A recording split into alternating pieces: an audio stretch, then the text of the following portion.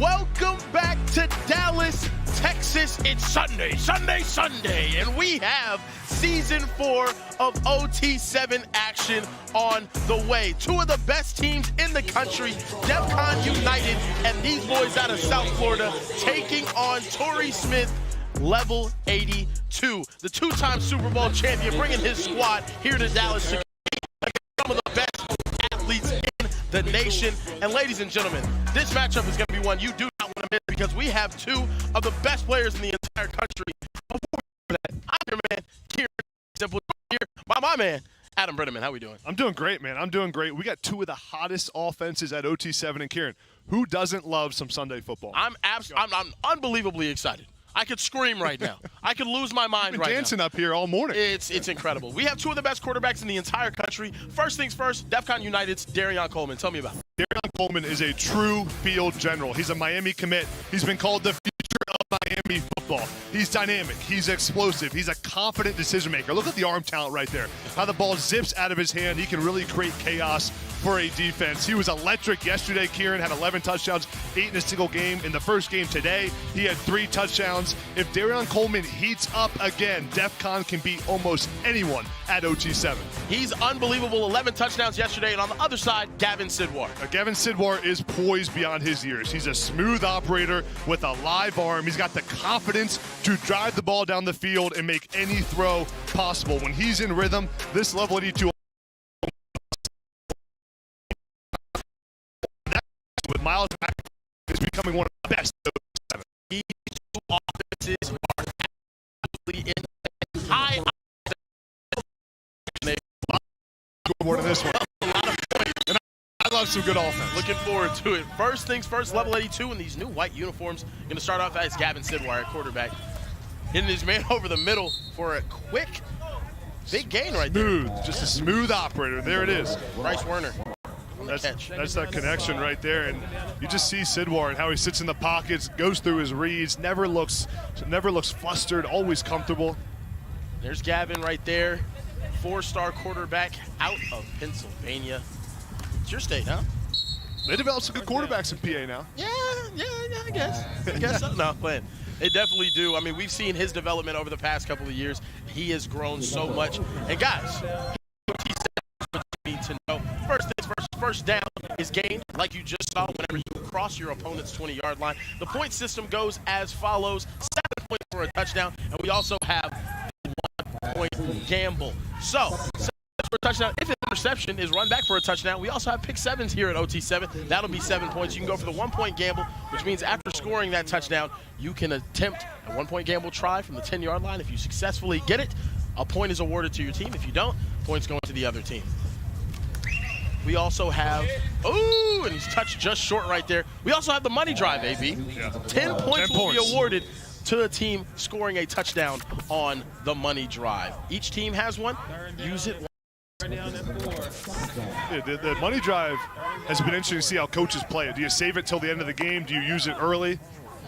And I like the tempo here from level 82, and you see a little bit of miscommunication there from Defcon, and an early, easy first touchdown and a dunk on the post. That's one of the best ones we've seen. And that's Cade Cooper, the big athlete, 6'3", 190, goes up and gets it in the back of the end zone. I love the route concepts we saw there by level 82 on the goal line. A lot of crossing routes to confuse the defense, get the defensive backs not sure who's guarding who, having to pass off the wide receivers, and Sidwar just sits in the pocket, delivers a strike. Now we get to see some Darion Coleman action and this unbelievable arm. I mean, it's ridiculous. He has the best arm at OT7 I've seen this weekend. The way the ball zips out of his hand, the velocity, and even yesterday, Kieran, a lot of wind, and it was not affecting him and how he threw the football. No, he has one of those spirals that cuts right through the wind. There's Darion Coleman right there. Again, you see just how easy it is, floating to his left, delivering that ball on the out. I mean. Yeah, and the accuracy on the throws to the sideline is what's most impressive. There's 2 in a row right there.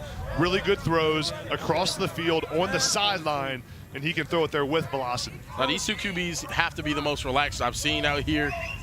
He's just chilling. I mean, that's a dot. That's an absolute dart right there to Larry Miles, his favorite wide receiver target. And Defcon United, head coach Chop Ortega right here. You see him. some of the best alumni in the country. Anthony Evans, the burner out of Georgia, absolutely cooked my Texas Longhorns with a punt return this year. Dante Carter of Vanderbilt, Alvin Williams. This team has been a team that's performed really well at OT7, won one of our divisional tournaments in season 2, and that's a touchdown to Larry Miles. As we promised points in offense, AB, and look at what we got so far, 7-7 real early on. Yeah, great job here just isolating Larry Miles one-on-one to get him a slant route. Look at the throw here by Darion Coleman. On a zip, that's the arm strength we're talking about.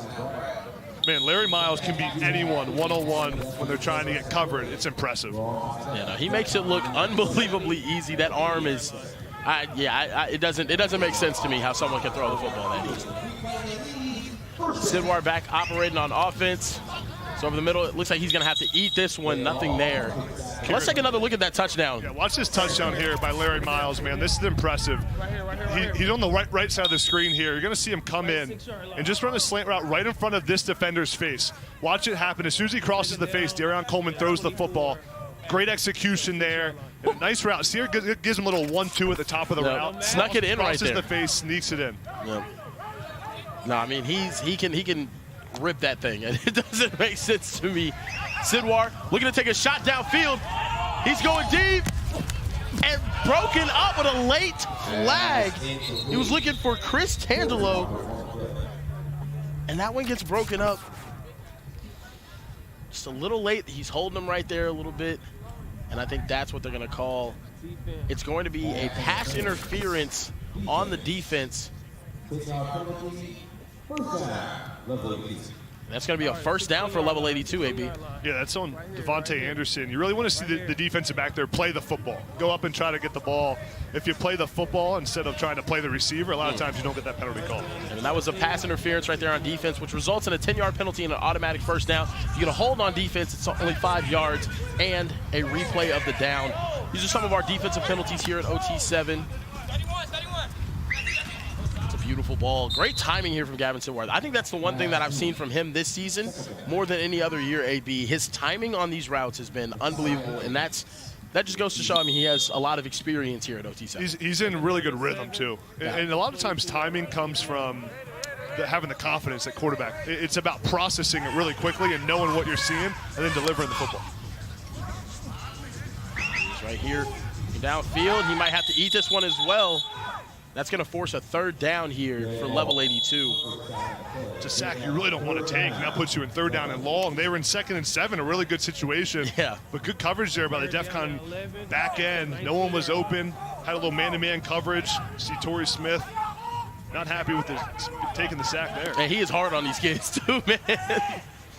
Level 82. Here to Bryce Werner. Ends up giving them a 4th and short situation, and now it's about play calling in short areas, AB. This is a critical time. We see the teams that are best here at OT7 can convert these 4th down and 3 situations. This is where it really tests the quarterback, too. Make a quick decision, get the ball out. Don't try to do too much here. I like the hockey jersey from Torrey today. Yeah, it's a good look. Big 4th down right here for level 82. Over the middle. Oh, right through the outstretched hands of Bryce Werner. And that's going to give Defcon the ball around midfield and a stop. The first stop we've seen in days, feels like. Yeah, Gavin just misses it a little bit. I mean, listen, Kieran, you get 2 hands on it. I want to see that catch get made, but on 4th down, that's when a quarterback has to be most accurate with the football. That's a missed throw by Gavin Sidwar. Now for Defcon, Kieran, you just got a big stop on 4th down. You're at midfield. I take a shot down the field right here, try to get a quick strike and flip the momentum in this game. Wow. I like that from you. It looks like they're going to find his intended target. That is Denarius Gray, who was unbelievable last season for Defcon as well. He's an alpha. I mean, the size. I mean, the size, the athleticism, it's crazy. He's all 6'2", 178 pounds of him. He had 346 yards and 8 touchdowns in the OT7 playoffs last year. And there he is again. But you can see he's a gifted route runner too as well, AB, even with all that size. And level 82 is leaving him one-on-one over there with just one corner. A guy like Denarius Gray, you really want to bracket cover him, put a safety over top, give him some help because he's going to win most of those battles. Yeah, that's definitely an option. You got Joey O'Brien on that side of the field, one of the best safeties in the country. There's Denarius Gray right there, a 4-star wide receiver out of Hollywood, Florida. See him one-on-one over there with the corner. Let's see if they go right back to him.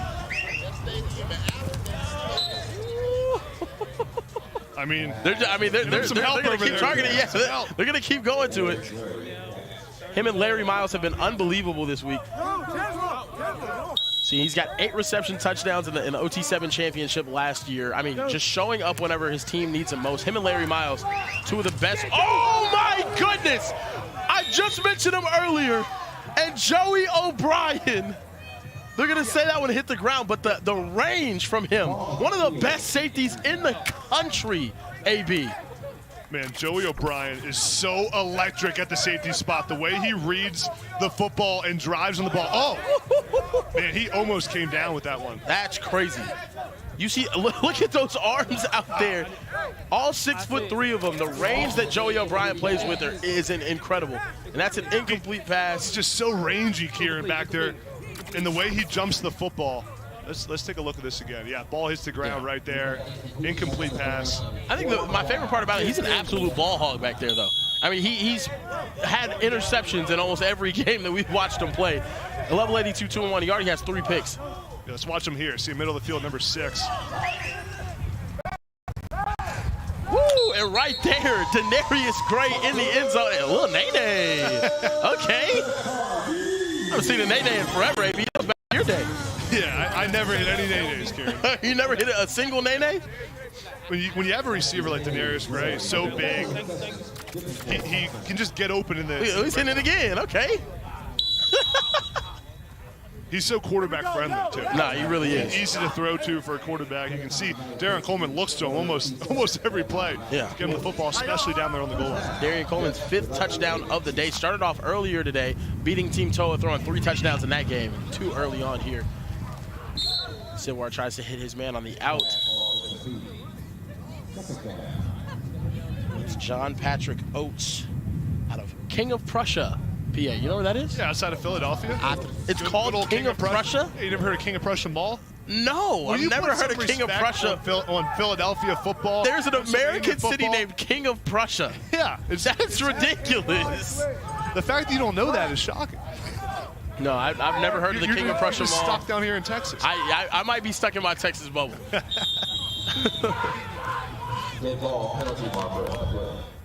Right here, I believe. There you go. We had a little clock stoppage. Needed some time for. Oh, we had a little delay of game, so they're going to lose a down right there. It's actually going to be 3rd down here. Wow. It's a big penalty right there. 3rd and 20. Need to pick up some yards right here for level 82. Started off so hot yesterday. He's going to take a shot downfield. And close, but no cigar. He was looking for an incredible catch yesterday. And guys, we're going to go down to Pat Wavy on the vibe cam. What's going on, Pat? Oh, see, I was here with Darian, but I think now he has to get on the field. I say you go out there with him, Pat. No. You have to. Come on, Pat. Okay.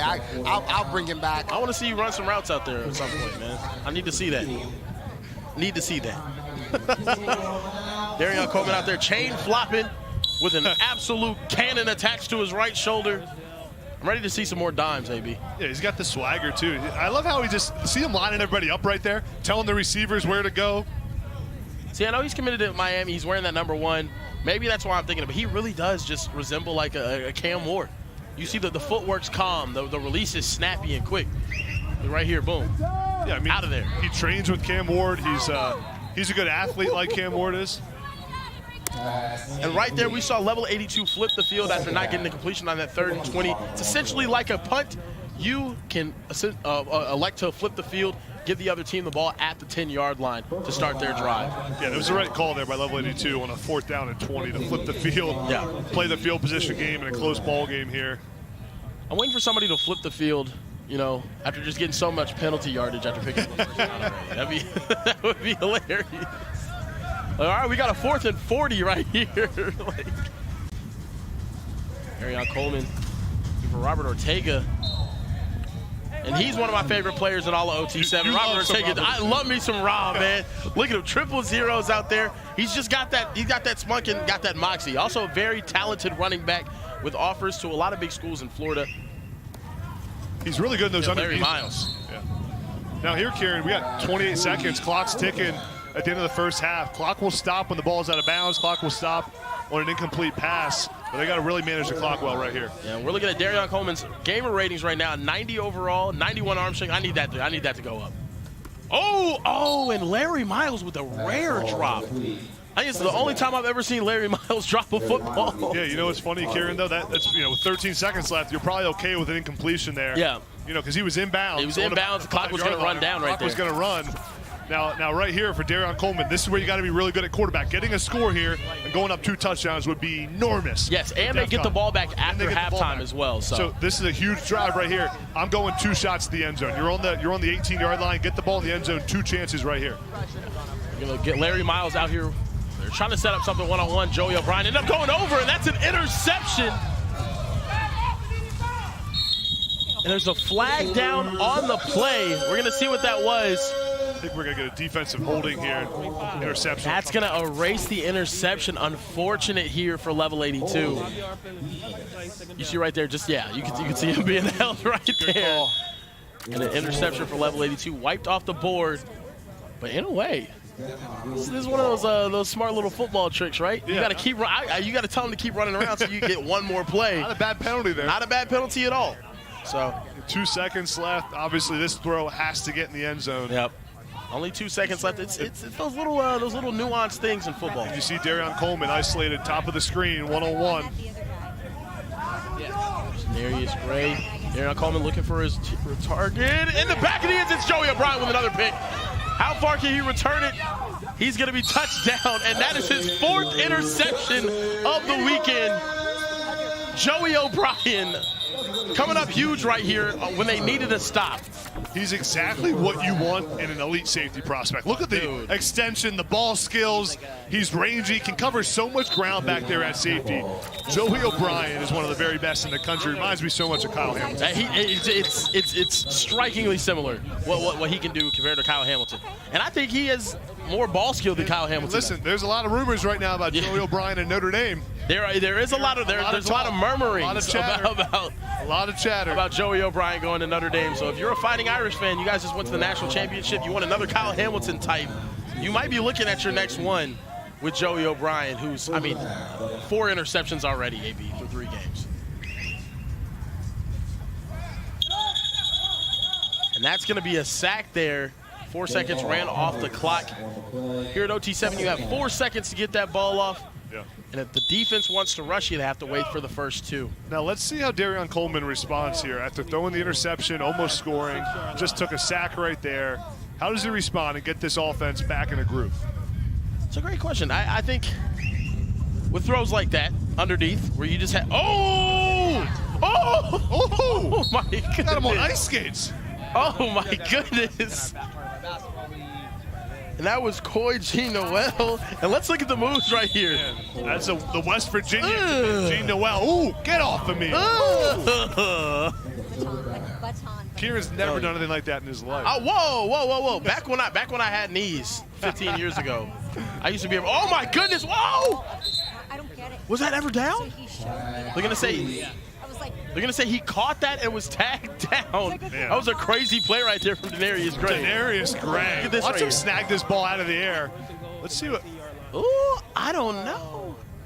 Whoa. Yeah. That was a tricky one. Good job right controlling there. the ball, though, through contact. And I like that from the DBs. Don't ever give up on the play. Takes a shot over to G. Noel. And Darion Coleman, we've seen him have to go tit for tat with some of the best quarterbacks here. We saw him in an absolute shootout last night.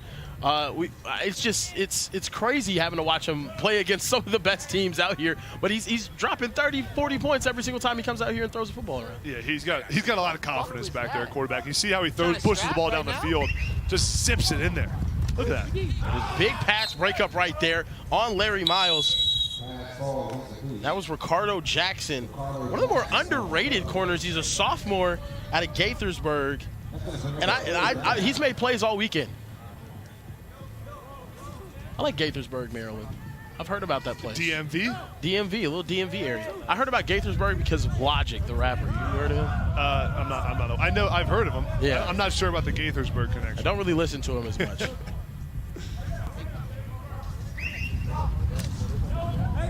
There's another completion to G. Noel right there. We have the Trillion boys walking in right now, and Micah Eugenio, the GOAT of all GOATs just walked in. He's so tough. I almost passed out because of his aura. So much swagger. It's ridiculous. Aura. He's Confidence. Pat. Huge for Pat Wade got to experience the first Mikey Eugenio game. You had your baptism last year. Yeah. Oh, and there's Denarius Gray over the side. Elevates, but that's going to be out of the back of the end zone, and that is a huge stop to start the second half for level 82. And what a stop by this level 82 defense on 4th down. That's their second stop down there on the goal line to keep this just a 7-point ball game. Watch. And that was huge. Yeah. It's huge. Ball out of the back of the end zone. DB does a good job elevating. It's hard to jump with Denarius Gray. Jaden Coville there, the defensive back for level 82. Really good play on the football. Here's going to be early flag out on the field. Tries to throw it over to Elias Koch. Can level 82 get this going right now? That's what we need to see. And right now we got Pat down. Can he get this vibe cam going? What's going on, Pat? Hey, yeah, I'm here with Joey. I call you a ball hawk. You have more interceptions than games played. How do you do it? Just how do you do it? Just Coach Nee be putting us in great positions, man. Like, just lurking. He knows that that's one of my best skills, so he puts me in the best positions. Okay, I'll call you a ball hawk. You're like an eagle in the sky. Just let me know. When the quarterback is throwing, do you care how good the quarterbacks are, or everybody throw picks to you? Everybody, man. It's just like, these are the best of the best quarterbacks here, and I'm just getting picks every time. Okay, now who's your NFL comparison? I get a lot of Kyle Hamilton, and I see it, but probably him, yeah. I think so as well. Good being with you, Joey. Love that Kyle Hamilton comparison. He knows it. Hey, shout out Pat, man. First vibe cam interview. That was tough. No, technically a second. Technically a second. Good. Darion big timed him. That's a big completion right there for Gavin Sidwar. And right now, I mean, as shaky of a start to a game as you can get, and they're right back in position to go down the field and win this game. Yeah, or not win this game. Enormous drive right here. On 1st down, across the 20-yard line now. Gavin Sidwar has to be at his very best. Get this ball in the end zone. He is finding this guy over the middle. It's going to be a nice completion. And Gavin Sidwar yesterday threw for 13 touchdowns, AB. Only the great Mikey Eugenio threw for more yesterday. It's been really cool to see Sidwar's progression from last year to this year. I think that's what you get at a place like OT7. You're playing with so many elite players, defenses. You develop a ton as a quarterback, and Gavin has grown so much in just the 1 year. I mean, he's going to have to eat that one right there. It's going to be a 3rd down. I love the way Defcon's playing defense in this red area. Yeah, they're playing some man-to-man coverage with safeties over the top. A lot of times you see the teams use a safety as kind of a robber where he's just reading the quarterback's eyes. We've seen Joey O'Brien do it a bunch where they don't really have a responsibility other than go make a play. And we see Joey O'Brien coming in on offense right now for level 82's offense. Yeah. Let's check him out here where he lines up. He's one-on-one right here. Top of the screen. On the top of your screen. On this 3rd down. See what he can do. Gavin Sidwar's looking over there. He's going to come off. He's going to throw it up. And that one's just a little overthrown. Man, I thought he had him. He had a Joey O'Brien one-on-one against the corner. That's the look you want. It was a good route by O'Brien. Sidwar's got to give him a chance to make a play. Yeah. Right there, I think. Oh man, that's tough. You got to make that play. He was looking over early. Yeah. That's the experience, though. Yesterday, we got to see Gavin Sidwar in a game on NFL Network. Was dealing, and then 2 interceptions in the red zone, got taken back to the house. Finishing in this area is key right now for Torrey Smith's level 82. All right, Joey O'Brien still on the field. Gavin looking. He's going to fire to the back of the end zone, and that one's going to be over the head as well. And a big stop for Defcon United as they now get the ball up 7, 5 minutes remaining in this game. Tell you what, Kieran, for 2 offenses, we thought it was going to be a shootout. So high-powered yesterday. I mean, I told you there'd be a lot of points in this game. So far, the defenses have been the story. They've been locked down on both these quarterbacks, and now this game's going to come down to which quarterback can execute the best under 5 minutes in this game. Man. Right here, what can Darion Coleman do? Can he go put this game on ice? We do have the onside play this season at OT7, so even 2-possession games are not technically over. We've seen some people come back, and right now, wide open. Oh, he drops it! No way! Derek Cooper, the 5-star athlete out of Hollywood, wide open, and just drops it. Man, see, he takes his eyes off it last second, turns those eyes around so wide open. It was like you back in college, man. Yeah, that never happened one time. Okay. Kieran, I'll tell you what, though, down 7 points, level 82. This is the time Joey O'Brien likes to be aggressive, try to make a play happen, and win this game. Ooh. That was a big hit right there. And there's going to be a late flag on the field for that shot, I believe he just took. That's going to be an unnecessary roughness on the defense. And that's going to give them a first down. That's a critical penalty right there. Oh, that is a critical penalty right there. See right here? What else is he supposed to do? You know, AB? It's football. It's football. It's football. Just with no pads. Yeah, exactly. Just with no pads. There you go. First down and now 11 for Darion Coleman in this Defcon United offense. There he is again. He holds on to this one. Derek Cooper near the end zone. Going to take that one inside the 5. Man, I love seeing Derek Cooper after the drop come back and make a play like this. So keep giving me the football, keep feeding me. Goes up and gets it. Nice route combination too. The crossing routes to get him across the field, one-on-one. And he's a big body guy with offers to everywhere in the country, Miami, Ohio State. And he's 6'1", 200 pounds, but you can see the route running ability and ball skill as well. And there he is catching a touchdown, AB, as Defcon United is firmly in control of this game. Nice route there by Derek Cooper. Just kept working. Ran a little juke route. Looks like he's breaking out and comes back inside to confuse the defensive back, man. Nice play there by Cooper, and good throw here by Darion Coleman. See, he rolls out to his right, then looks back to his left. Good quarterback play. I think now it's do or die for level 82. After such a hot start, starting off 2-0 yesterday and then losing a close one, Elias Koch downfield, and that one's not caught. It looked like he slowed down a little bit there, AB. Yeah, slowed down. Decent throw by Sidwell. But let's take a look at the touchdown. Watch Cooper right here. Really good job. He's going to run a little route. Look like he's coming out, then break it right inside, and that's where the throw happens. Watch it here. Goes outside. Boom. Underneath. Perfect throw by Coleman for the touchdown. Beautiful way to cross-face Joey O'Brien late to get there in the middle. And now level 82. You know, they're back against the wall right now, AB. Yeah, got to make a play happen here. Score quickly. Some of that Pennsylvania magic, that King of Prussia magic. That ball's almost intercepted. Phenomenal play closing right there from Javen Allison. So here, Karen, Level 82's got to make sure, first of all, you don't throw an interception. Score quickly with a touchdown. And then under 1 minute, you can run the onside play. And you get a chance to score on that play. If you convert a 4th and 20, get the ball back. That's the path right here. But right now, 3rd and 21. You got to score first to convert the 3rd and 21, but there is still hope. Right here, gets it off, and that one's going to be broken up as well. And now level 82 in a do-or-die position right here. We're going to see a shot downfield, 4th and 20. This might be good practice for if they go for the onside. Yeah, it's basically the onside play. Man, it's basically the onside play right here. So listen, one play. 4th and 20 is not the situation you want to be in. I'll tell you that right now. And you see Defcon just kind of lined up at the sticks, keeping it all in front of him. He's taking a shot downfield to his big body target.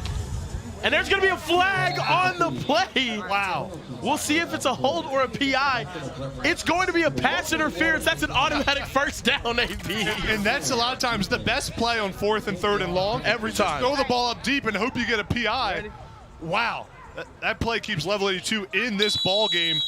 They're trying to go to Chris Tangelo there. Chris Tangelo, the big 6'4" athlete.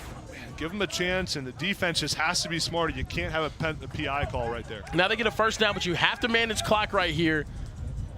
Level 82 offense just has not been clicking today other than the first drive. Sidwar taking a shot downfield. Elias Koch is over there. Elevates, but no dice. That's going to be incomplete. Clock will stop, though. 53 seconds here for level 82.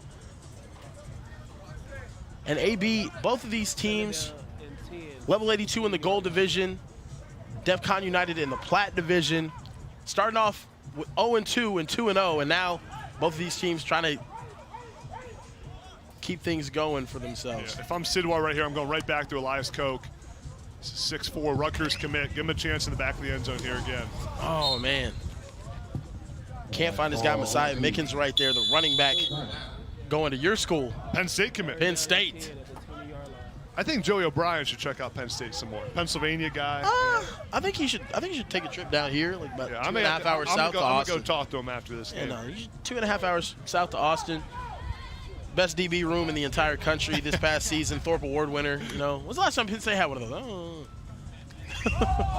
Sidwar. Oh my goodness. And just shot after shot downfield, but no dice. It's really good. That's going to take us to a 4th down here, AB. Yeah, good coverage by Merzius, the corner for Defcon. Had him strapped one-on-one. A big 4th down here. This is where, listen, Sidwar can do all he can, but someone has to win. One of these receivers has to win. I'm looking at Elias Koch, who I just said. Pennsylvania product. He's got chemistry with Sidwar. The Rutgers commit. He's number 19. He's to the left of Sidwar right now. Right here, they're just trying to get. There he is. Oh, there he is. Elias Koch. He's going to catch that one. Get out of bounds. 36 seconds. And this game is still alive, baby. Still alive. Got to score quickly here. Go run that same route concept. Go get this one in the end zone. For Sidwar, you got to get a ball in the end zone these next 2 throws to give yourself a chance on that onside play. You know, this onside play makes everything so much more interesting this season at OT7. Because you can score on the onside play as well. Exactly, you can score. We saw that. We've seen 2 successful onside plays happen this season already. One of them resulting in a complete coverage bust. That was a touchdown. That's a good pass breakup. And there's a flag in the back of the end zone here. There's going to be a hold on the defense. That'll give Level 82 5 yards. And give them a little closer of a shot. So this has been a very hard drive for them. Defcon United's defense has been amazing today. That's on Defcon corner, Devontae Anderson. He's all over him. Got the hand wrapped around. You can't wrap your one arm around the receiver. Call it every time. Yeah. Got a chance here. This game's still alive, Karen. We got still a ball 30 game. seconds. It's not over. Sidwar for a guy other side of the end zone to the back. Does he get a foot in? They're going to say that is saying incomplete. Not sure yet. Let's take a look. I don't see any signal from the referees right now. Oh, he's in. And that's a touchdown. Oh my goodness. What a play. Matt Holland. That's good in the league. Look at these 2 feet in. Matt Holland won. And they're going to say that's an illegal touching, AV. He went out of bounds. Wow. Before catching that ball and didn't reestablish. Man. Unfortunate call right there for Level 82. That was. This has been the most penalty-laden drive in OT7 history. This is Go right back to him. Here, Level 82. Boom! Bryce Werner in the end zone. Level 82 puts themselves in position now to go for the onside play. It's going to be 1 play. Here's the onside play rule. You're going to start from your own 10-yard line like a normal drive would. You get 1 play to get to the opposite 20. If converted, it is a 1st and goal. If failed, it's a turnover on downs from where the ball was down. So essentially, look at this like a 4th and 20, ladies and gentlemen. 18 seconds left on the clock. They need this first. They need to convert this one right here. And now I would guarantee you that Torrey Smith has 1 call. They know that this play right here, if we need a situation like this, here's the 1 play we got. It's an onside and a money drive right here. So Level 82 going for the win if they get it successfully. And it's caught! They gotta hurry. Oh my goodness! They gotta hurry. Only 10 seconds. The clock is running. Gotta snap it. On the money drive. Can Level 82 come back and make this game happen? 5 seconds. 1 play here. 4. You got 1 play. They're gonna get the snap off. And Elias Koch just out of the hands of him after a beautiful route to get open. And Level 82 falls short, AB. What did we just see? Kieran, he had him open too. He had him open. I thought Sidwar rushed a little bit there. He had time. I mean, he could have just taken a second or 2, read the play out, but tried to rush the throw. He had Elias Koch. The ball's behind him. Oh, man. Oh, man, Elias Koch with a good route too. And that's why we love OT7 here in Season 4. Man. No game is over. It can look as bad as it did right there for Level 82. 4th and 20, and then another one on the onside. I love the onside play. I love it. It's the best thing that we've ever had. And we'll be right back, guys. Don't go anywhere. This one ends 21-14. Defcon United moving to 2-2. Also, Level 82 unfortunately moving to 2-2. These 2 teams played their hearts out. What a game we just saw. But guys, don't go anywhere. We got more OT7 football coming right at you right after this.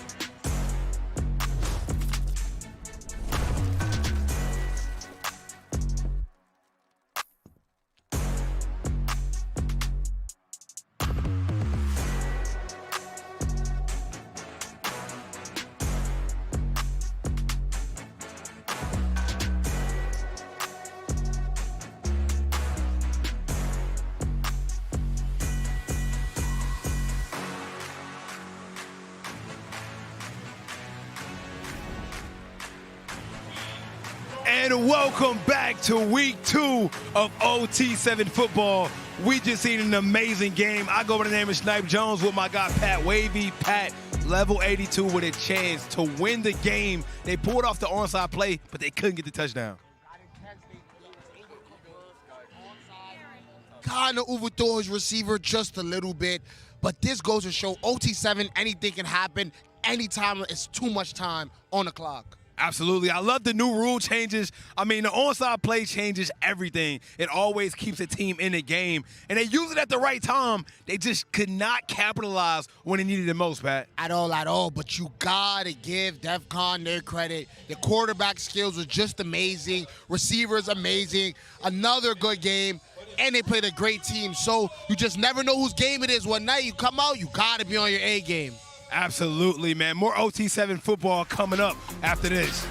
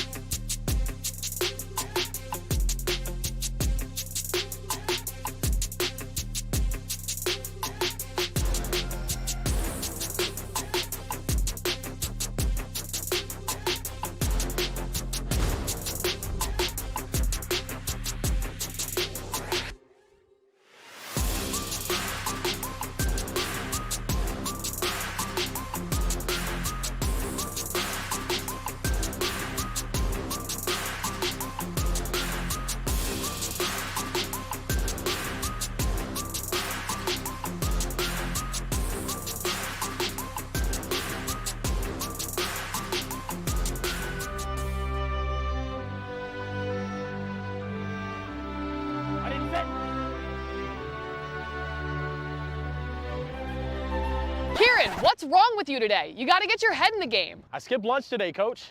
It's really getting to me. Well, if you just eat this Baja Chipotle turkey footlong from Subway, it'll fuel you all day long.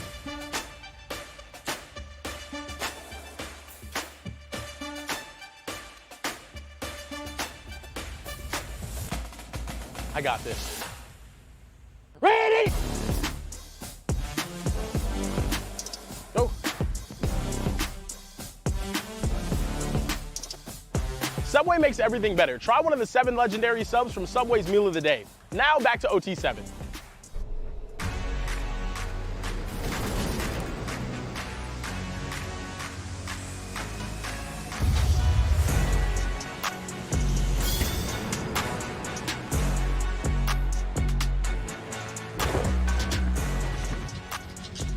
Welcome back to Dallas, Texas, here for season 4 of OT7. We have some of the best high school football players in the country and 2 teams that have shown us nothing but greatness on the OT7 football field. The Trillion Boys, fresh off of beating their biggest rivals, taking on Team Toa. Out here with the Spider-Man mask looking swaggy, guys. This is a matchup you guys are not going to want to miss. We have seen electric football all weekend long here at OT7. I'm your main man, Kieran Hickey Simple, joined here with another main man, Adam Brenneman, and the king of Aura himself, Micah Eugenio. How we doing? I'm good. How are you guys?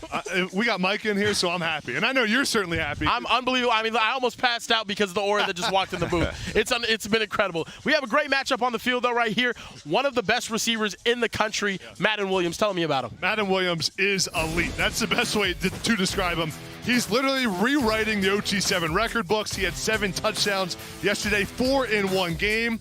Listen, when the ball's in the air, Madden Williams makes the play. When the ball's in his hands, Kieran, it usually ends in a touchdown. I mean, he had 4 touchdowns in a game yesterday, tying the record before it was broken in the next game by Rob Miami's freshman phenom, but he has been unbelievable. And on the other side, we have Kane Anatema. Man, Anatema is a guy I've been really impressed with. He's pretty underrated, but he's got a live arm, can make all the throws. See the ball zip out of his hand right there. He's got the poise, he's got the confidence. But now, if Anatema's gonna lead Toa to a win here, he's going to need to push the ball down the field, not turn the football over, and make some big plays. He's got that pajama pants swag, which is mandatory for Team Toa in that offense. Mike, you ever thought about putting on the pajama pants, man? Nah, not really. That's not my thing. You would look good in some you pajama pants. you just want the 8 chains. That might be what it is, huh? Yeah, I'm going to get some new ones next week. You'll see. We're going to get to see a gold division matchup here. Boogie Anatema and Team Toa. Gonna see what he can do to start off this game. That's a throw over the middle, incomplete. We're gonna go over some of the rules here at OT7, the ones that Micah Eugenio's team constantly manipulate. First down, team needs to reach the 20-yard line to get there. And then you have 4 plays from that 20 to score a touchdown. Touchdown is worth 7 points here. If an interception is returned for a touchdown, it's also worth 7 points. And we also have what's called the 1-point gamble, AB. Yeah. 1 play from the 10-yard line after you score a touchdown. We saw Cam Newton use that one heavily. Haven't really seen too much of it since then. Basically, no matter the score, a game is never over here at OT7 because of that onside play, the 1-point gamble. You got a lot of things that can happen. Now, Kieran, Micah, right here, Team Toa 0-3. They need a win desperately right here, and starting off with a big drive, scoring on the first drive would be huge. Yeah, and they lost a close one earlier today to Defcon United, who we just saw against Level 82 get a victory. And Team Toa, you know, Coach Nick Iyamaleaba, I saw you down there talking to him, Micah. Both of his sons now at SEC programs. Jace Brown played for this program as well last year. They did good. They lost in round 2 last season to Defcon. Just lost to Defcon earlier this morning, but now they're trying to get things on track. What does this team remind you of, Micah? They remind me of the Steelers, which is my favorite team too. Wow. Yep. Unfortunate. No. They're better than the Cowboys, so. Oh yeah, they are. I can't even gripe about that one. You think Aaron Rodgers is going to Blitzburg? Yeah, for sure. Okay. And we're getting Jackson Dart. You excited about that? Wow. Ooh. Yeah. Wow. I like that's a bold take right there. It's a bold take. I think we got a holding on the defense there, Kieran. It's gonna be a holding on the defense. And that's going to give them enough yardage for the first down, yeah. It's a big penalty there with a 4th down coming up. Keep this drive alive for Team Toa. Now, Micah, first down right here, just across midfield. Do you like taking a shot down the field right here to the end zone, or do you like keeping it underneath and keep the chains in front of you? For me, I like to cut it in half. You know, you don't got to take the shot big. Just like that. Like as I said, like just trickle down the field and get the score. Because this opening drive of the game is always the biggest drive to build momentum. And with 20 yards for a first down, I mean, you know, being in 3rd and 20 or 3rd and 15, that doesn't feel very good, right? When you're in those situations. Yep.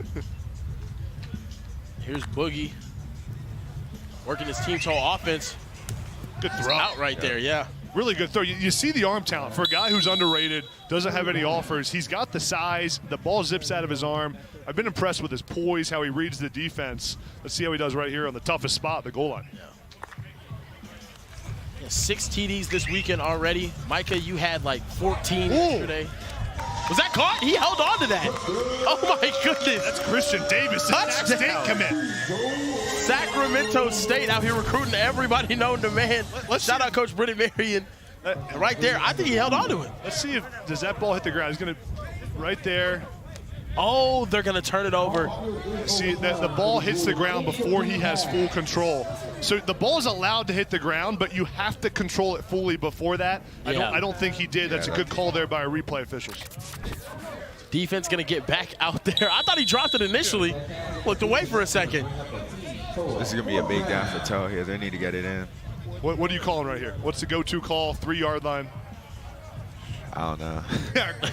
You don't want to share the play. I let Coach John do that. Not going to really say much about that.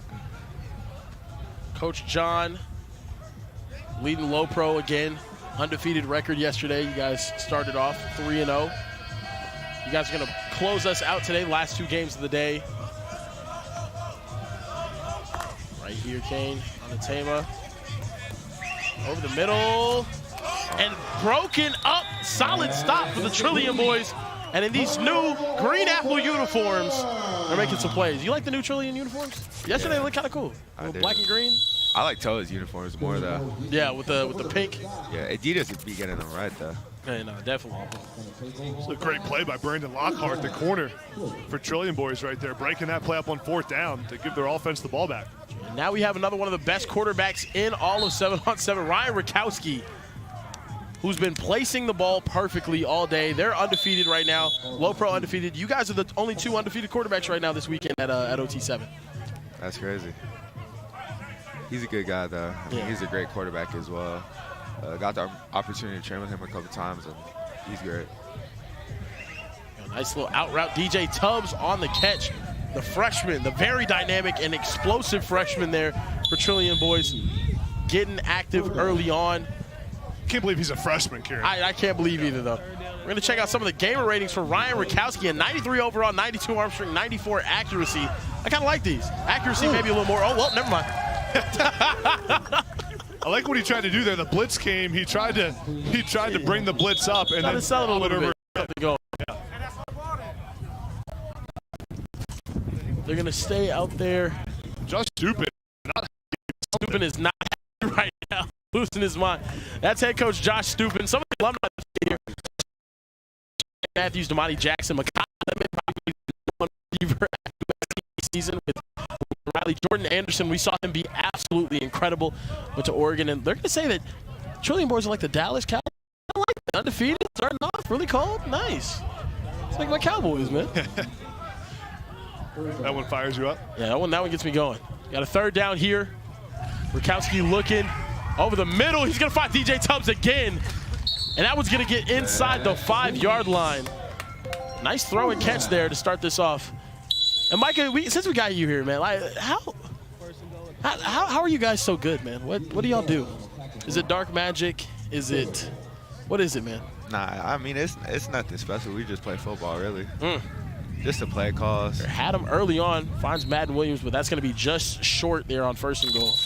Watch this first down conversion right here. Here's DJ Tubbs right here.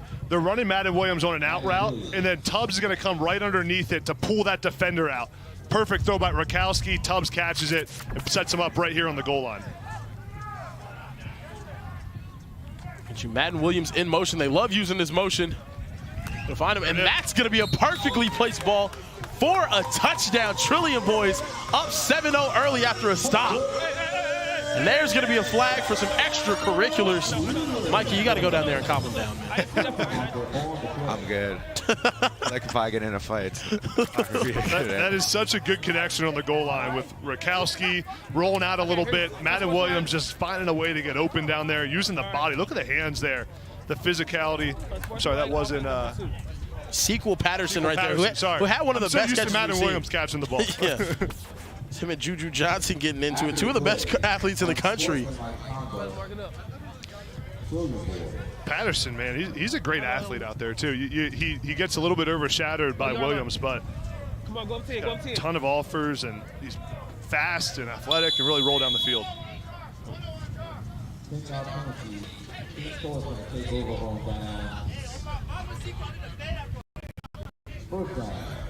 Right here.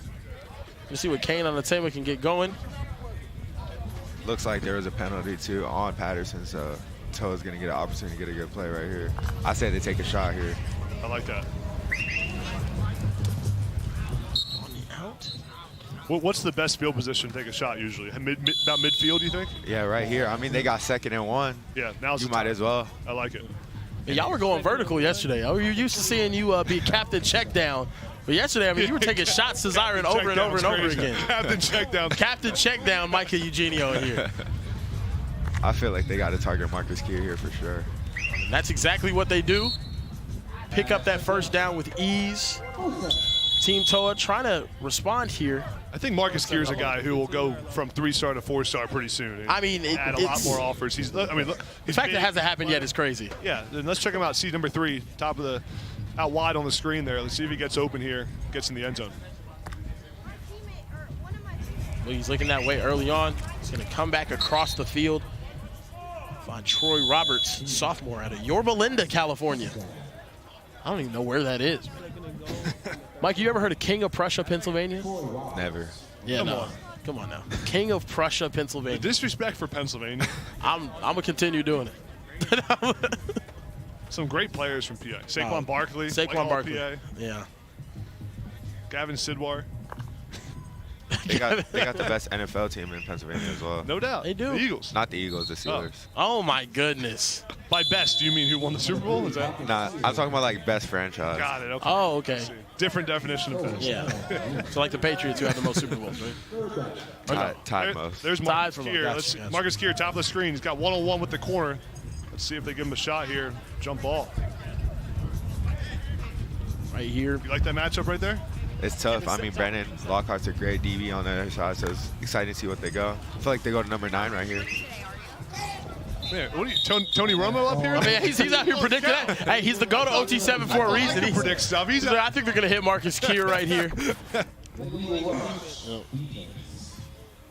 It's a legal rush on the defense. That's going to give them half the distance, and they're going to replay that down.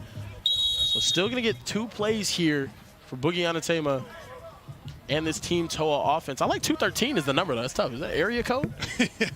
Might be an area code out there. Got a little bunch formation coming up here. The receivers. A lot of times quarterbacks like the bunch. You get some rubs on the goal line. You're about to get man-to-man. See the right side of the screen. 3 receivers stacked together. Be wide open at Troy Roberts in the end zone. Team TOA levels up this matchup 7-7. Boogie Anatema getting them going right down the field. Cooking on that drive.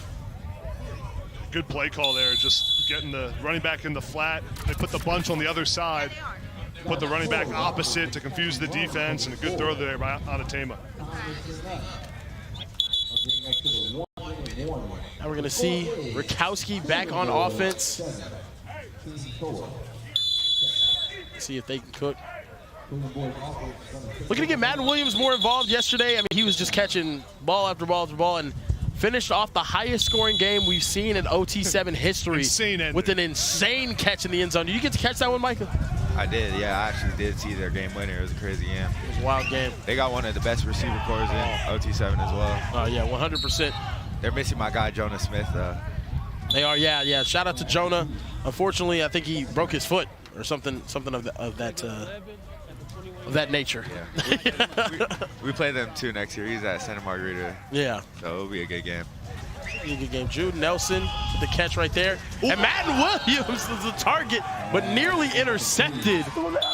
Danny Odom from the safety spot for Team TOA read that out the entire way. You don't want to throw late across the field like that. Watch Danny Odom, number 16, fly in here, break this ball up, almost picks it off and goes the other way. Good play there by the rangy safety.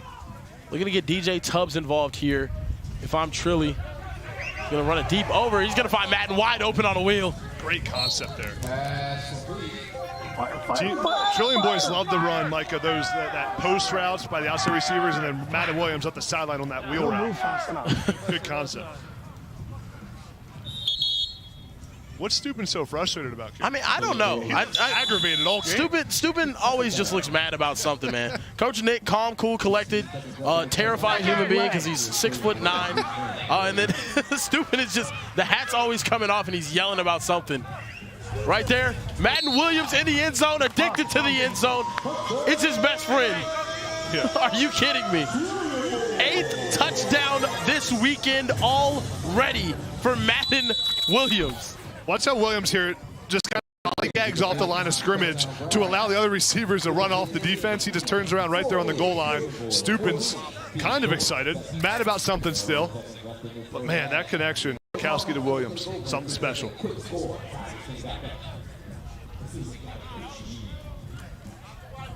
I feel like TOA can score here, though. No, yeah, 12 seconds left. Big body receiver like Marcus Keir. Taking a shot, why not?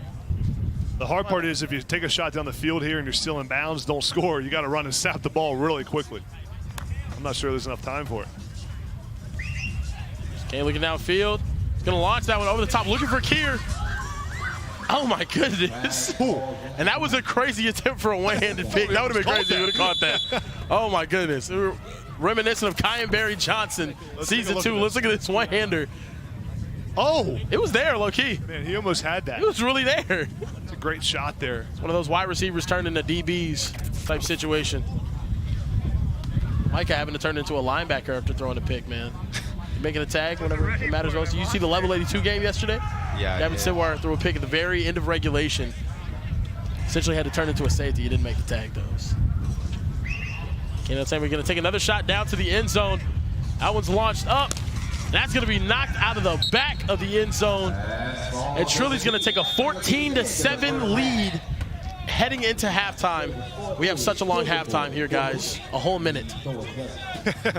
One whole minute. Great refresher for everybody. Yeah. We got a good game here, though. We're having a phenomenal game. We saw so many high-scoring games yesterday. I feel like today's a little more tame. Maybe it's the morning. I feel like by the time the afternoon comes around, Low Pro comes and ruins everybody's day. It'll be a good time. Everyone's got the morning jitters, and then they get them out. And listen, we thought we were going to see a lot of points in the first game. Yeah. A lot of points in this one. So far, defenses have played pretty well, but I think this one will come down, Micah, to Rakowski and Onatema. Which one can make the most plays here, the biggest plays, but not turn the football over? And I feel like if Trilly scores here, this one might be over. But hard take. Toa has one of the best defense here at OT7, so it's going to be hard for Trilly to do. This one right here, Rakowski leading this Trillion Boys offense down the field. I mean, I don't think I've seen them get stopped, like not but maybe 1 or 2 times this entire weekend. Madden Williams right here near the middle of your screen, and that's broken up. Juju Johnson in coverage right there. There's going to be a flag, a late flag on the field. Legal rush, the defense. 5-yard penalty. It's going to be an illegal rush on the defense, a 5-yard penalty, and a first down for Trilly. And this quarterback matchup's a little close to home. Both of these guys, high schools, Boogie Onatema and Ryan Rakowski, about 15 minutes away from each other out there in California. And Micah, I got a question for you. Who do you think the best receiver is here at OT7? Ooh. I know you're going to be biased with Zyron. Zyron's been unbelievable this weekend, though, too. No Low Pro. Who do you think? Probably outside of Low Pro, I have to go with Madden. I mean, he has more touchdowns than some. Or he has more touchdowns alone than some teams have combined. So. Yeah. Crazy, really. I know. What do you think makes Madden so good? What part of his game? I mean, he just gets open, catches the ball. It's just hard to stop someone who does that all the time consistently. Rakowski last night, 8 touchdown passes, tied an OT7 record. Ooh, 8 touchdowns in a game. Mike, you ever thrown 8 touchdowns in a game? You got close a couple times, maybe. Nah, I haven't yet. No, not yet. You're normally just a 4 or 5 touchdown type guy, huh? Yeah. If Coach Sean decides to use the money drive, then maybe we'll start to score more. But yeah. I mean, you guys haven't really needed to. I don't think you guys have played a game within 20 points yet. Guys, here's Madden Williams right here, right side of the screen, 1-on-1 with this corner. That's the matchup to watch right there. Can he beat him 1-on-1? Ooh. Nice release right there. He's going to find DJ Tubbs over the middle, though, as well. 3rd down now for Trilly. Team Toa needs this stop right here, especially already down 1 possession. But like I said, 2-possession game, it still doesn't feel like it's out of reach, AB. I think the 3-possession mark is where you really start feeling like, Listen, any 2-possession game is still in reach. Any 2-possession game is essentially a 1-possession game. There's Madden Williams. Did he get in the end zone? I'm going to say that was close. Short. So that's going to create a 4th down here. It's a really nice concept there. Fake like Madden Williams running to the flat. Watch Madden come in motion. Then he's going to run to the flat like he's going there to the corner of the end zone. Then boom, foot in the ground, come right underneath, fake out the defender. But nice play by the corner. That's Devin Jackson to get the stop. Big 4th down. Oh. And that's a touchdown for Madden Williams. He's bored.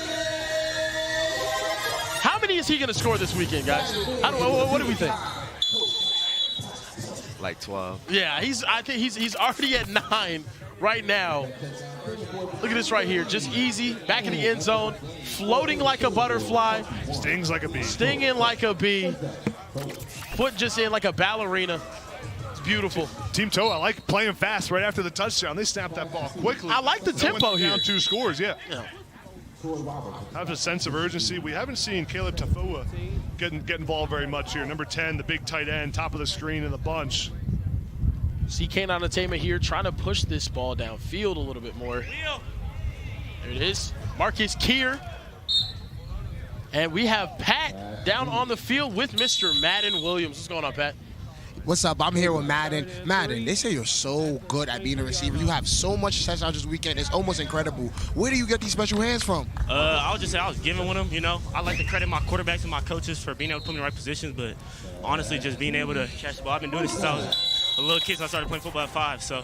Hey, listen, are you better at Madden or at real football? Because it's like, it got to be something to. I feel like I'm a video game player in both, in real life and on the game. Okay. That might be the best word to describe you, a video game player on the field. Who is your NFL comparison? I would say my NFL comparison is probably either Justin Jefferson or Jamar Chase. Oh, okay. Do you think you're the best receiver in OT7? 100%. Okay. I'm here with Madden. See ya. Appreciate you, Pat. Madden said Justin Jefferson or Jamar Chase. He just pointed the Aggies gloves at me. I'm not looking at that. Absolutely not. I'm absolutely Come not on, Madden. Yeah, put it on the Texas ones. Yeah. That's what I'm talking about.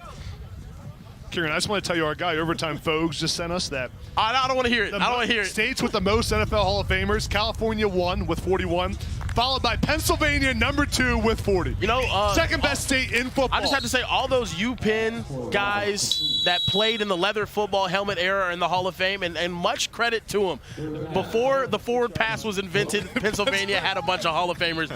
That's not going to be the case. The data doesn't lie. The data doesn't lie. Okay. The numbers don't lie. Yeah. Pennsylvania is number 2 after California. Texas is going to catch up in the next couple of years. I'm telling you, it's not going to be close to the next couple. You enjoy this right now, the Pennsylvania love.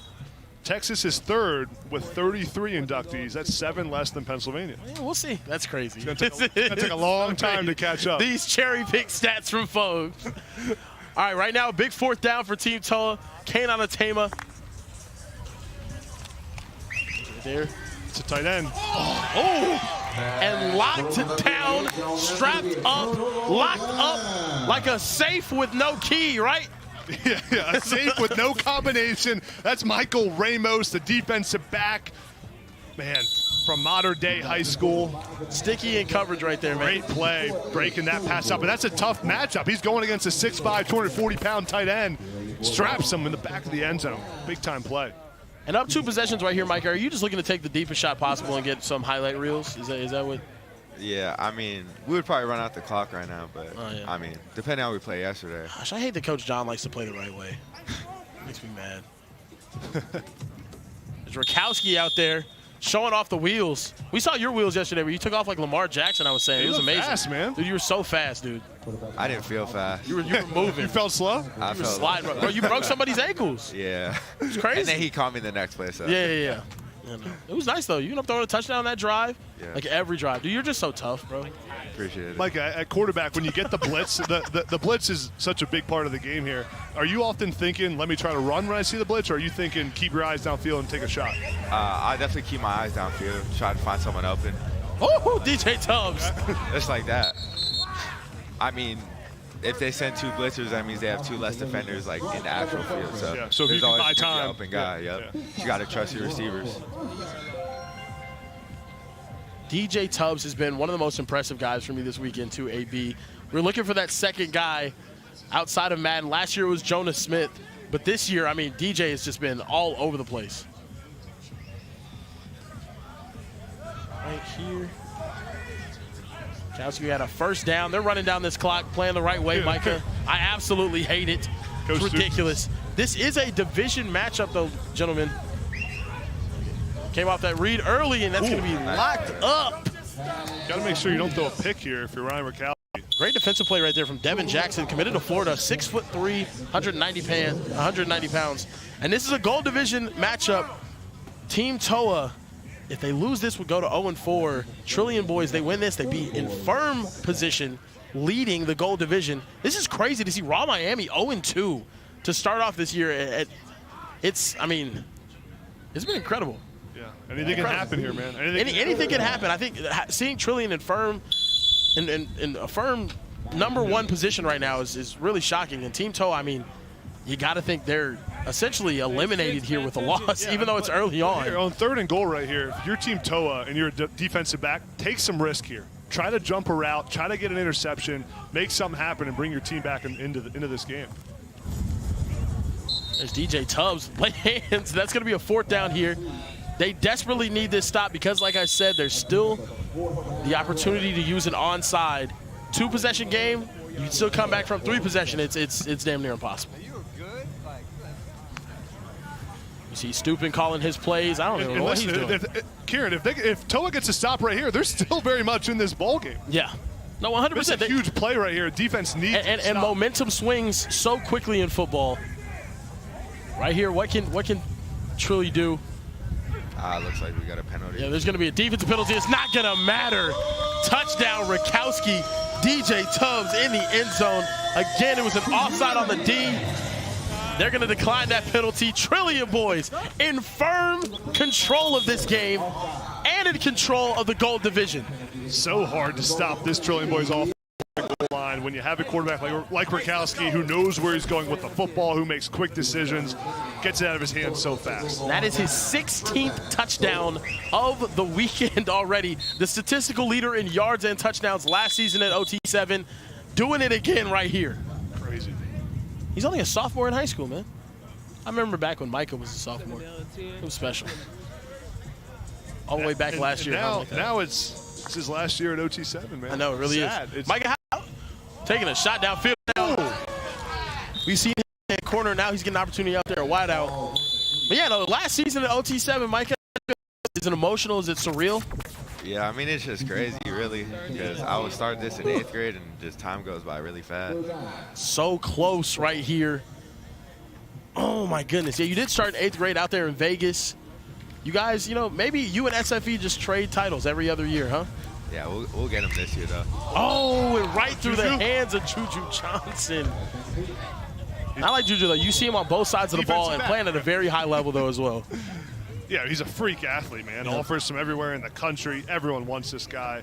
He can really run, too. That's the best part of his game. Got to work on those hands a little bit in the middle of the field. Got to come down with that football. Okay, now the team up 4th down. Pushing the ball downfield, and that one's nearly intercepted. Oh, was it caught? Oh, my goodness. Going for a little toe drag interception, and Trilly back on the field. And right here, man, I'm having fun. Let's take a look at this. Ball bounces up in the air. That's Jaron Jones. That was so close. Just got offered by USC and Washington. Almost comes down with that football. Good heads-up play, seeing the ball in the air. Nearly gets the interception right there. And now, Rakowski and the Trillium Boys offense. Stupid is yelling at them to get a play off because there's only 10 seconds left. You know what we're getting. Quarterback, too. They got Madden at quarterback. 3 seconds. 2, they're going to snap it. Madden left-handed, taking a shot downfield in the end zone. Oh, it nearly intercepted. Madden kind of ripped that thing down. Madden kind of ripped that thing. That was beautiful. He's a lefty. Wow. And Trillium Boys in dominant fashion, getting this one done 28-7. Look at this elevation right there, nearly intercepted, nearly caught, all of it. Quentin Hale almost went up and got that football from the throw by Madden Williams. It's crazy. Madden, if Madden was 0-1 with just a pick, I swear I'd never let him hear the end of it. Never. Trillium Boys look good, man. Trillium Boys look really good so far. And guys, don't go anywhere. We have another divisional matchup coming up next. Trillium Boys get this one done, and they are in firm position of first in the gold division. 28-7 was the victory here. Guys, don't go anywhere. We got another divisional matchup coming right after this break. We'll be right back for more OT7 football.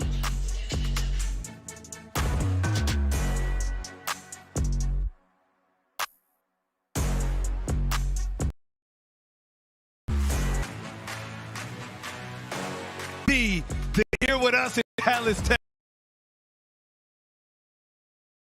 Are you kidding me? Team Toa with no wins on the weekend is going to kill them in their division.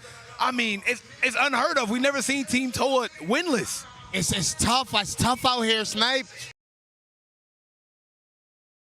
Phenomenal game from Madden Williams, and we've seen a phenomenal weekend from Trillium Boys. Team Toa is on their A+ game. Absolutely. Take a look at the standings really quickly so we can see what's been going on so far in OT7. As I mentioned, Team Toa 0-4 at the bottom. Never seen nothing like it. Trillium Boys up top. Oh, my goodness. And so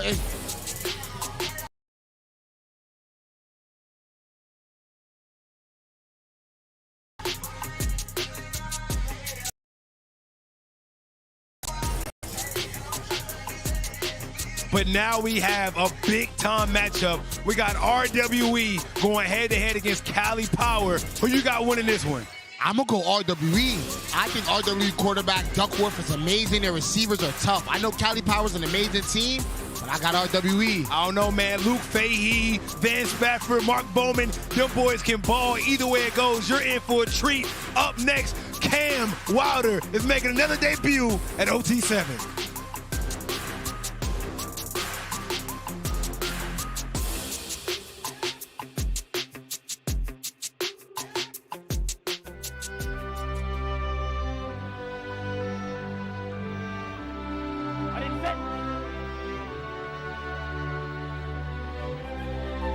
Kieran, what's wrong with you today? You got to get your head in the game. I skipped lunch today, Coach.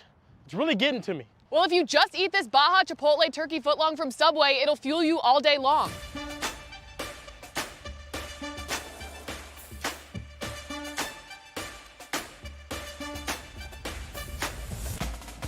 I got this. Ready? Go.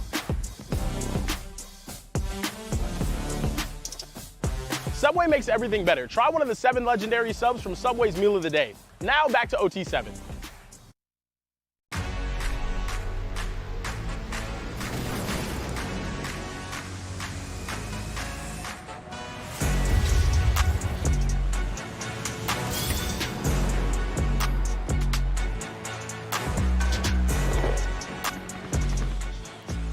Oh, sweet Texas, the Lone Star State.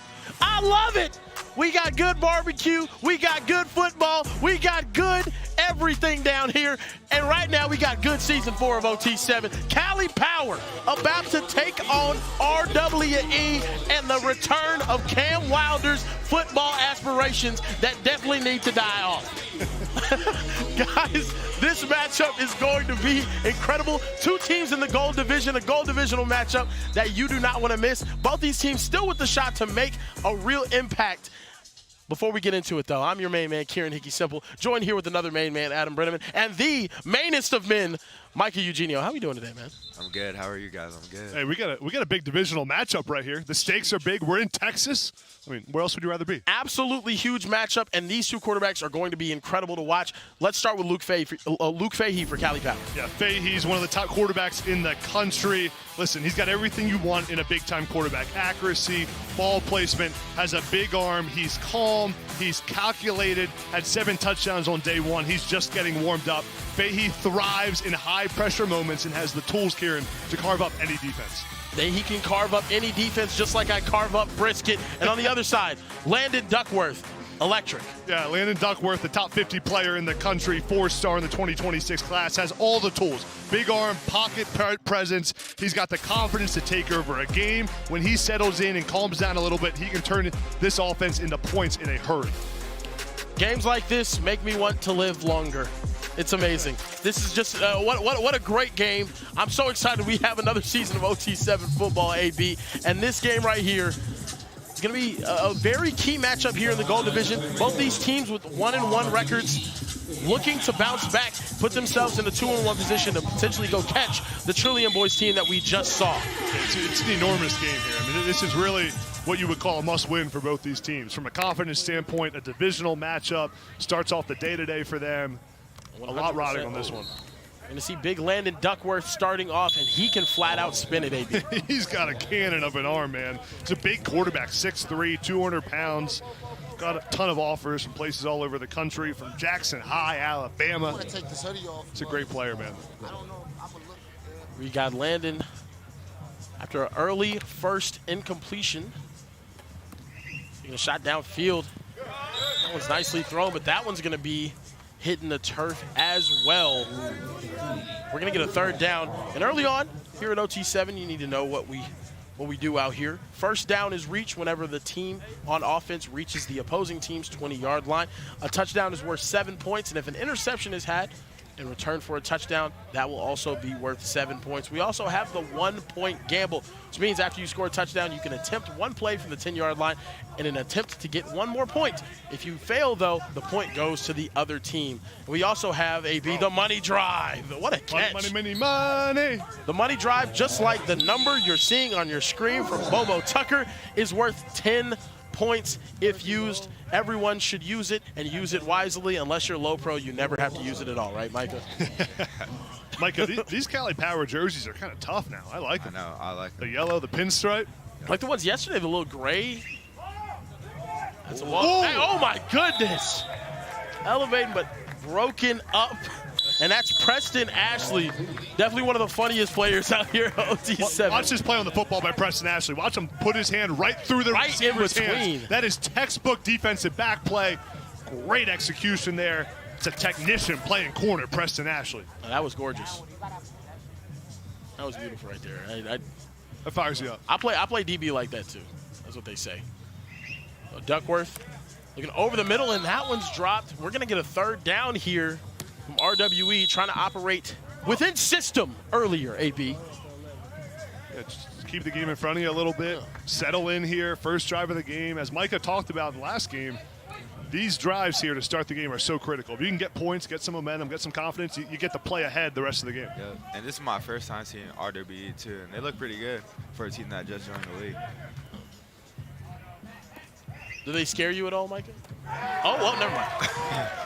Interception. Can he return it all the way back? He's going to get some good yardage, and all of Cali Power running to the pit. What an interception early on.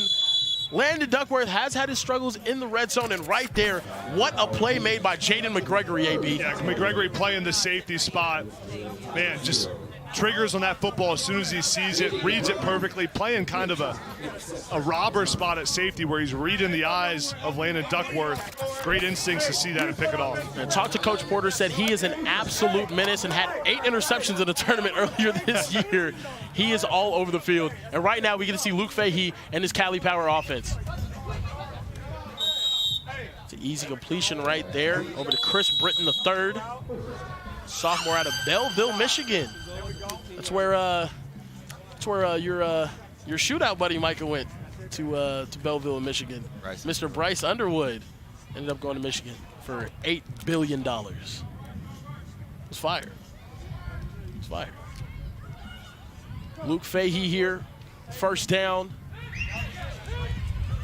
Gonna find his main man, Vance Spafford. Let's take another look at that interception, AB. Yeah, watch Jaden McGregory right here. He's going to trigger on this football right when he sees it. Watch him right there. Stay in the middle of the field. Instincts, technique, great hands. Sees it, makes it happen. See how he's playing that robber spot, middle of the field, just kind of floating around, doesn't have anyone man-to-man, just reading the quarterback's eyes. Luke Fahey here on second down. Cali Power trying to get in the end zone. The end zone wide open. It's Mark Bowman. You love to see number 1 tight end in the country. Coach Porter told us he's one of the best high school players he's seen in his last 15 years. This guy will play in the National Football League for a long time. Big, athletic, strong, fluid athlete, exactly what you want. Reminds me so much of Brock Bowers, and it might just be the number 19, but when you cut on his film, he's so unbelievably athletic and a willing blocker. He'll go out there and do the dirty work, AB. Brock Bowers is a great comp you want, exactly what you want. As you pat down on the field with Cam. What's going on, Pat? Hey, Cam. How do you feel? First time coach. How's it going so far? You know, it's going great, Pat. You know, I think we're doing good. We look good. I called a touchdown pass yesterday, so that was cool. Okay, you know me and you had a podcast with Tommy. You told me you was an amazing football player. So the football skills need to translate to coaching somewhere. I don't know if I see it all the way yet. Tell me when it's going to kick in. Well, you know, man, this is the RWE way. Because we got to get some chemistry here, baby. It's going to take more than one tournament, Pat. And we're going to get a touchdown here, and we're going to silence the doubters, man. Okay. I went for you guys today winning the game. You think you guys are going to win? What score check? I'm thinking 28-21 us today. Okay, that's Cam, 28-21. Touchdown, bitch. And we got a touchdown on 5. That's a touchdown to Keon Chapman.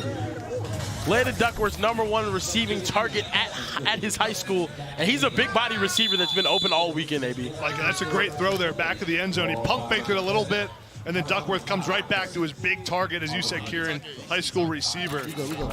You know those balls, Micah, back of the end zone have to be high over the defense. Ball placement's critical back there. I like the pump fake there, too, to move the defenders. Very nice play by him.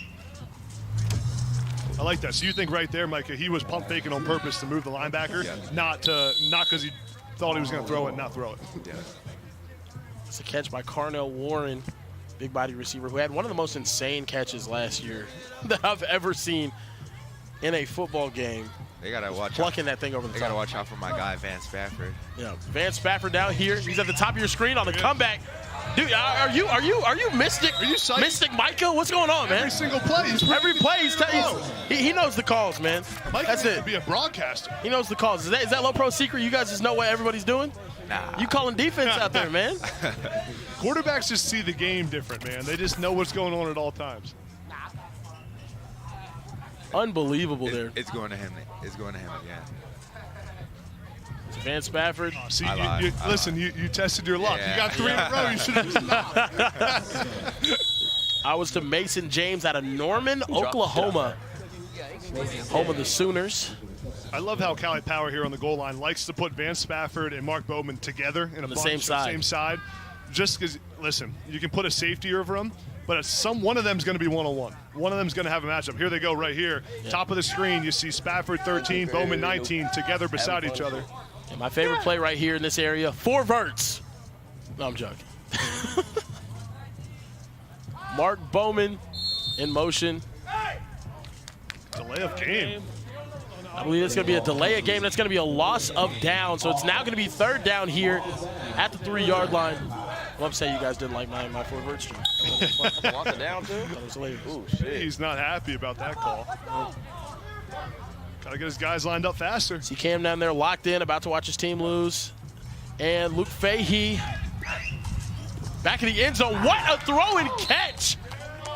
Elevating and getting up there is Israel Briggs, the 4-star tight end, Arizona State commit, and what a ball there from Luke Fahey to put it only where his guy can go up and get it. Israel Briggs is one of the best H-back kind of move tight ends in the country, and you see the athleticism right there. He's fluid, he's athletic, committed to Arizona State, as you said, Kieran. Kenny Dillingham is getting a great one in Tempe. Fun fact about him, he plays 8 different positions at his high school. I don't even know how that's possible. What are the 8? That's what I'm saying. What are the 8? Probably everything but offensive. I need to find out what they are. Probably kick returner, punt returner counts for 2 or something like that. Does he kick? Does he punt as well? He probably plays every position but guard and tackle and center. Man, that's crazy. We got the cam on right now as RWE instantly moving down the field inside the 5-yard line, already threatening to score, and they're going to score. That's a touchdown. 2 plays. RWE right back in it. Tie ball game. This RWE offense has responded. I have a shootout. Look, there'll be a flag. Oh, they're going to say illegal touching as he ran out of the back of the end zone there and did not reestablish. Flags and shit, man. So as a receiver, if you run out of the back of the end zone, you can't be the first one to touch the football once you come back in, unless you get pushed out. Yeah. Then you have to reestablish yourself back in bounds. Then you're allowed to touch the football. RWE looks pretty good. There you go. Damn. I lied. Mike is losing. I just gotta stop touch over Yeah, here. Mike, I'm not gonna lie, you're unmystic now. It was I thought crazy. you were the toughest broadcaster ever in the beginning. Yeah. I wish Micah would tell us his favorite play call on the goal line, but he won't share it with us. You know, he got real quiet. They have deep secrets in the bag out there. Deep secrets. It's a little out. Maybe I don't know. You guys run a lot of corners. And you guys run a lot of bunch of high-low stuff. Yeah, I mean, you option route city is what I like to call you guys. Oh, tipped up! What a defensive play there again by Preston Ashley. Gonna let you know about it here on the cam, looking like heartbreak in those eyes. I mean, he just doesn't know anything about football, does he? Come on. I don't think he knows what's going on. Yeah, he don't know anything that's going on. Now this is a huge 4th down right here on the goal line. It's going to number 14. He is jammed at the line really well. Over the top. They did try to get it to number 14, and it was broken up as a huge stop from Cali Power right there. Sticky in coverage. You called it right, though, Micah. There you go. And that was safety Logan Hiru playing the coverage on that play. I mean, the entire time was just clamped to him. That was clamped to him. Had him locked up like a safe with no combination. There you go. Talk to him. But, man, nice play. He's a guy that the coaches for Cali Power really think will rise up some boards, some rankings. Great play by him. Let's see. Luke Fahey. Stop for Vance Spafford. And I'm looking to see Vance get a little more involved this weekend. I mean, he's usually just as much of a touchdown machine as a Madden Williams. Those two are actually grew up being friends, played on the same Pop Warner team. Luke Fahey, Vance Spafford, and Madden Williams. Unbelievable talent there, and that's a big catch on the other side for Carnell Warren. Virginia Tech commit. Big 6'5" wide receiver. Watch this catch away from his body. Look at the wingspan on that. The fingertip grab. Keeps his feet. Nice catch. Big time play. I want to use this minute to say what's up to everyone in the chat right now. Mark Bowman with the catch. Anybody have any questions for Micah? We got Micah Eugenio, a.k.a. Micah Mahomes. And do you like that nickname, Micah Mahomes? Why is I'm that? not a Mahomes fan. You're not a Mahomes fan? That's crazy. Wow. You're a hater. Crazy statement. That's crazy. I didn't think you were a hater. It's wild. Completion right there, and that's going to be a third down now inside the 10-yard line for Cali Power. Can they score again before the half? Clock's rolling, 20 seconds left. And they get the ball after halftime, so scoring right here, RWE, they need to get a stop right here in these two plays. It's going to Vance. Looking for Vance early on. Comes off. He's still going to go back there to Vance. It's going to be out of the back of the end zone. I mean, Micah, what's going on? He's back. He's back. He's back. I mean, predicting that it's going to Vance Spafford on the goal line is not the craziest prediction. I would bet this one goes to Vance as well. Right. Fourth down, though. Big fourth down here on the 5-yard line. This is an enormous play in the ball game to get momentum into halftime. Will give Cali Power a 2-touchdown lead. Yep, 9 seconds here, one play. This is paramount for RWE, given the fact that this is going to buy them another stop, or it's going to buy them another opportunity in terms of possession. Right here, Luke, back in the end zone. Vance Spafford. Oh, my goodness. Oh, my. I couldn't tell if it was caught or intercepted. It ends up being incomplete and a huge stop for RWE. And now, even with 4 seconds, an opportunity to take a shot to the end zone with their big body wide receivers. Look at this play right here one more time, AB. Spafford almost comes down with this, fakes a crossing route across the formation, and then goes back to the back of the end zone. A good throw here by Fahey where it needs to be. Man, battling, almost comes down with it. Oh, my. Big play there by the RWE defense. Micah. Yeah. I think that if they didn't get that, it might have been game. But the rules this year, anything can happen. Take a shot downfield. Oh, they might get this. See? And that's broken up back in the end zone. And we have reached halftime. California Power with a 7-point lead. And Micah, what are we doing, man? I'm good. How are you? Micah, we got to have some teams have a better Hail Mary play, right? You got to play for the tip on the Hail Mary. Do you guys practice that to tip the ball up and then catch it on the tip, maybe? Nah, we don't really have a Hail Mary player or a guy can do that. We just, So what do you do? Last play of the game. we just get down the field. I mean, you're always winning. One play. They're always winning. One play, 10-yard line. Are you putting Jet in the game? Is that what it might be? Yeah, we're missing our guy Jordan though. He's injured right now. Yeah, Jordan. And kind of last season was unbelievable.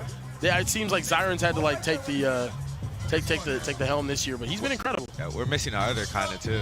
He'll be here for the next one too. Kamo Lee? Yeah. Sure, yeah, okay, bet. Yeah, have you seen the two-way stud, AB? Little kinda, big kinda. That's Kieran's favorite. Nah, he really is, man. I like some kinda. Pat's down on the field right now with my guy Preston Ashley. What's going on? Hey, I'm here with Preston. Preston, you are the most energetic defensive back I know in OT7. Where do you get this energy from? You know, I get it from my people. You know, they are from Miami, so you know it's really in me, not on me. So you know, you can't fake none of this, no fake juice. So you know, that's how I get it from the crib. Is there a single wide receiver in OT7 that's hard to guard to you? Jesus. Only person in OT7 that you can't guard? The only person I can't guard is my Lord and Savior, Jesus Christ. Okay, that might. Anybody on the earth can get it. Jesus Christ, the only person I can't guard. So me and you one-on-one routes. You guard me? Brother, you don't want this. You don't want these problems. And that was Preston. I'll tell you, Preston, one of the funniest guys we got out here. Faye taking a shot to the back of the end zone, just a little bit overthrown. Man, sound like a challenge for me, Michael. That was incredible. Nah, we'll see them later tonight. Yeah, Last game of the day, so we'll excited about that game between you two. Trying to get things going. This right here, gold division matchup once again. RWE and California Power both sitting at 1-1.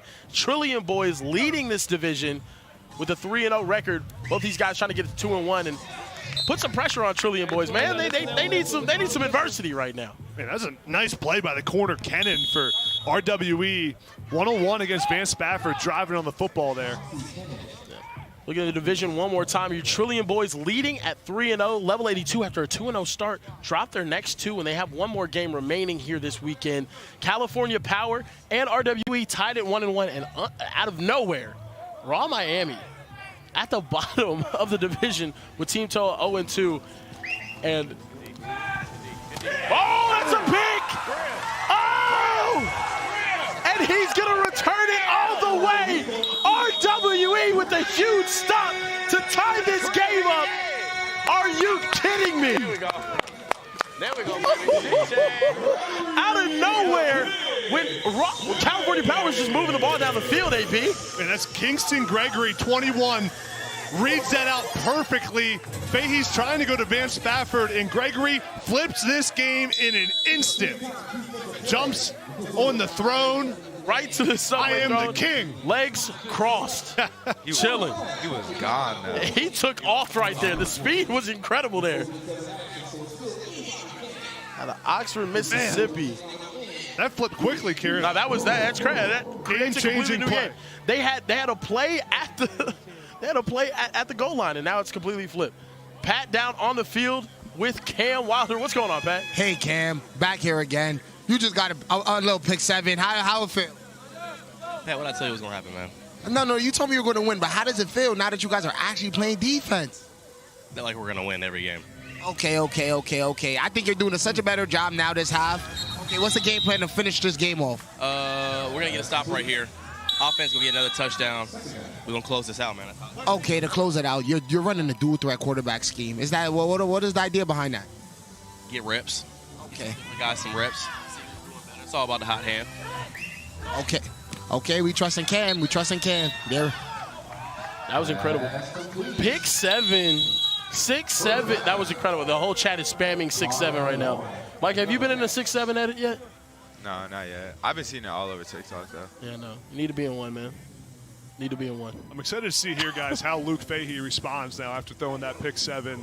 After a big mistake, can you lead your team down and score and retake the lead in this game? Pick 7. Pass complete. I think that's going to be an early rush for RWE.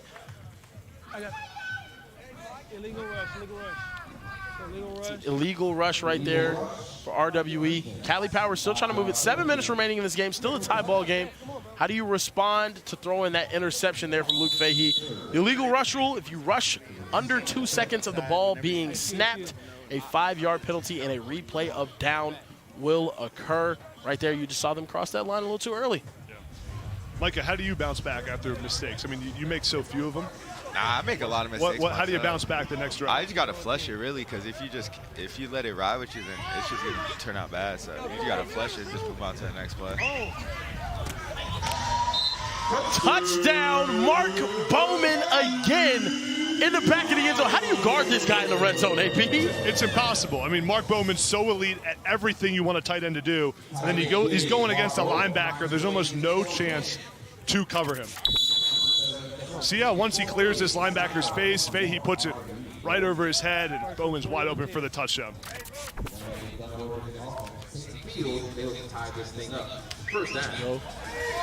Rolling out. Almost caught there. My boy Sab with the Pokemon hat on. Kieran, take a look at this touchdown right here. Here's the defensive back he's going against. Once Bowman clears it and crosses his face, watch this matchup. This linebacker has no chance. Bowman goes right around him, back of the end zone. Fahey to Mark Bowman. Perfect pass, execution. It's almost impossible to cover him when you're in that linebacker spot against a 6'5" tight end. Just tearing apart that zone defense is Cali Power. Taking a Deep shot. Xavier Sabb down there. Almost got it. As falls incomplete. Duvet Williams with a big time coverage on the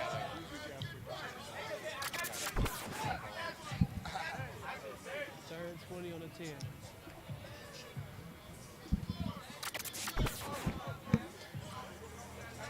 New quarterback in again on this drive. This is Luke Essery taking vertical shots downfield. Right here, that's going to be a 4th down and about 13. Big play here. Big play right here with 5 minutes remaining. What are they going to elect to do? This is what we talked about, Micah, where the 4th down and 13 situation is tough because you're behind the sticks. Cam's going to have these guys go for it right here. I don't even think it was Cam's decision. He's just there. they got to get this here, though, or else it might be game. Sabb open downfield. He's going to take the shot, and it's caught. Touchdown, RWE. What a catch by Xavier Sabb. Oh, my goodness. One player in New Jersey. Pika. Goes up and gets it. Pika. Pikachu down there absolutely dusting. How about this throw? How about this throw? Unbelievable throw right here. And the concentration over the outstretched hand. The recovery was incredible from Duvet Williams right there. That's the best corner in the country. Cam Wilder is fired up after dialing that play call up. Now we got a money drive from Cali Power. This drive is worth 10 points for California Power. Fahey going money drive on this one. Firing over the middle, just missing his big tight end target. And man, that Xavier Sabb, what a play though. That was on Duvet Williams. It was a one-on-one matchup right there, deep post. Incredible. Now we have the money drive right here. It's going to be worth 10 points if a touchdown is scored. If it is an interception return for a touchdown, it'll also be 10 points for the other team. So right here, Cali Power using it smartly. Around the 4-minute mark is what Coach Porter said where he wants to use it. If you haven't used it, you have to use it in this time.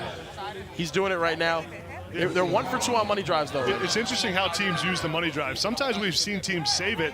Think about the game we saw last night on NFL Network. The Trillion Boys saved it for that very last drive and won them the game. And we were questioning that decision not to use it earlier.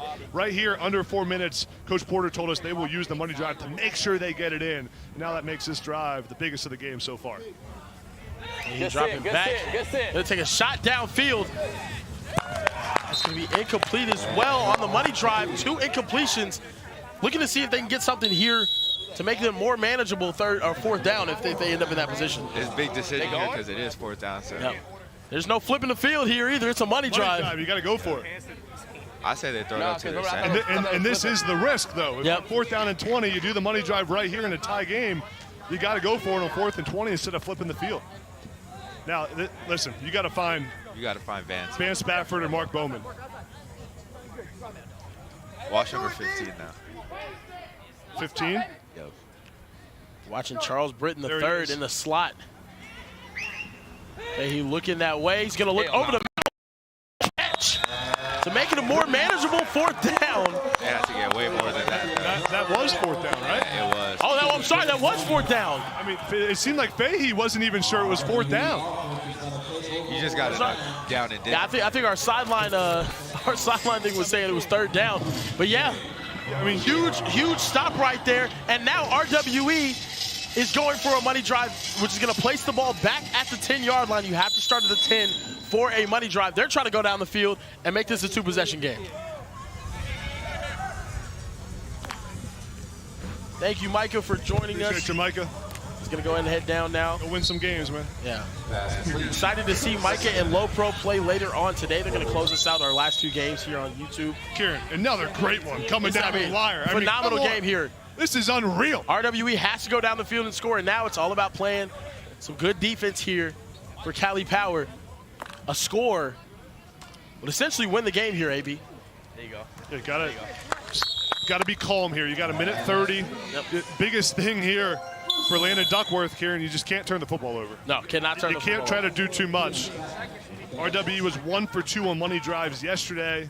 They have experience in these situations, and this essentially is the game-winning drive right here. Oh, these money drives, it's very important to use them, but you have to make sure you go down the field and score. Right there for Cali Power, you saw them come up short on that money drive.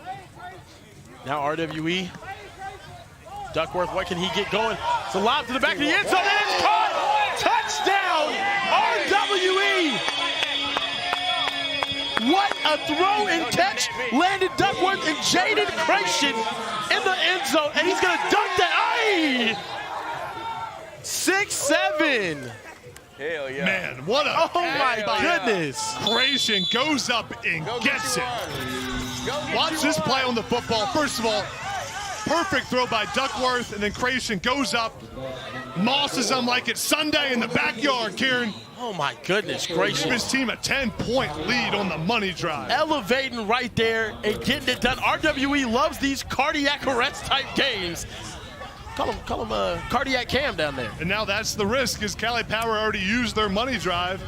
They're going to need to score here and then use the onside play. Fahey going to take a deep shot. Vance Spafford downfield. Just can't catch up to that. You have to score quick right here. And like we said, ladies and gentlemen, we do have the onside play. So this is still not over. We saw it earlier today with level 82 converting that onside play, going downfield and coming up short, but it gets intense. It gets really intense, man. Gets really intense. You got to love the onside play.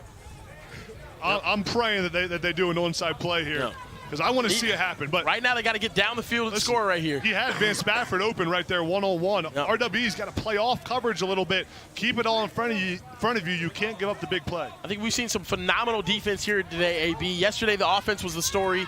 Today, these DBs are making play after play after play. Right there, big completion. In the end zone. Charles and Cali Power. Let's take a look at that, Kieran. Charles Britton. I cannot believe he was not touched. We're going to have to take another look at this one. Let's see what we got here. Britton, good catch here at the football. And he's missed right there. He's missed right there. And he just was not touched all the way into the end zone. Charles Britton. Unbelievable. We'll see if he's touched right here. No, just did not look like he was touched. He was not touched. That touchdown is confirmed. Cali Power now in position. Onside play. Onside play, ladies and gentlemen. Once again, one play from the 10-yard line. They have to get to the opposing team's 20. That clock will run as soon as this play is over if converted. So essentially think of this as like a 4th and 20 right now to keep the ball. If not successfully converted, the other team gets the ball wherever the ball is down. You got to look at Vance Spafford, one of the best receivers at OT7. Let's go. Trying to complete a 4th and 20. Throw a comeback and it's picked off all the way. Wow. And a pick 7. 6-7. RWE and Cam Wilder. Chauncey Kennan with the pick to end the comeback bid for California Power. The entirety of RWE running to the pit now. Are you not entertained? Oh, man, this is the greatest play we've ever had. This is the greatest thing ever. Man. Front flip in there. So on that play, Fahey was trying to go in the comeback to Vance Spafford. Spafford took it vertical on the go route. Just a miscommunication. See Spafford there go deep. Fahey thinks he's running the cutback, and Kennan jumps the football, takes it to the house to seal the game. Unbelievable. Look at the reaction of all of the RWE guys. Trillian about to come out. They're all standing over there. 2 pick 7s for RWE today. Chat, are you kidding me? Everyone keep spamming 6-7 in the chat. This is incredible. Now Cali Power back with the ball, and no, they're still alive. They're still alive. Over. The game's not over. Still alive. Anything can happen. They score quick enough. This is still a game. Fahey finds Mark Bowman. Not much. Trying to get upfield. He's going to be touchdown. They got to rush back to the line. You'd almost rather not complete that pass. Yeah. They're getting 7 yards there. This game's still not over. 20 seconds. They need to score with some time left so they can take a shot to the end zone. Maybe on that last play. They're taking way too much time here. Way too much time. There's only 10 seconds left in this game. Got to take a shot to the end zone here. He's not. He's going to go right over the middle, and that is going to do it for this game. What a good one that was. Wow. Phenomenal game here. RWE with 2 pick sevens to take them over the top. And Cam Wilder has his team in prime position in the gold division, ladies and gentlemen. RWE is a serious threat this season at OT7. Cam Wilder, early favorite for Coach of the Year. Wow, bold statement. Bolts, I can dig most it. surprising, Coach. I can dig it. I can dig it. The DB play on this team, you got guys on guys on guys. Chauncey Keenan, Juice Gordon, I mean, incredible. But guys, don't go anywhere. We got more OT7 action coming up next. This one is final. 38 for RWE, 28 California Power. What a game. Don't go anywhere. We'll be right back.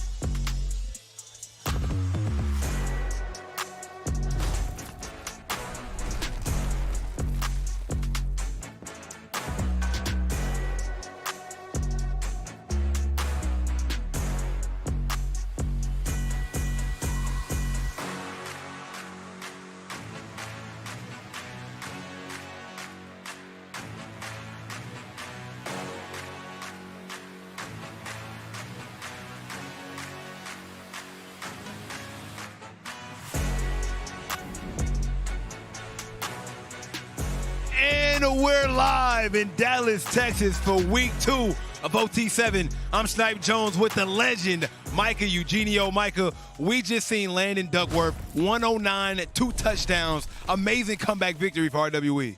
I mean, that's a great victory for them. New team. They beat a great team in Cali Power, who's ranked number 3 in the rankings right now. So great win for them. Excited what they have to do in the future. Absolutely. Let's take a look at the standings really quickly. The gold standings, as you can see, Trillion is holding it down right now at number 1. But meanwhile, RWE creeping up 2-1. As you said, man, that's pretty good for a new team. New teams usually don't play that well. Yeah. And it's crazy to see that most of the unranked teams are at the top of the division, especially in the gold division.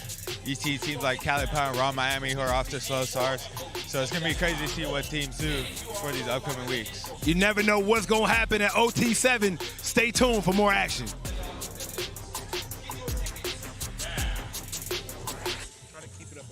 Okay. We got a really good matchup coming up right now, Michael. We got level 82 and Trillion. Your predictions on where the QBs was going was great. Now I need your prediction on who's winning this football game.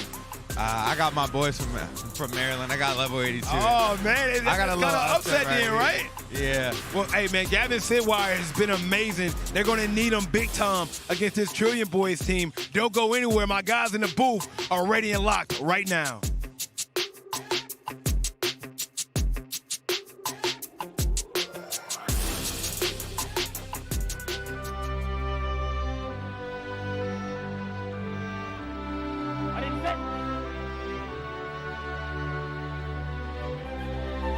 Kieran, what's wrong with you today? You got to get your head in the game. I skipped lunch today, Coach. It's really getting to me. Well, if you just eat this Baja Chipotle turkey footlong from Subway, it'll fuel you all day long.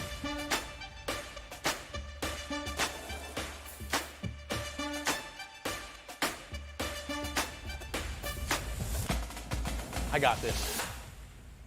Ready? Go. Subway makes everything better. Try one of the 7 legendary subs from Subway's Meal of the Day. Now back to OT7.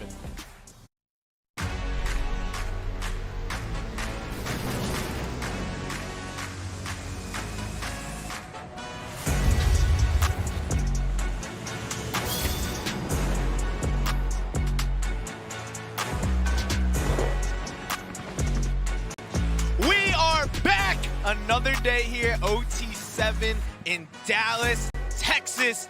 It's season 4, week 2. Amazing game about to happen between level 82, the squad from Baltimore,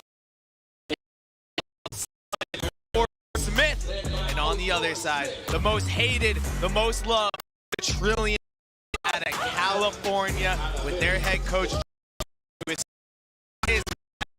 They're beating Raw Miami yesterday. And guys, I am so happy to be here, joined by Mo, Hassan, and Pat Wavy. I am Overtime Tom. Mo, how we feeling, man? Tom, I couldn't sleep last night. Ryan Rakowski's on the field today. This is going to be unbelievable. You also couldn't sleep because you were celebrating with Josh Stupin. Pat, how are you, man? I'm doing good. You're doing good? You know who's also doing very well? Madden Williams, a stud from Trillion Boys. That's right, Madden Williams. NFL comparison, Jackson Smith and Jigba. He had 49 receiving yards just earlier today. This guy is a receiving machine. He's committed to Texas A&M, and his connection with quarterback Ryan Rakowski is unlike any other. He just finds these windows right here, the game-winning touchdown last night on NFL Network. Watch him early and often taking shots down the field. Hell yeah. Meanwhile, Gavin Sidwar, QB. Gavin Sidward, he's just a target. He's a missile. Every pass that he throws is right on target. He took level 82 to a whole nother level. His reads in the pocket, the way he fits passes, he's like a Josh Allen guy. Like he's real good. He's real good, real tough. And I know that he's had some great games here, had a couple tough losses as well. Excited to see if he can bounce back and play well in this one. And guys, it is time to let things go. We got the Trillion Boys and level 82. We just saw RWE win a massive game over Cali Power. They'll be matched up against the Trillion Boys a little bit later. Let's see what Trilly can do. Fellas, who we got winning this game? Let us know in the chat who you got, Mo. Who you going with? You got to go Trilly, right? 3-0, big win earlier today. Also dominant. The big win last night. I mean, if Ryan Rakowski plays the way he has, and Madden Williams, again, with this completion right here on first down, if they continue to do this, I don't see really anyone stopping them. I agree with that. Pat Wavy, who you feeling? I'm going Trillion Boys. You know, I knew that since yesterday when I first seen them, I said, this team has something in them. They got something in them. After the Royal Miami upset, I said, nah, their confidence is in the sky, so I'm going Trillion. I like the pick. I thought that Trillion would have a little bit of like a hangover after beating Raw Miami yesterday. But you know what? They looked really good in their first game today. I think they'll keep it going. Guys, if this is your first time watching, this is OT7, the best high school football players in the country going head-to-head. We got a little bit of a condensed field. You see the Trillion Boys driving right now. They just had a first down because they got to the 20-yard line. So after you get to the 20, it's then first and goal the rest of the way. A touchdown is worth 7 points automatically. If you decide you want to maybe risk a little bit, after you score, you can go for a 1-point gamble, which we might see in a couple plays here. That would mean that you can get an extra point, get to 8 points, or if the defense gets a stop, they would get a point. As we see a touchdown from the Trillion Boys, Ryan Rakowski doing his thing, and as I just mentioned, that will put 7 on the board for the Trillion Boys. Mo, man, Ryan Rakowski, he's like unbelievable. He is unstoppable right now. He's got 17 touchdowns already, and we see down here in the low red zone, they got him on a half roll. Few guys are able to find these tight windows like Ryan, and he has the arm strength to do it as well. I'm really curious to see what he's going to choose for his college decision. I know. He's got Auburn, Ole Miss, Baylor. Everyone wants him. ACC, SEC, Big Ten. That's going to be really interesting because he's the kind of guy who could really change the program. And the touchdown there for Sequel Patterson, number 2 on the Trillion Boys. I think everyone was kind of curious who would be the second guy in addition to Madden. Usually it's Jonas Smith, the UCLA commit, who's hurt right now. And Sequel's really stepped up into that spot and done a great job for the Trillion Boys. For sure. You know one thing I realized about the Trillion Boys? I think they all feed off of Josh Stubbett's energy. He's like the Coach Pete of OT7. Okay. Like, for all my Overtime followers. Yes, sir. He's like the Coach Pete of OT7. Like, wow, I wonder if Coach Pete would like that. That was the big question with Coach Stupin this year because he's so involved in the huddle. Last year, new OT7 rules with Season 4. Coaches aren't allowed on the field, so that was a big question mark. And, you know, strong start for Trillion, 3-0. Bo, I feel like we haven't even really dove into that enough. Like, it's such a big difference not having the coaches in the huddle this year. As a quarterback, at what point do you like the signal calling from the sideline? Would you rather them yell numbers? They hold boards in college? What did you have when you kind of were going no huddle? Well, I mean, signals were the only way to do it because, well, now they have the in-game communication with the headsets now. And, you know, I left before that took place. So that's really interesting. But, I mean, that's a huge advantage, especially if you have a great quarterback coach like USC now with Lincoln Riley. He's able to kind of walk you through some of these reads. So that's a massive advantage for these guys. But at the 7-on-7 level, and we saw Cam Newton last week with C1N, he loved that new rule because it forces these quarterbacks to really take control on the field and use those leadership abilities. And guys, the Trillion Boys got to stop, and they are back on offense. And Ryan Rakowski with a perfect pass to number 7, Madden Williams, who has 9 touchdowns. Somebody has to call EA and tell him to patch Madden. It's unfair that you can just throw him the ball and he's gonna get it over any DB. Like, I know when you interviewed him earlier, what did he say? He's a video game player? He said he's a video game player. He really is. He looks like everything about him is pretty perfect. It looks like he was built in a lab for football. Yeah, so his hands look like they were built in a lab too. Somebody has to investigate his hands. Make sure there's no sticky glue on them the way he catches these passes. And there he goes. Oh, another target, 10. It's the versatility. We saw him earlier. They throw him in the slot, and it's so hard. When you have Madden Williams against an inside linebacker, Pat, like that's a mismatch that you're going to take advantage of all day. But he can also play outside. Look at his Madden ratings for Madden Williams. 95 overall, 96 catch, 92. Give him big shoulders. Those are really big shoulders. What do you guys think? 95? Should that be up, down? It's just about right? I give Madden a 99 route running. Like his It's the his route running. The hands too. I think if I remember correctly, he dropped 1 pass all of last year in about 20 games. That's crazy. Like 95 is obviously amazing as we see Josh Stupin right now. Just I don't even know. An impeccable signal right there. How much do you think he worked on that in the mirror? Oh, I saw him last night working on it.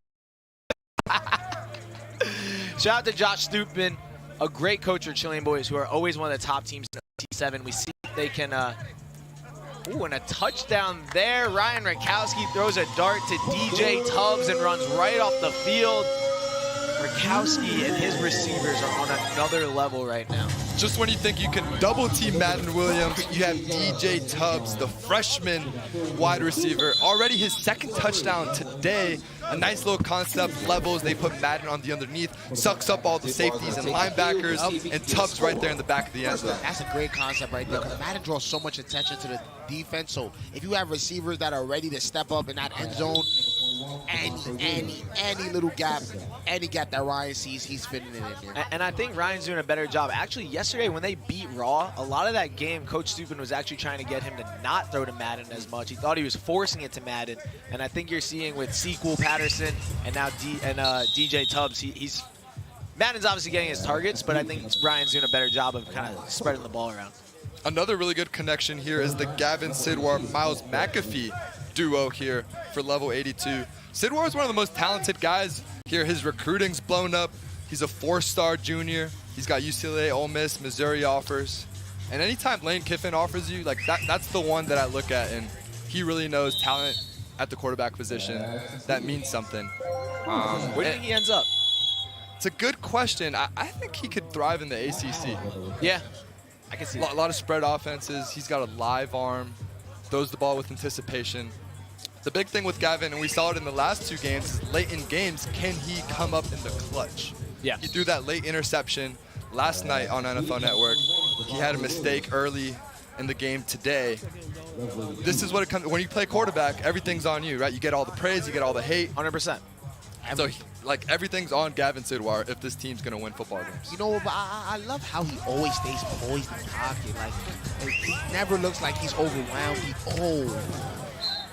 Tough pass right there. He's one of the few players that, I mean, I want to see all these guys in pads, but him specifically, I feel like he's so tough. Like, I'd love to see him in pads and kind of what his game's like. I just feel like it might be different with him out there. Better than in what way? I feel like he's such a tough player. Like, I feel like him getting hit might get him to another level. Like, you know how some players, they play better after they get hit? I feel like that might be him. Yeah, like a Brady kind of going Yeah, you get into another level. Yeah. Guys, we saw an unsportsmanlike conduct penalty there. That will move the ball up just a little bit, the level 82. And a touchdown there to number 19, Elias Koch. The 4-star Rutgers commit. Rutgers in the building. I'm a big Rutgers guy. Jersey. Yeah, That's your team? I'm a big Rutgers guy. Well, I wasn't, and then I have a very close friend, Josh Fendrick, who's a huge Rutgers guy, and he got me on board. Love this route by Coke. If he does this at Rutgers, they're going to be winning some more games in the Big Ten. It's in a money drive. Yeah. Oh, wow. An interesting call from Coach Stupin going money drive here with 4 minutes left in the first half. Usually teams either call it early or wait to call it late.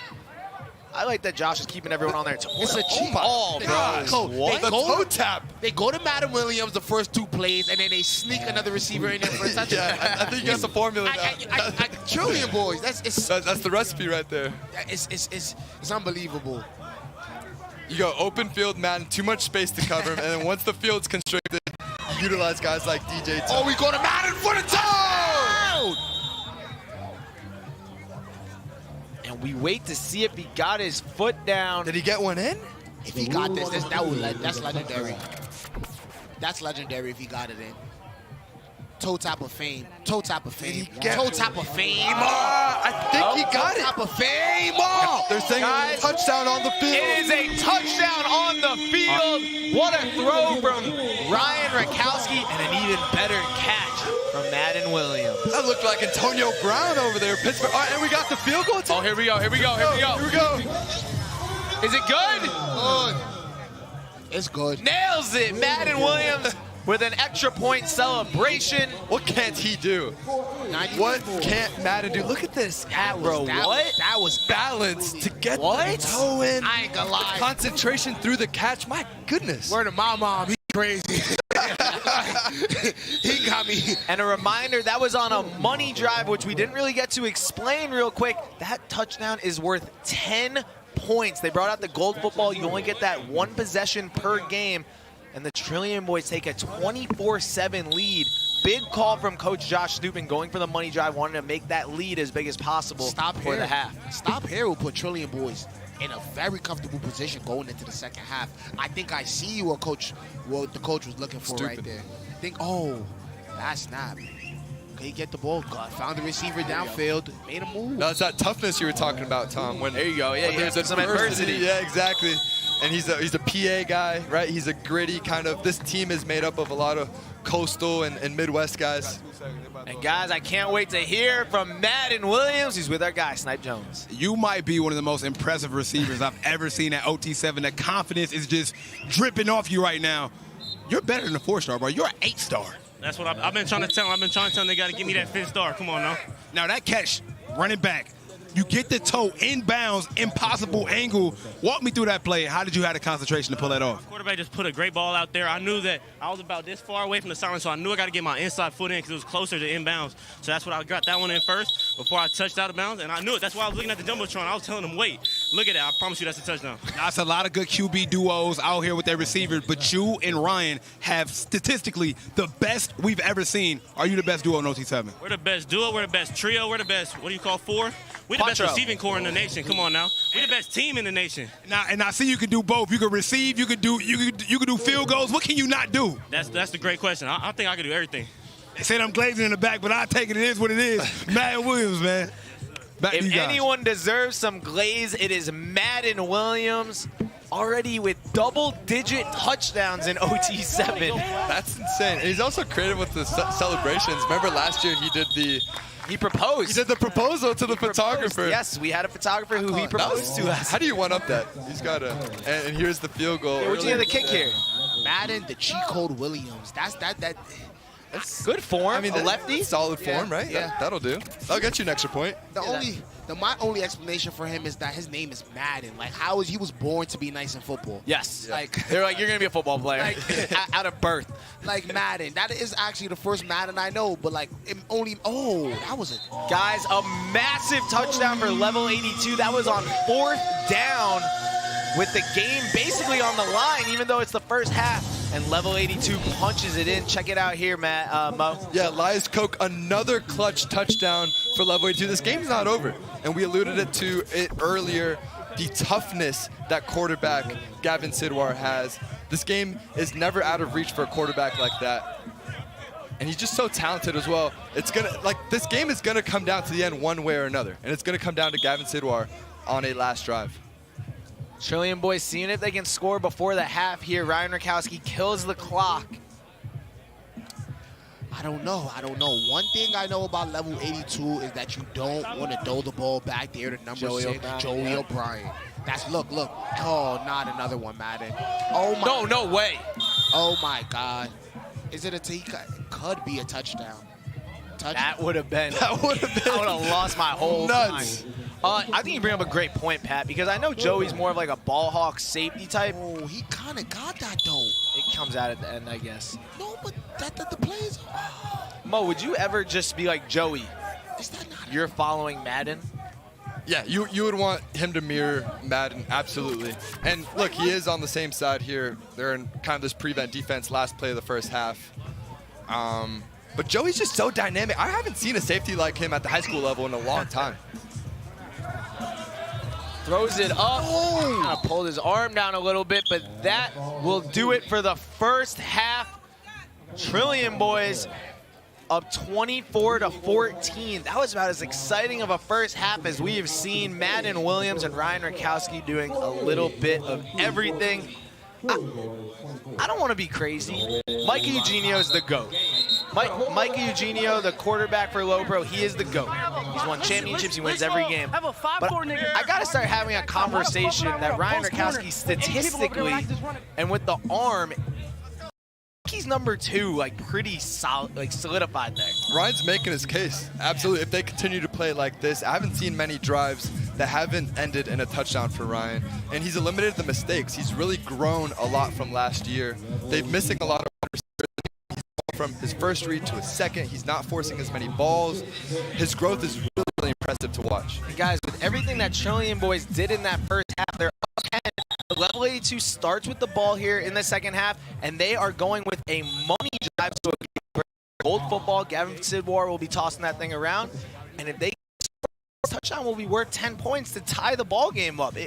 I like that we have, this year it's new that we have halftime, and teams can start with the ball, so a cool opportunity here for level 82, and a great catch there for level 82 to be able to come back and tie this ball game up. Yeah, Elias Koch all over the field for level 82. Yesterday was wide receiver Miles McAfee. Today it's in the intermediate game. We saw him already with 2 touchdowns in the red zone. Loved his craftiness at the line of scrimmage, his route running. Level 82 is never out of the game. I was saying it earlier. It feels like Trillium had all the flashy plays, but a tie game right here with a touchdown. Yeah, for sure. You know what? I think if Trillium defense can find their identity this season, they might be the only team able to compete with Low Pro. Yeah, that is a crazy take right there. But hey, they need to find their identity. Yeah. They find their defensive identity, their safeties get more active in the backfield. I think that they'll be a see. Great ball there from Gavin Sidwar.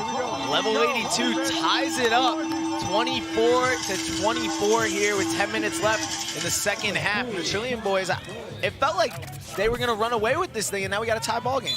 Yeah, just like that, we got a tie ball game. Great route by wide receiver Matt Holland on a slant. Sneaks in right under the inside linebacker. If you see right there, I was talking about number 10 was he was a second late. But I feel like Trillium boys have had that issue a lot. They have to step it up on defense. Having such amazing offense, being able to give Madden.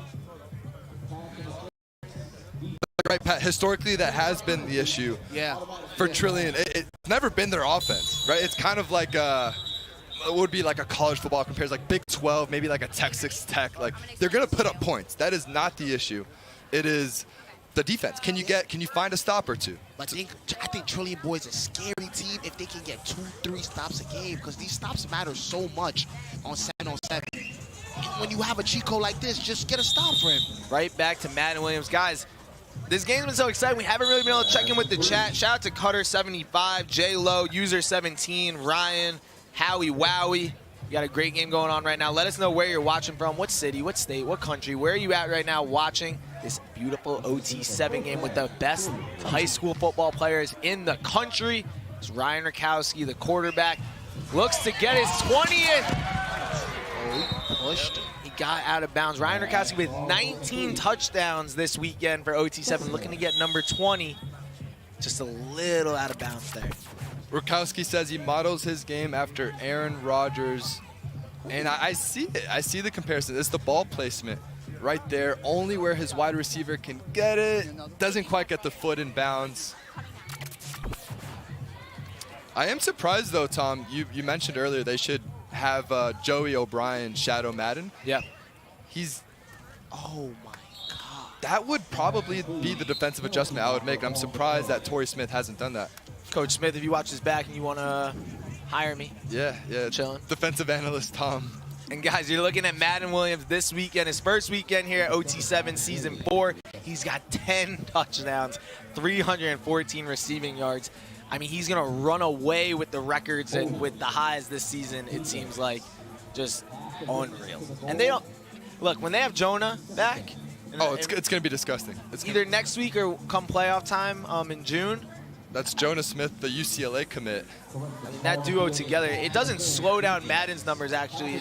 They just score more. Yeah, it might help even more. Somehow. I can only imagine it, though. Pat, he's different. Like, he's kind of just like Madden. So what we call it, NCAA? yeah. Yeah. Oh, a little extraness going on the field. A little scrappiness there.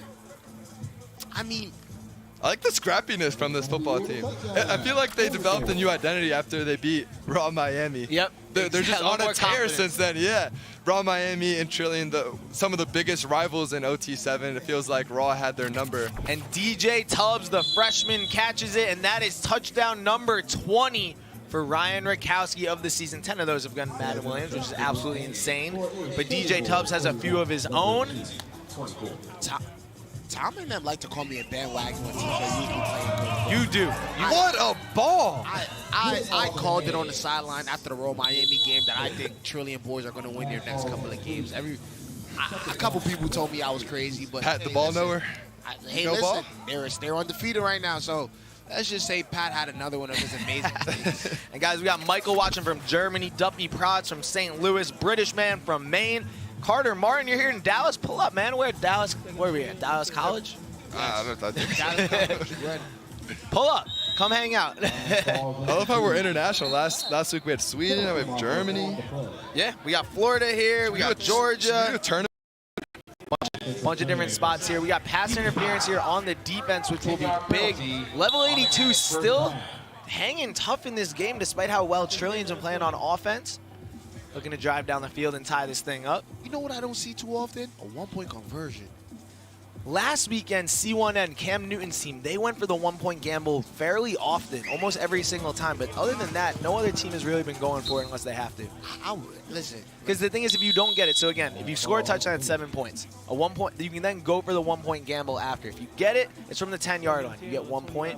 But if you don't get it, the other team gets a point. So, okay. So it seems like they don't want to be like 1 point down, 1 point up. So they tend to wait until the end.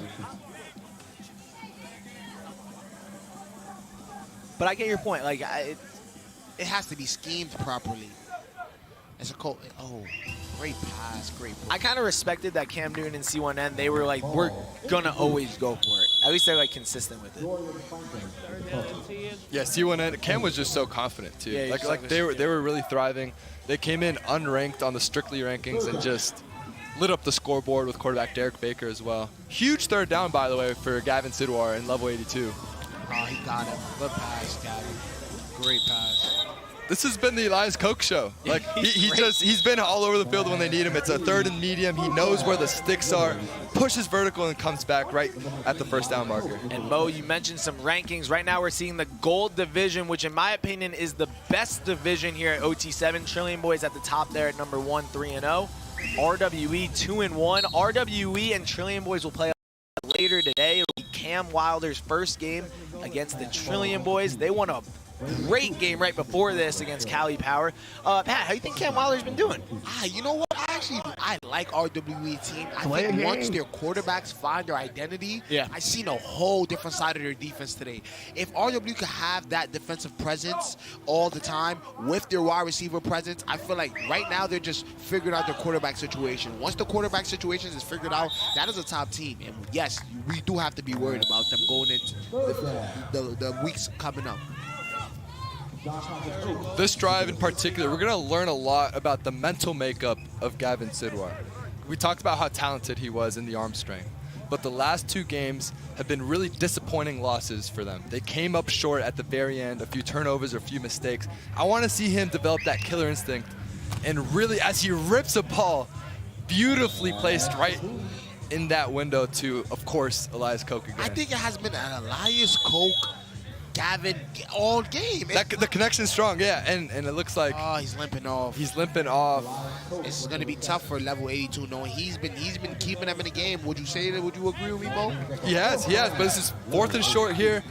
It all comes down to this. You don't want to give Trillion the ball back, down a possession.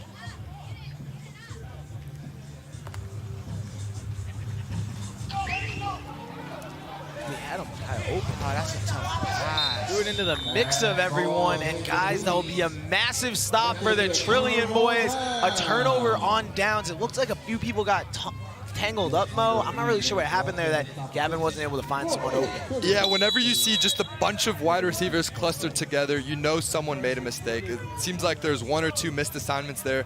You know Torrey Smith is just chewing out these receivers. He holds these guys to such a high standard. Does such a good job of training these guys at a young age, but when they needed them most on a 4th and short, it looks like they just made a mistake. Especially down there, there's just not that much space, Pat. In the low red zone, you want to really kind of create levels, concepts, and meshes, and it just schematically it didn't quite work out. Just go to just find Madden. Look, when in doubt, find Madden. He doesn't drop anything. Like, think about the confidence you have as a quarterback when you know there's a receiver on the field that's going to catch every ball you throw. Yeah, all these wide receivers. That was Troy Foster, the junior wide receiver. He's got Oregon State, New Mexico, Nevada, out of Huntington Beach. Like, the strong hands from these California kids. Whew. Now you're up a possession, minute 50. Don't want to force any balls. Ryan just doing exactly what you want to do. Throw a few hitches, sticks, take your time. First down, and you kind of secure the game right here. And guys, level 82, they started the season 2-0 yesterday. They won their first 2 games. Since then, 0-2. Looks like they might lose a third, dropping to 2-3 potentially. Level 82 had one of the best starts we've seen as Ryan Rakowski finds his guy again. Torrey Smith's going to go home very disappointed if they're not able to mount a pretty insane comeback. Yeah, I mean, just a tough way to go. 0-3 to finish the weekend. And they're one of the most talented teams, too. They started off strong. We see there Torrey Smith, the Super Bowl winning wide receiver. Does such a good job with these kids, though. We got to see who's going to be tough. I'm going to blame the hockey jersey. You think? Yeah, it looks good, though. It looks great, but I just think it's bad luck. I understand we sure. I understand some people Nothing got good hurt. happens with hockey. But, bro, the Pat, game you ever play on the hockey? line, are you taking yourself out? What No, that I say haven't about played you, man? hockey yet. Not yet. That's one of the sports I'm not good at, I will say. I'm good at everything. Thought you're good at everything. Yeah, but hockey, I haven't really gotten into the puck yet. You know what I'm saying? Hey, man, one day. Ryan Rakowski doing an excellent job of just completing passes and getting the clock to keep moving. Yeah. I think right now Trillion boys just have to make sure they chew as much clock as possible. Giving level 82 the ball back with any time left was not going to be the best idea, but Looks like Trillion's going to stay undefeated.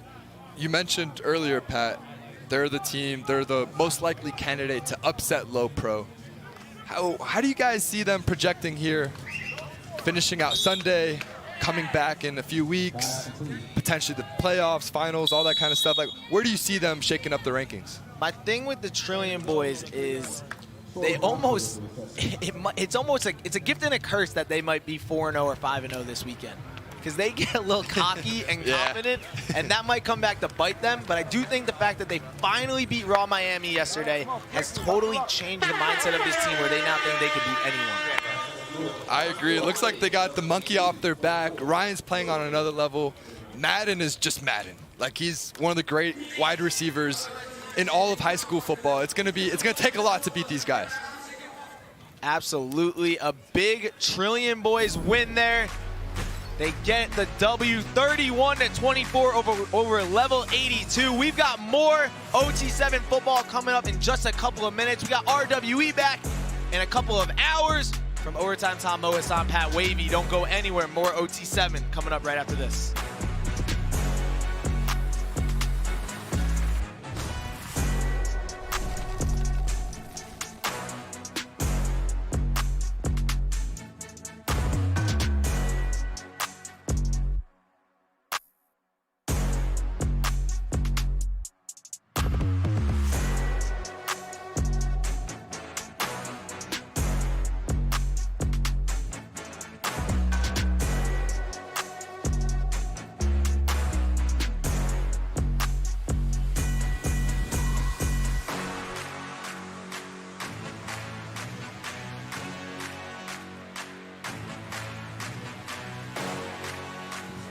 And where else would you rather be than here in Dallas, Texas with us for week 2 of OT7?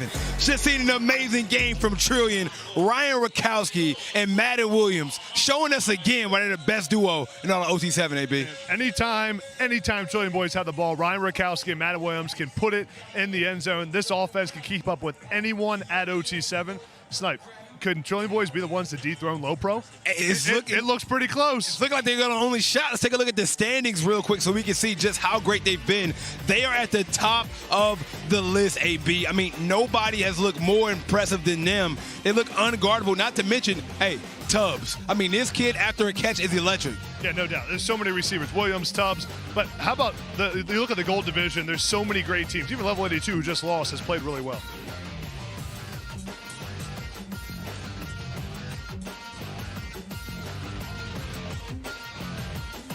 And now we got this next game, Team TOA against Raw Miami. Both of these teams not getting off to the start that they would like to, but this may be the game that kind of get the mojo back, AB. Yeah, both these teams need a win. Both teams have good quarterbacks with a lot to prove. This one's going to be, I think, Sniper, come down to the last possession. It's all about standings here at OT7.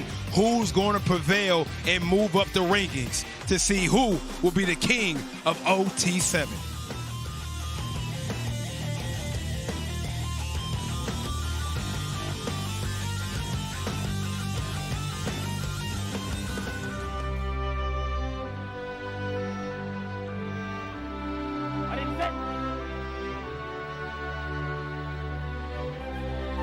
Kieran, what's wrong with you today? You got to get your head in the game. I skipped lunch today, Coach. It's really getting to me. Well, if you just eat this Baja Chipotle turkey footlong from Subway, it'll fuel you all day long.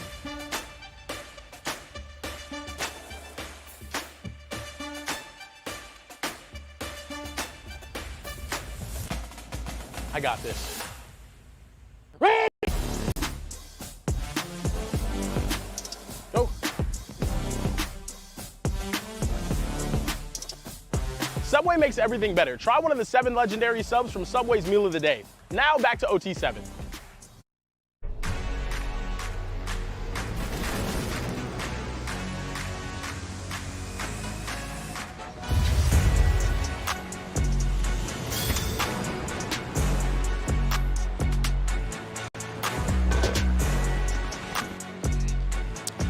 Welcome back, everyone, to beautiful Dallas, Texas, home of OT7 Season 4. We are live, and we've got 2 great teams about to face off. Team TOA, the squad out of California. They've had the Yamaliyavas. They got a new team now. And then Raw Miami, the squad that dances, the squad that talks, but also the squad that is right now 0-2, looking to make their name known here at the beautiful OT7 football field. I'm Overtime Tom. I'm joined by my guys. Actually, oh, wow, we're all wearing the same shirt. I didn't even know that. Pat Wavy and Mo Hassan. Shout out to Overtime. Hey, fellas, how are you? It's a sign. It's going to be a great game. It's going to be a great game. Pat, you good? I'm always good. I'm always good. We got some good quarterbacks about to face off. Mo, how are you feeling about Team TOA? Team TOA is led by quarterback Kane Onatema. They call him Boogie because he's the boogeyman. He's a he doesn't have any offers yet, so he's got something to prove. He also has big shoes to fill. Yamaliyava, his brother Madden, taking the SEC by storm. As we see on the field, he's got the pajama pants, he's got the swag. Head coach, Coach Nick, he knows quarterback. Too. Yeah, Raw Miami, another guy. Yes, Halligan was 400 yards. Raw Miami's another team we got to look out for. They started off a little bit rough going into this weekend, but this is a very, very high competing team. You know what? I think they might come out today with a W too. Absolutely, Pat. I mean, they're 0-2, but they lost to Lobro and they lost to the Trillium Boys. I don't think that's anything to be too discouraged by. Raw Miami, always known as a top 5 program here in OT7, and this is a big matchup in the gold division to see. Both these teams could really use a victory. Helaman Kasuga, the Texas A&M quarterback commit, starts it off, airing it out, and he throws an absolute dime to Jordan Clay for the big touchdown, and Raw Miami starts day 2 off strong. Oh, what a way to start the game. The trash talking is insane. First play of the game, we're in each other's faces. I like this football. I like this type of football. Hey, Pat, this is Miami football. Yeah, anything with trash talk, you know I'm with it. I'm for it. I'm all the way for it. And Coach Tommy Schuler, that's what he's known for. He's going to talk, he's going to take shots, and you know they've been scheming that up. First play of the game, we're going up top. That's what we're doing. Yeah. Whew. I hope Raw Miami can get a big lead on this game so I can see a little bit of Nelson Newman. I would love to see our guy, Niles. Little bro. Nice. Guys, we are here at OT7, home of the best high school football players in the country. And here's a little bit about the OT7 football rules, okay? Both teams, when you start a possession, you start on your own 20. You get to the opposite 20, you'll get a first down. From there, it's first and goal. Touchdowns are worth 7 points. And there's a lot of different things that can happen after that. You can get a 1-point gamble, get a little extra point action. The defense can get a stop, get a point. We got a money drive that's worth 10 points, so we'll talk about it a little bit later, I'm sure. But for right now, all you need to know, Raw Miami up 7-0 on Team TOA, who's struggling. 0-4. Yeah, that's an understatement. They're struggling. You'll notice something different here from Team TOA as well. They like to use 2 tight end sets.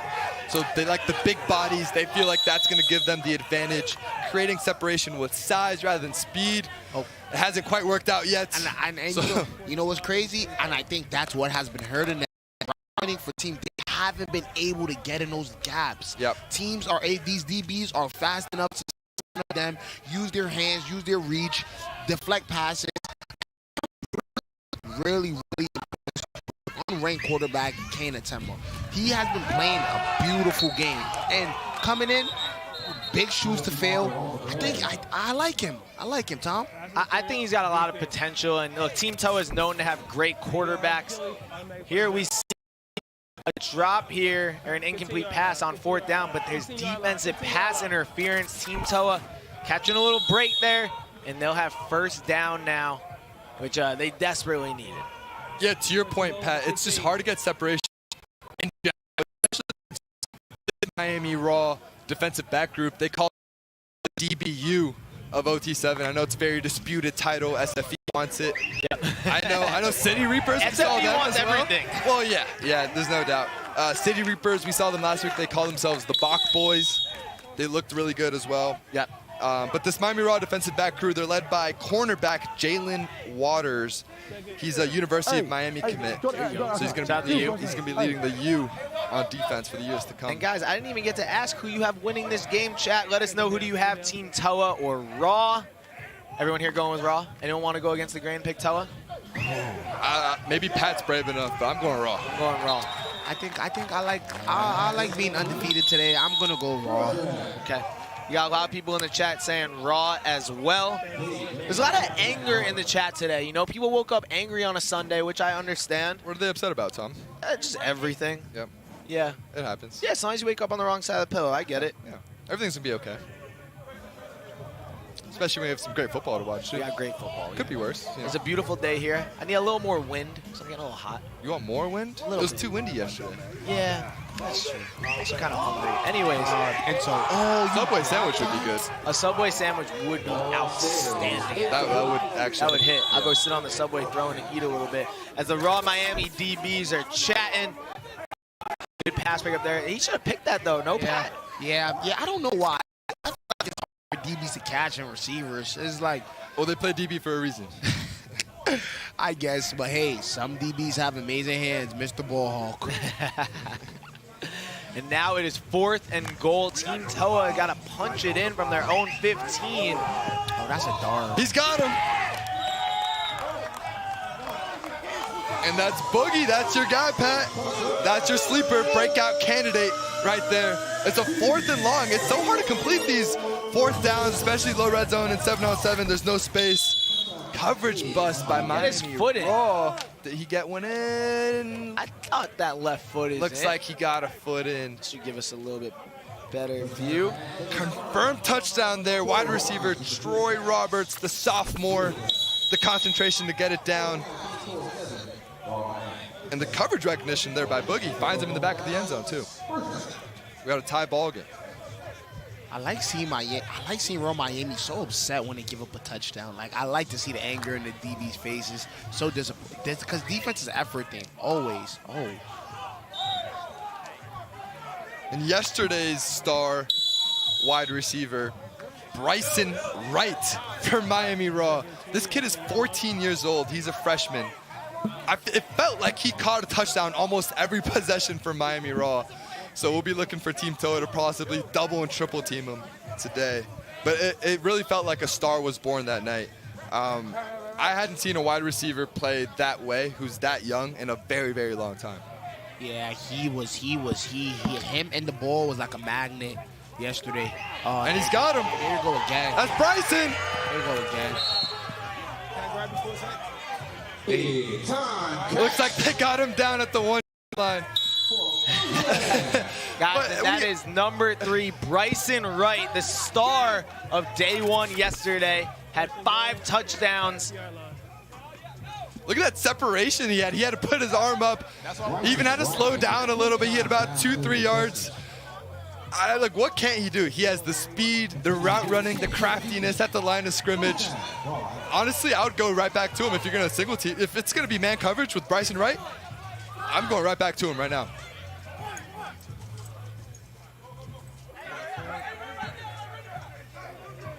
A little miscommunication here as quarterback Helaman Kasunga.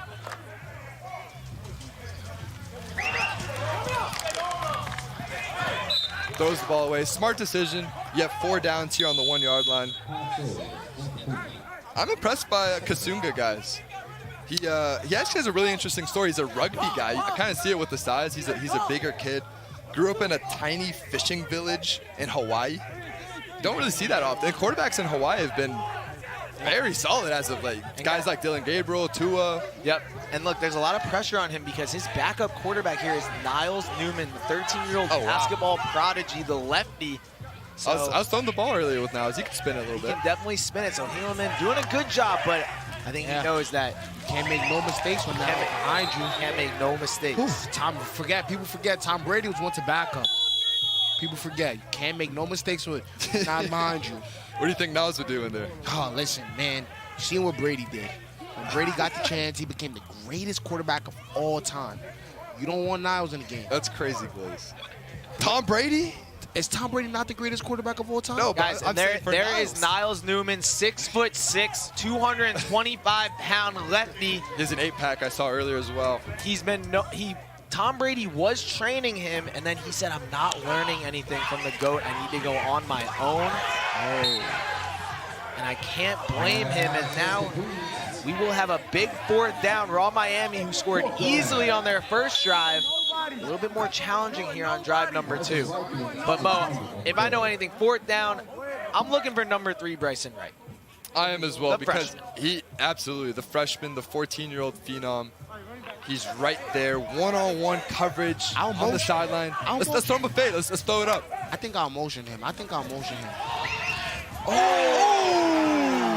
And that will get broken up, but a flag will be thrown. Penalty marker on the play.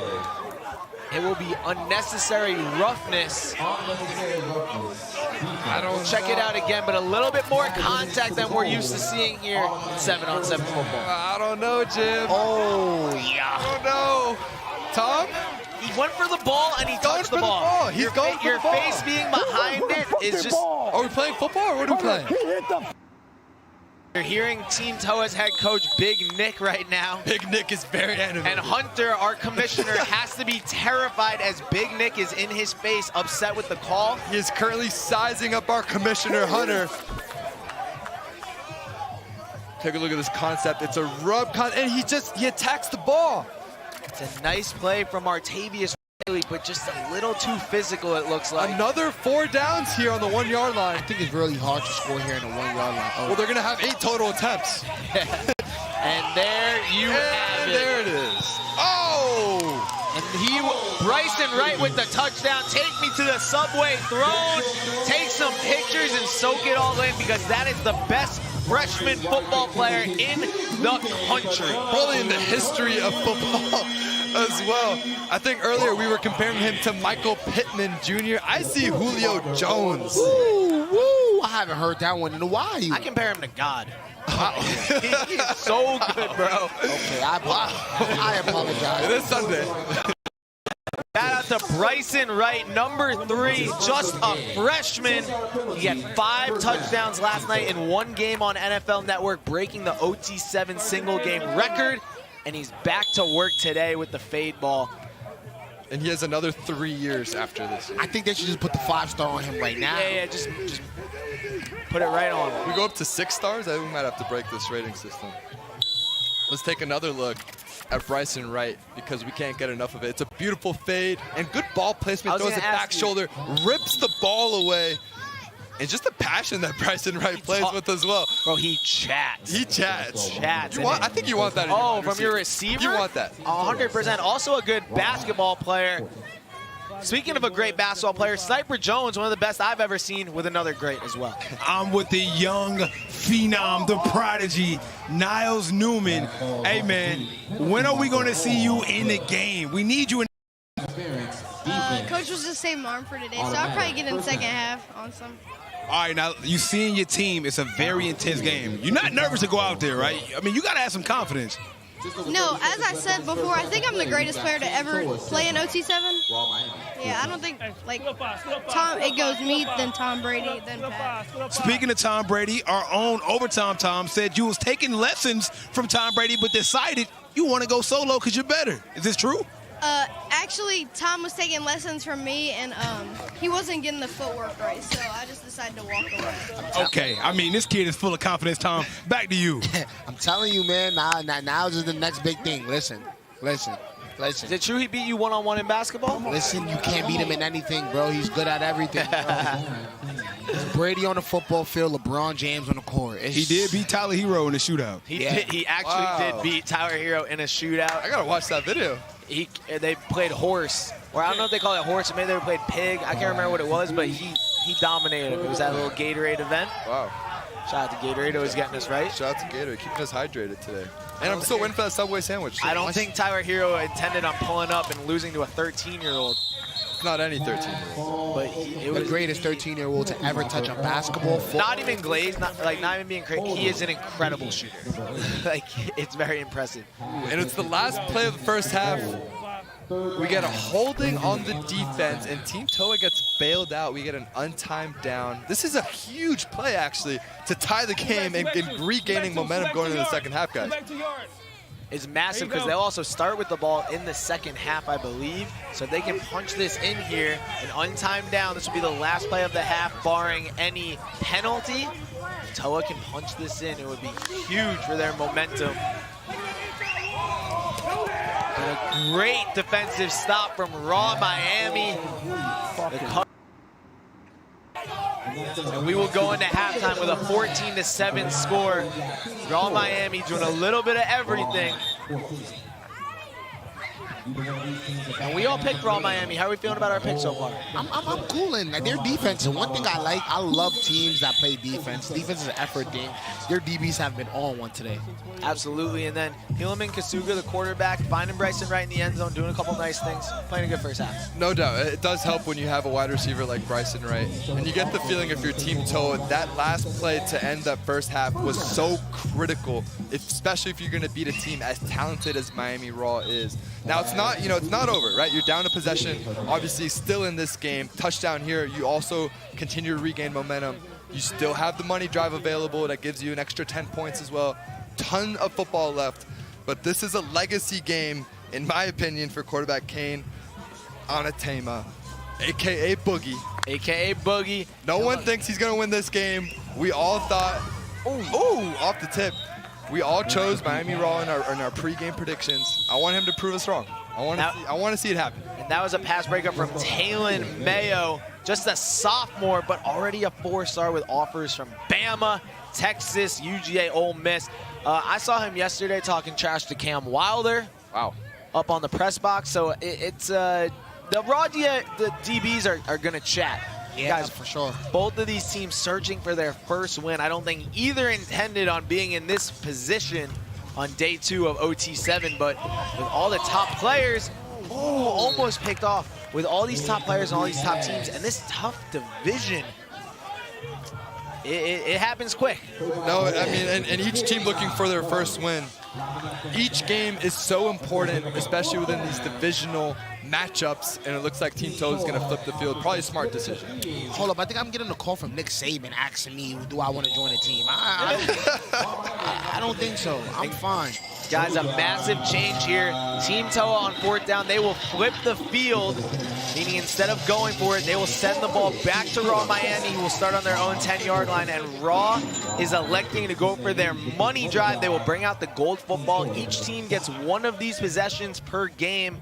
If Raw Miami can score a touchdown on this drive, it will be worth 10 points. Meanwhile, on the other side, if Team Toa can get a pick and return it to the end zone, they will get 10 points, a pick 10, which we've seen one of this weekend, I believe. Yeah. Single coverage on Bryson.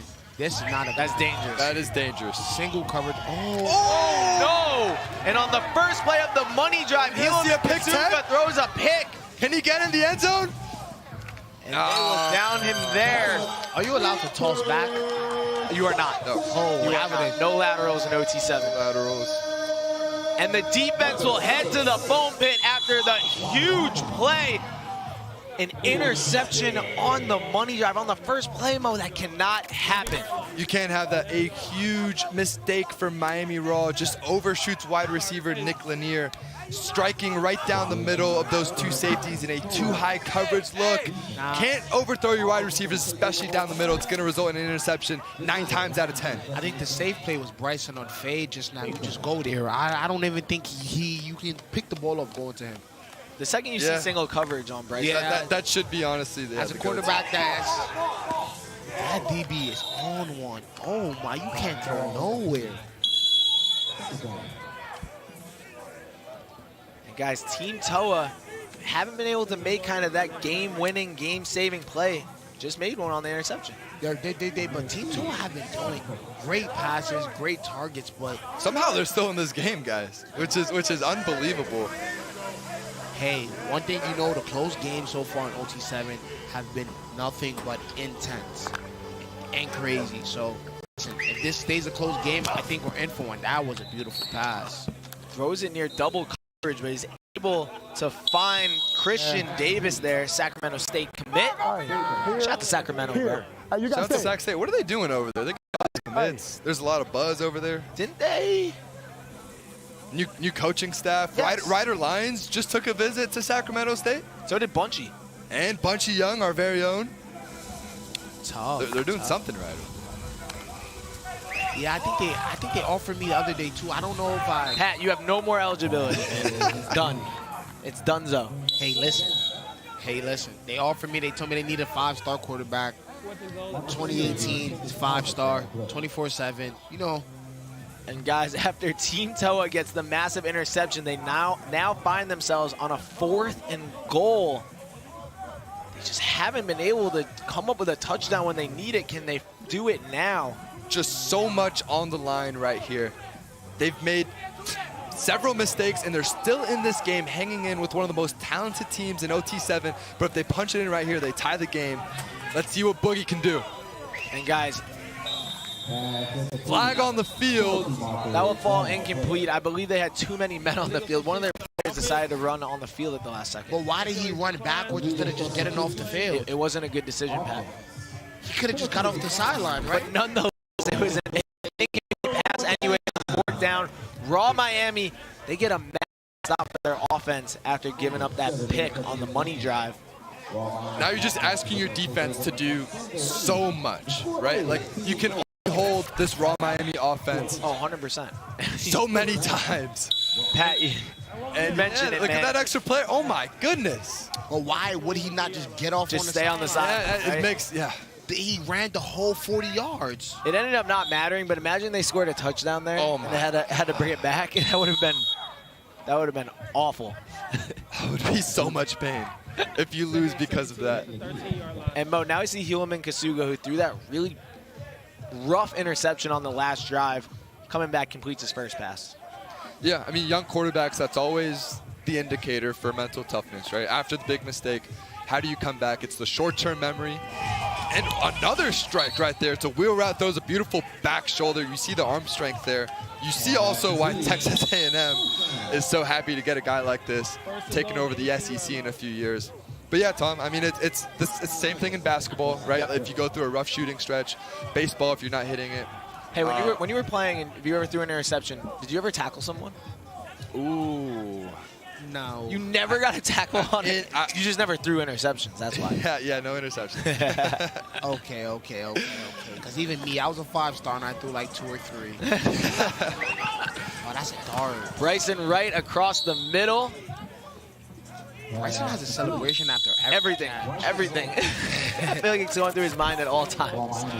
I think he's thinking about the celebration and his words before the ball even touches his hand. Up a score here, you're on Miami, 5 minutes left, you back down. They had trouble down here in the low red zone. If you guys remember, with that penalty, they got bailed out. They haven't had as much success as they want to. I'm throwing that back shoulder again to Bryson. Yeah. Why not? He's kind of... I don't understand Team Toa. He's one-on-one down here, right? Yes, he's one-on-one, no safety over top. Play action, you don't see often. Interesting. Oh! Oh, Bryson. Nick Lanier with the concentration in the back of the end zone. Got tipped several times and still comes down with it. What is this celebration that we're about to do? This ball gets tipped up. Does Nick Lanier catch it in bounds? One tip, tips it back. Get one in. Not that serious. They're looking at it. What do you think, Tom? I actually have no idea. I'm going to just always be honest with you guys. Let's see. It's a closer look. This is the angle. Oh, he's in. Got a toe. He is in. What a snag from Nick Lanier. I need to find out what that celebration was after. Someone handed him something. I couldn't see it. But what a touchdown there from Nick Lanier. Raw Miami. They need a win. They're 0-2 right now. Can they finish this one off? They are desperate for a win here to stay alive in the division. We didn't hear a lot from Nick Lanier because it's been the Bryson Wright show, but Nick Lanier, one of the best receivers in the entire country, 4-star. Everyone wants him as well. Miami, Georgia, Florida State, you name it. Everyone wants this guy. It's going to be. Yeah. Pat, take me through it here, man. Yeah, it was just, I call this the juggle play. Like, look, juggle up, grab it, give me my cookies. Gotta count your cookies. I don't get how he moved his right foot. Like, oh, he had a little burger after. There you go. Don't play with your food. Bring some up here. Team Toa's going to have a tough time in OT7 this year. They got to get some offense. They need firepower. They need a receiver to wake up and be able to be a confident target for this quarterback that they have. He's throwing it. Somebody got to get open. Look, that's a beautiful pass. You got to make that fully in sync, it feels like. Last year they had a guy, Jace Brown. He's at Arkansas right now, one of the top wide receivers. And it feels like they're missing that presence. We talked a little bit about how big and physical they want to play. I mean, you know, it's worth questioning with Coach Nick. Is he want to change that philosophy? Is he going to remain steadfast in that? Does he want to continue to do it? We do know that he builds a great program. It's focused on brotherhood, family environment. These guys are big recruits, but he also takes care of them off the field as well. Shout out to Big Nick and Team Toa. Meanwhile, we got a lot of people in the chat asking, when does RWE play next? First of all, Cam Wilder and RWE making their OT7 debut this weekend. They are 2-1 right now. After taking a massive win over Cali Power a little bit earlier. They will play again at 3 p.m. Eastern against the Trillion Boys. I want to spend 1 second on that, guys, because the Trillion Boys are nasty, as we see a good pass break up there from Raw Miami. The Trillion Boys, they've been outstanding, but it feels like RWE starting to figure some things out. Do you think RWE at 2-1 right now can knock off the 4-0 Trillion Boys, Pat? 100. That's what you're gonna call a foot. That's a football game right there. That's just a possession defense. I think Trillion Boys with RWE, you have to be very letting the receivers and letting the quarterback heat up. From RWE, play the defense today, so hey, that's gonna be a goodie. We talked about it earlier. Trillion Boys defense, kind of their liability. And RWE known for their firepower on offense. Landon Duckworth, one of the top quarterbacks, and they have 4. Hey guys, we got a 1-minute warning here. 7. Team Toa basically needs to score on this play. One thing about OT7, the 2-possession game is still a ball game.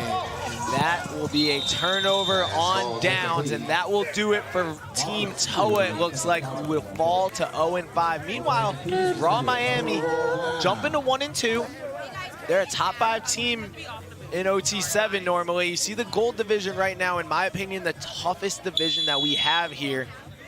Nah, these teams, that's what I'm saying. The top 5 teams are like, they all can win. They all are so good. I don't even like, there's no 1, 2, 3, 4, or 5. It's just who's having a better day that day, which receivers, what DBs wake up that day, what quarterbacks have a good game that game. Whew. This division is tough. Do we all agree that Trillion Boys are the #1 team at that division right now? I don't know. I can't. Okay, you guys see them play RWE. See, look, I don't know about that. I feel like Trillion Boys have been playing the best football. Are they the best team? I don't know. Right now they look the best, but remember last night, Raw almost beat them. 100%. Right? And if this game can provide them with that spark, with that boost and confidence, like we saw Trillion had when they had that first win yesterday, finally beating Miami Raw. I think then if, you know, again, whoa. This game's all about momentum. Whoa. Number 17, the one and only Niles Newman in the game. And yes, sir, here we go. It is time. The prodigy, the legend, the icon, Niles Newman. Hold up. Wait, Tom Brady. Oh, his cadence is just like Tom. Oh, my God. Oh, darn. Oh. And Niles Newman, one of the nicest people in the world, does Team Toa a favor and throws an interception so that they can get their swag back. Niles Newman completed the pass just to the wrong team, and now Niles will do push-ups on the sideline after throwing an interception. You have to wonder if that will be his last throw in a Raw Miami uniform. A little Mahomie there for Niles Newman. I think the receiver. Yes. Look, no, that's not on Niles. It's not on. It's never on Niles. It couldn't even be on Niles if you wanted it to be. But this does make Team Toa have a chance of coming back and doing something. But do I think they're going to be able to score in this Raw Miami defense? No, I don't. Well, look, that's the beauty of our new onside play opportunity that can be used under 1 minute. And as you see here, Team Toa utilizing the money ball touchdown here gives you 10 points instead of 7. Quick score here. Onside play opportunity, get the ball back, and you could feasibly win this game. Absolutely, and guys, we do have to apologize to the chat. We do lag right now. The internet went out here at OT7. So we are working on no internet right now, but we appreciate you guys. And if you want a refund for watching this free stream, you can DM Overtime Sam on Instagram, and he will give you a refund for all that you paid to watch this stream. We appreciate you guys. We love you. Shout out to Scotty. Shout out to Ivy MVP. Shout out to Mar and Michael Broom. And shout out to Niles Newman, the lefty sidearm. Maybe he's a righty. He could be. You know what happened there? I think the wind was too strong. It was not even him. I would look like I think it was Bryson Wright's fault. He's got to run a better route. It was definitely Bryson Wright. Bryson Wright has been running weird routes all day today. And that is not what you want if you're Team Toa. You don't want to complete the ball in bounds. You really just had to take a shot down the field. Interesting decision there by quarterback Boogie, but takes the shot down the field. Is he in? Even if he is, there's no more time left. Yeah, but it's exciting. Touchdown and a lot of talk afterwards, but Raw Miami is going to get the win. Niles Newman is going to get his first win as a quarterback for Raw Miami. Okay. We put that on his win-loss record as the QB. He went up. See, if they completed the previous play and then had that onside opportunity, that's why you take a shot. Yeah. Niles stats: 0 yards, 1 interception, and a win. Negative 100. But he got the win, and that's the most important part. What a game. Raw Miami gets their first win of the OT7 season. They'll play a couple more times today. We will also see RWE very shortly. The best high school football players in the country playing all day long here. Stay tuned. We'll be right back.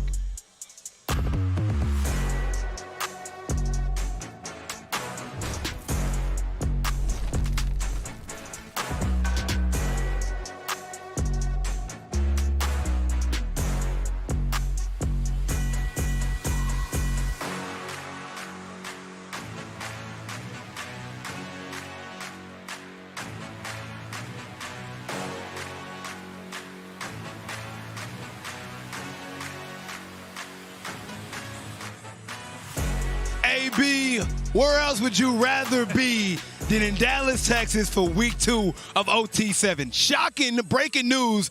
The quarterback sensation, Niles Newman, threw his first ever career interception at the last few seconds of that game. I can't believe it. Yeah, I can't believe it either. I thought he was going to fire it down the field, make a big play. But, Snipe, like you just said, where else would you rather be?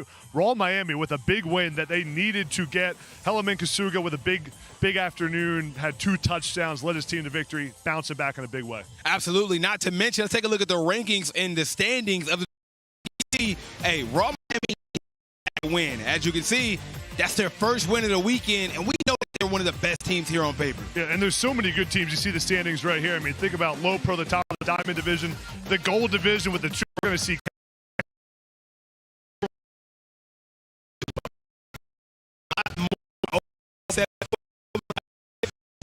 who you got taking it all.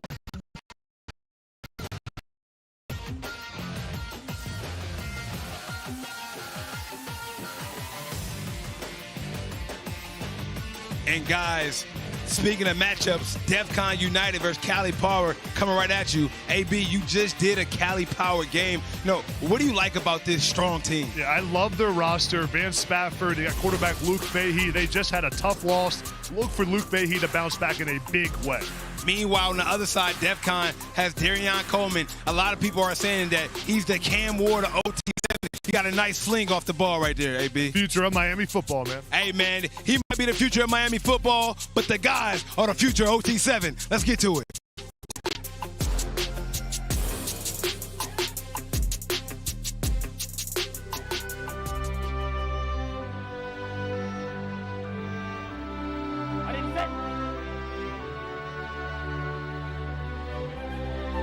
Kieran, what's wrong with you today? You got to get your head in the game. I skipped lunch today, Coach.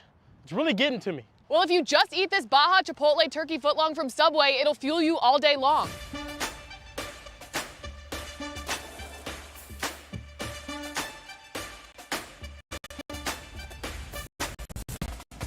I got this.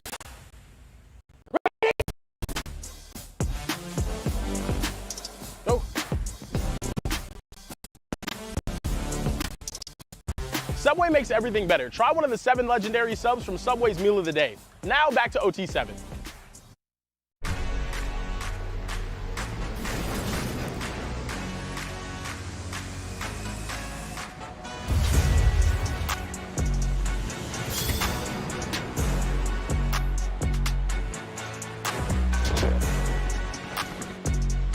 Let's get it! We are here at Dallas, Texas, home of OT7 Season 4.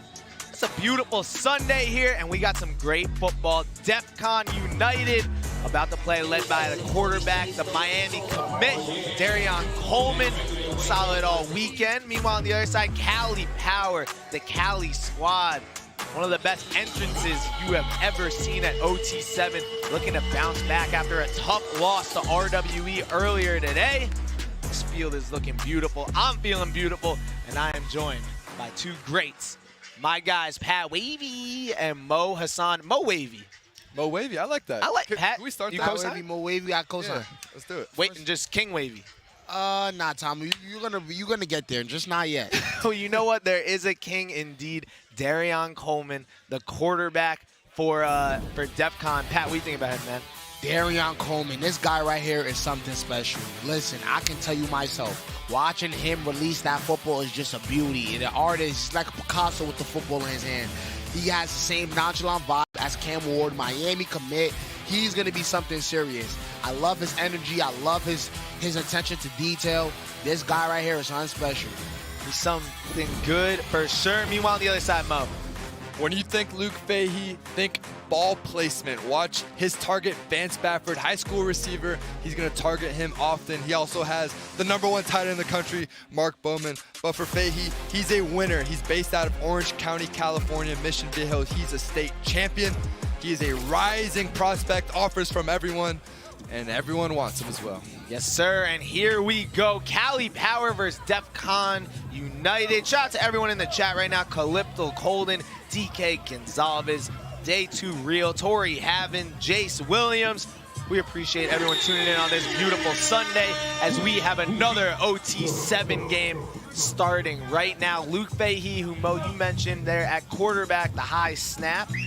He gets things going though, out of bounds. Who we got? I'm going Defcon United. You going with Defcon? You've been 100% so far, so I'm kind of hesitant. I'm going to go California Power. Okay, OT7. We got the top high school football players in the country. And 7-on-7 football. No tackling. Some aggressive one-hand touch. To get a first down, you got to get to the opposite 20-yard line. If we get a touchdown here, it's an automatic 7 points.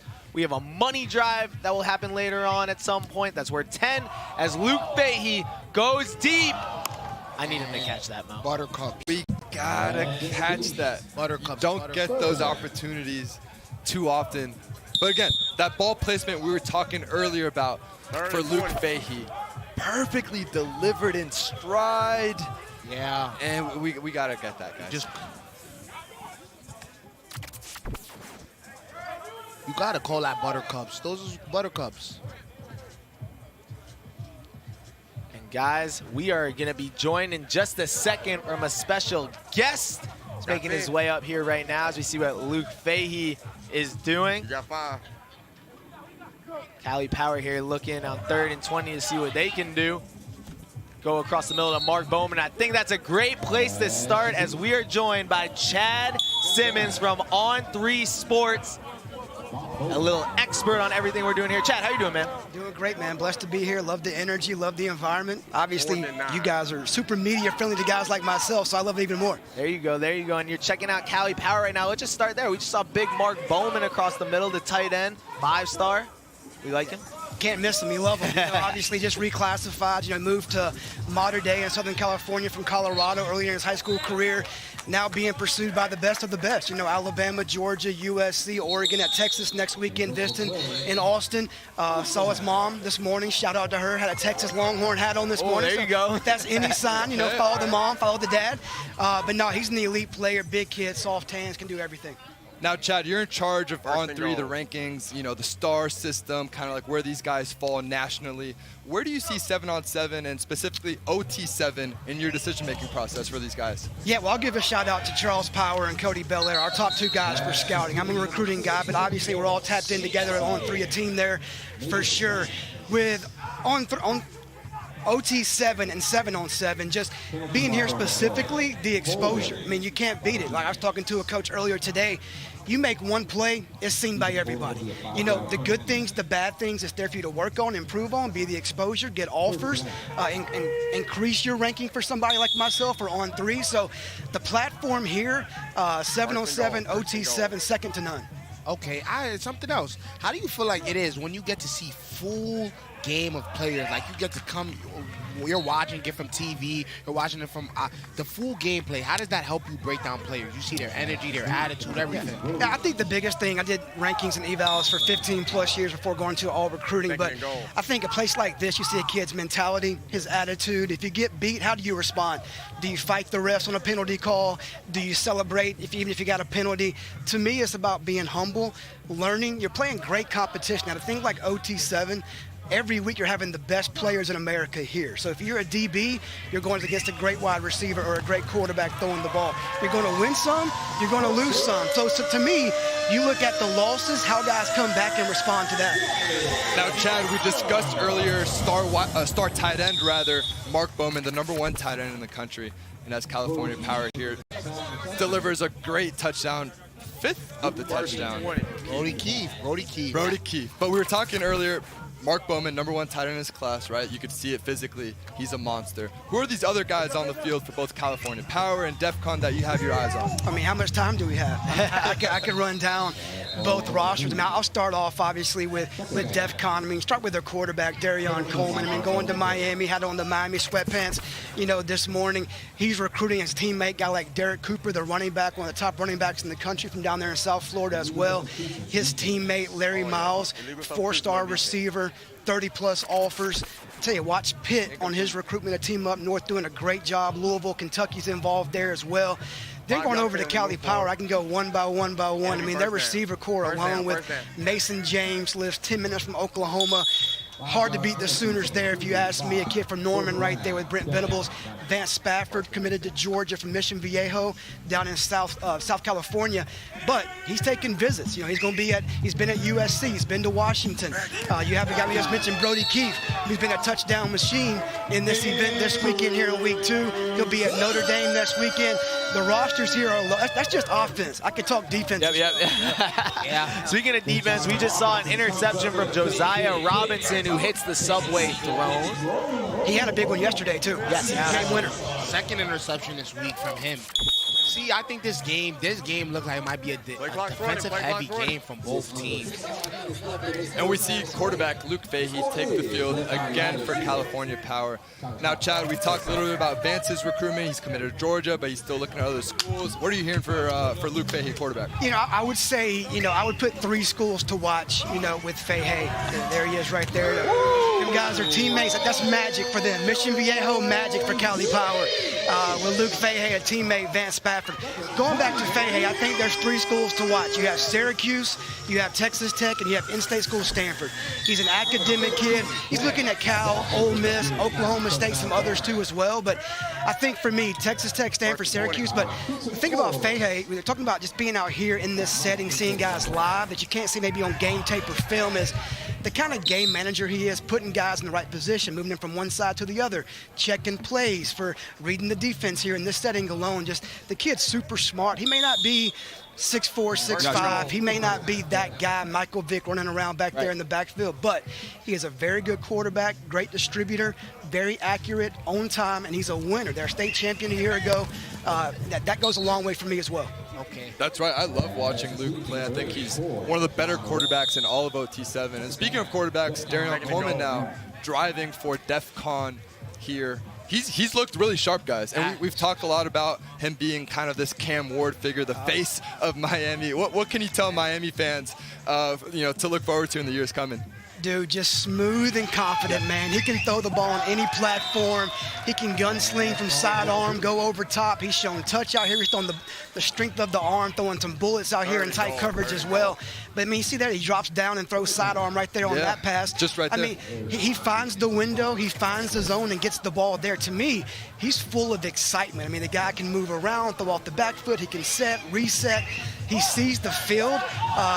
And he had a great year last year as a junior up at Orlando Jones High School. He played with Vernell Brown, one of the top receivers in the country last year. He was a star in y'all setting last year at OT7.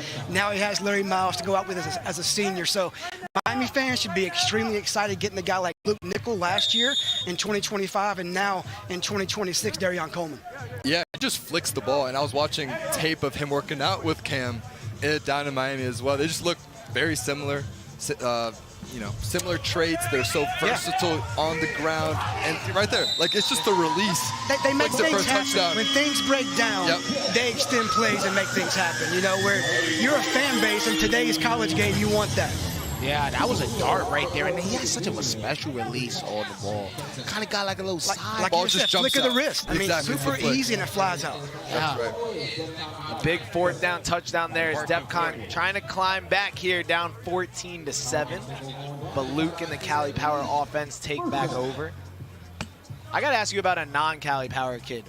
Bryson Wright, the freshman on Raw Miami. You're not the first to ask me about him. Is that the first? So he's just a freshman. Was this the first time you got to see him in person, or have you been able to see him? Unfortunately, I've seen him a lot. He's just as good every time. So he's not a one-hit wonder, I would say, out here.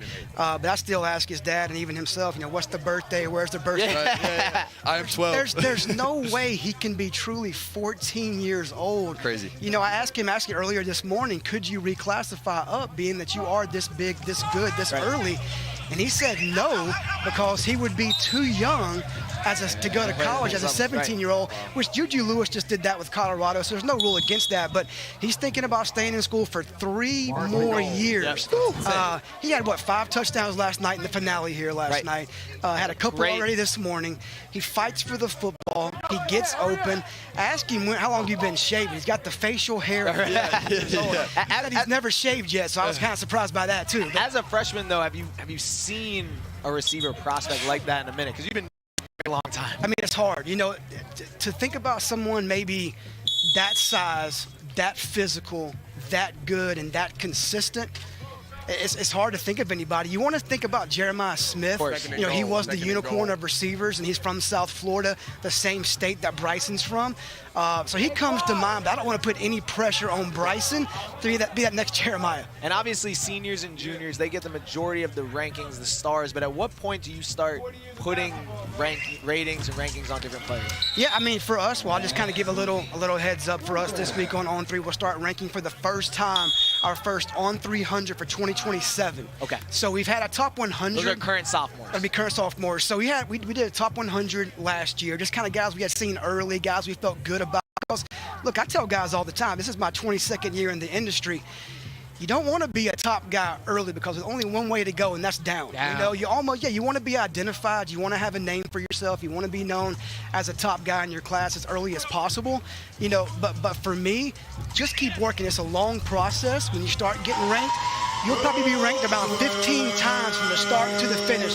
It's a marathon, not about how you start, about where you finish. Yep. That's important in all sports. And guys, Cali Power scores there, but now you're checking out Nico Yamaliyava and Jeremiah Smith, 2 of the best players to ever come out of OT7. Jeremiah, obviously a special talent, as we see him doing his thing at Ohio State. Chad, at what point were both of these guys in that were they special high school guys already? Yeah, well, I'll say this first. I mean, that event right there, they're just showing with Nico, put you guys on the map. Las Vegas, about 115 degrees out there. You had to play at night because of that. I was there.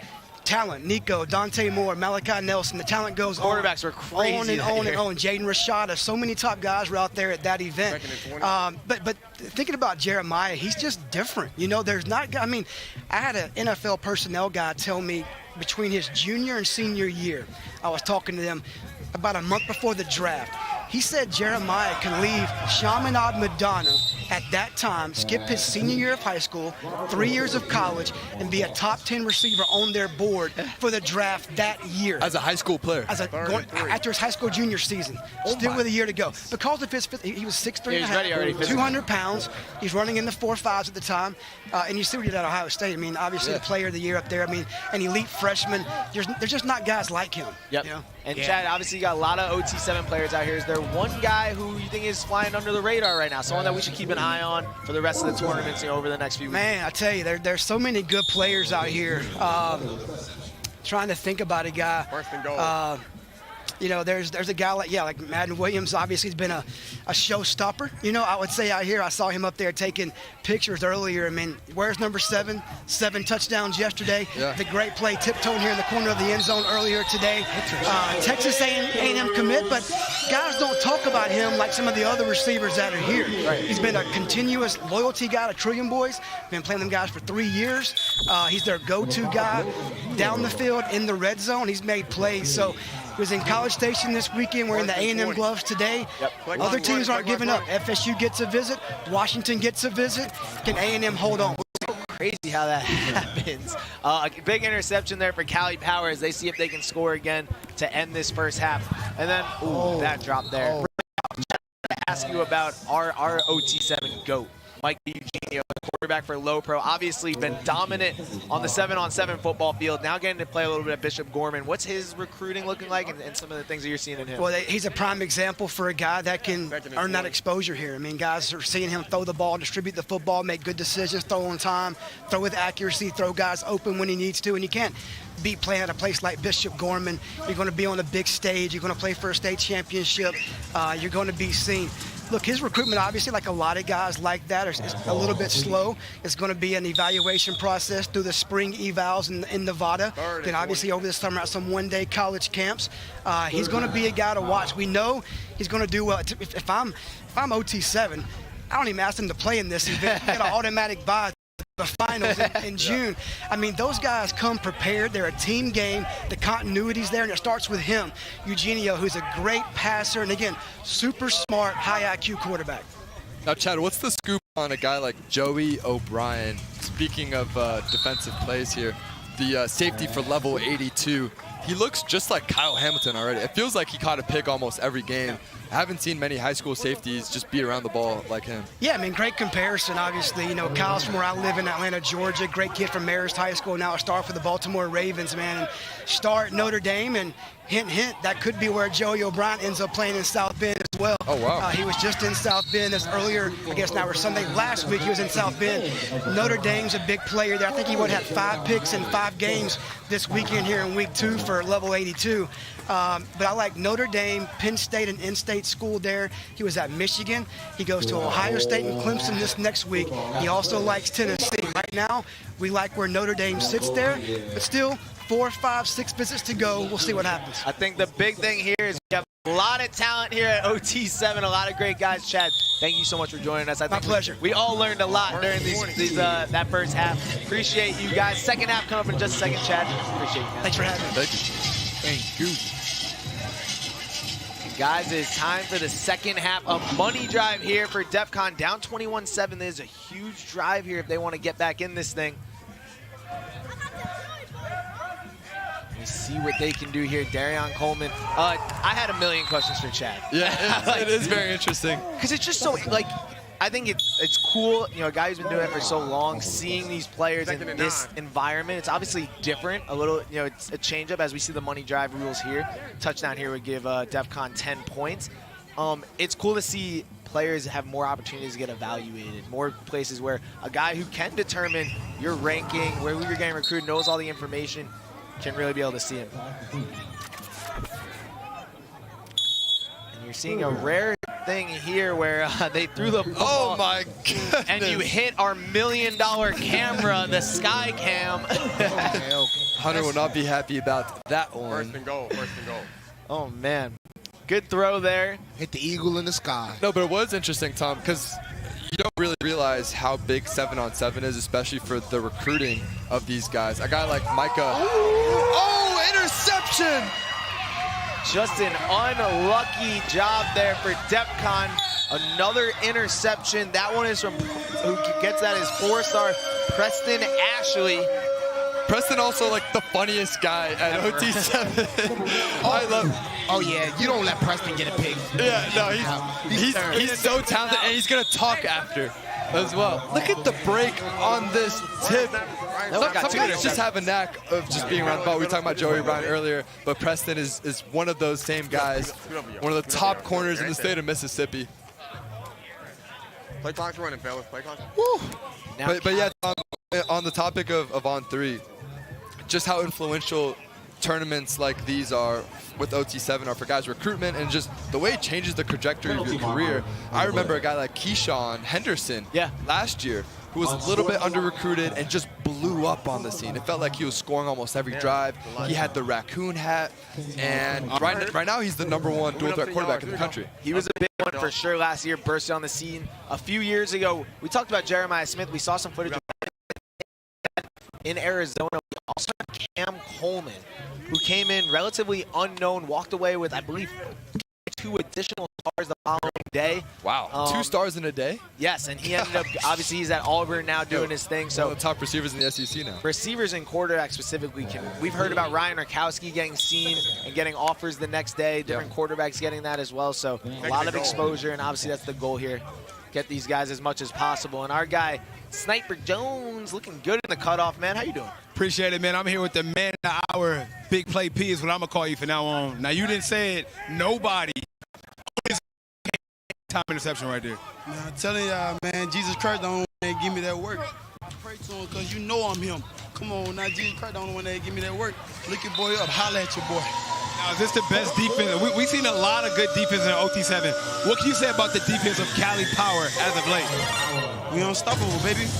I mean, it ain't no in there bust about it. Like, y'all know what's up, man. The man got to get back to work. He got at least 3 more interceptions in him. Back to you guys at the booth. I'm curious what he would say about the box boys on the City Reapers as we see another touchdown there from Cali Power. Pat, what did he say? Jesus, the only person that can guard him. Hey. The drop down on one knee is, hey, man, you got to love OT7, man. Who's better at trash talking, Pat? Basketball players or football players? Who's better at chatting? Let us know in the chat as well. It depends where you take a basketball player from. Like, nobody trash talks more than a New York basketball player. Like, I don't think there's a football player, hockey player. I don't even know if trash talks more than a New York basketball player. You know what I'm saying? So Pat being a New York basketball player knows very well. Hey, listen, I didn't beat people in basketball games just off of trash talk. Like, I can have 0 points and still let you know how bad you played. Pat came off at me heavy first time we played. Yeah. I came right back with it though. Oh, wow, okay. Yeah, you did. Tom matched. I gotta meet your. Yeah, you gotta match your energy. That's the only way. That's the only way. If not, you kill them. No, there is something to it getting in guys' heads. We had KU corner Kobe Bryant, who was just declared for the NFL draft. We were talking about just the mentality that you need to have on defense, and we just saw from Preston. Like, honestly, if I'm a college coach and I'm recruiting like these corners specifically, you have to have that level of confidence to play at a high level. You can't. I call it a dog mentality. You gotta be a dog. Like, and sports is just such of a competitive thing. Like, go back to the time where sports was in its prime and every trash talk was so heavy. Dion, all of the greats are such crazy trash talkers in all sports, all history. So, you know what? I think trash talk is a part of the game. You know what I'm saying? You got a favorite trash talker of all time, any sport? Kevin Garnett. Oh yeah.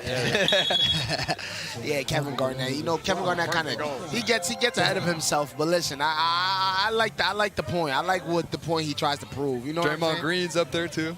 I'm a little recent guy. I go with Anthony Edwards, man. Okay, Big trash I like it. He's going to talk no matter what happens. You know, while we're on the basketball subject, it's March Madness. Let us know in the chat. Who do you have winning your bracket? I have Duke personally. Oh, listen. I have Duke personally. We'll slow it down with the Duke love. Pat's best friend plays for North Carolina, so I get that. Yeah. I mean, hey, if Duke wins at this point. You know what I'm saying? But, hey, it'll slow down on the Duke.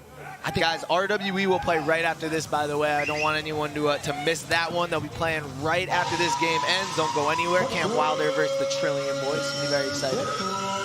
Do you think Defcon still has a chance of staying in this game? It's a 2-touchdown game. I was just about to say that, Pat. I don't think this game's over at all, especially when you have Darion slinging the ball like he is. You just need to buy a stop right here. Yeah. You get a stop, a score, an onside play. Again, the beauty of our onside play, we've seen so many close finishes. You're really never out of it.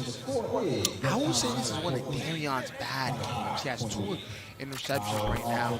I don't know. Defcon But this last drive, he looked sharp. He looked sharp. Yeah, Defcon's defense right here is going to be what matters the most. Interception. Can you explain to me why some teams go play action? It makes no sense. I just wanted to make sure we were on the same page. The only thing I would say, Tom, to use play action 7-on-7 is timing with your footwork. Okay. Sometimes with certain progressions, you kind of want to get into the groove of it. and then it just times up with the route progression. Or you ever thought it's the running back? It's for the running back to run a little route. You know what I'm saying? Throw the throw the defensive back off a little. You know what I'm saying? I get it.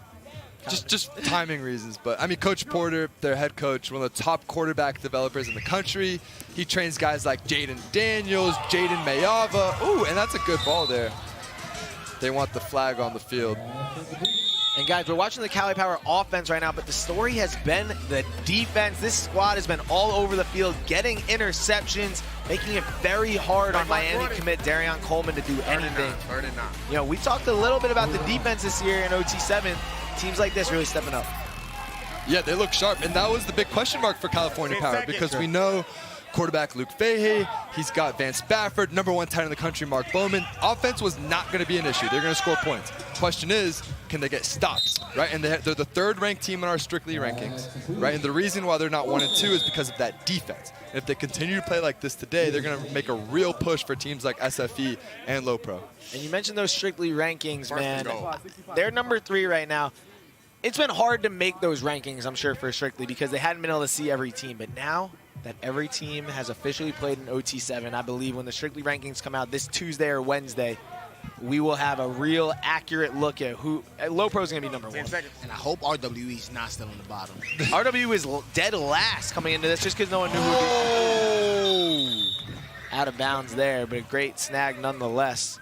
It's Carnell Warren jumping up. He's a 6'4", 6'5" wide receiver. Look at that vertical. Couldn't quite get the foot in. The Virginia Tech commit. That's a big body right there.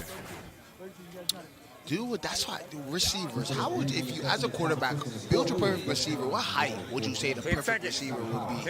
Ooh, basically just Bryson Wright. No, I'm kidding. Perfect height. I feel like a 6'3", 6'4" guy where you're not compromising on speed and quickness. Okay. And it's also interesting kind of the way the league is trending more towards the smaller wide receiver type, like a Devontae Smith type, like a skinny, very good route runner, which wasn't really a thing in years past, but it's kind of trended more towards that.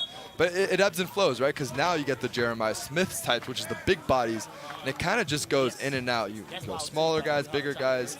Also depends on scheme, right? Because like Pittsburgh Steelers, for example, you got Pickens and DK Metcalf. Yep. So clearly they're going with size. Yeah, I thought that was interesting. I don't know if that's going to work. I mean, it depends who their quarterback is. It depends who their quarterback is. Which, it might be Mo Hassan. Or Aaron Rodgers. Or Aaron Rodgers. Same thing.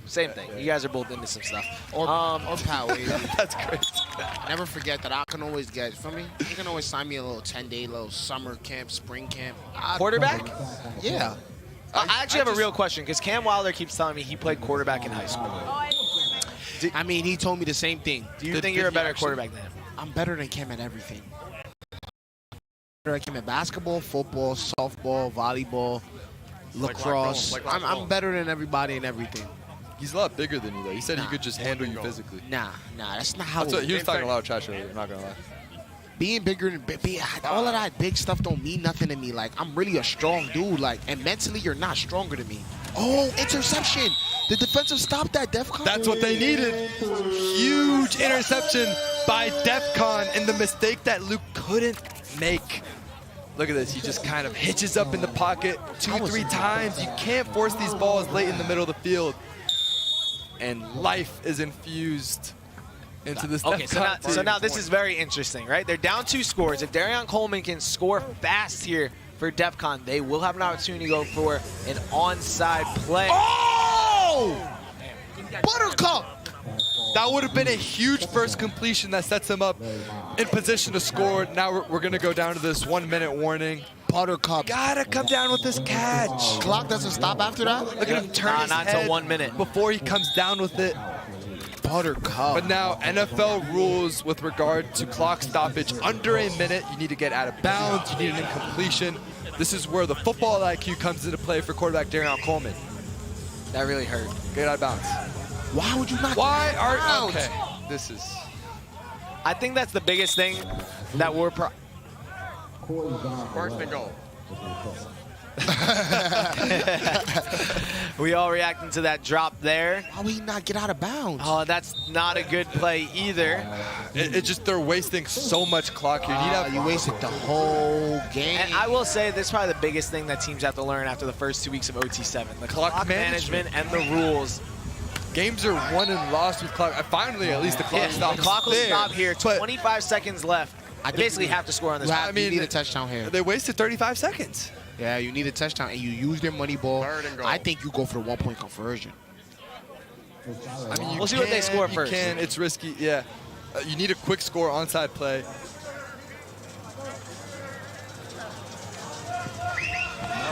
Touchdown. And another interception for the Cali Power defense. We talked about the box boys for the City Reapers.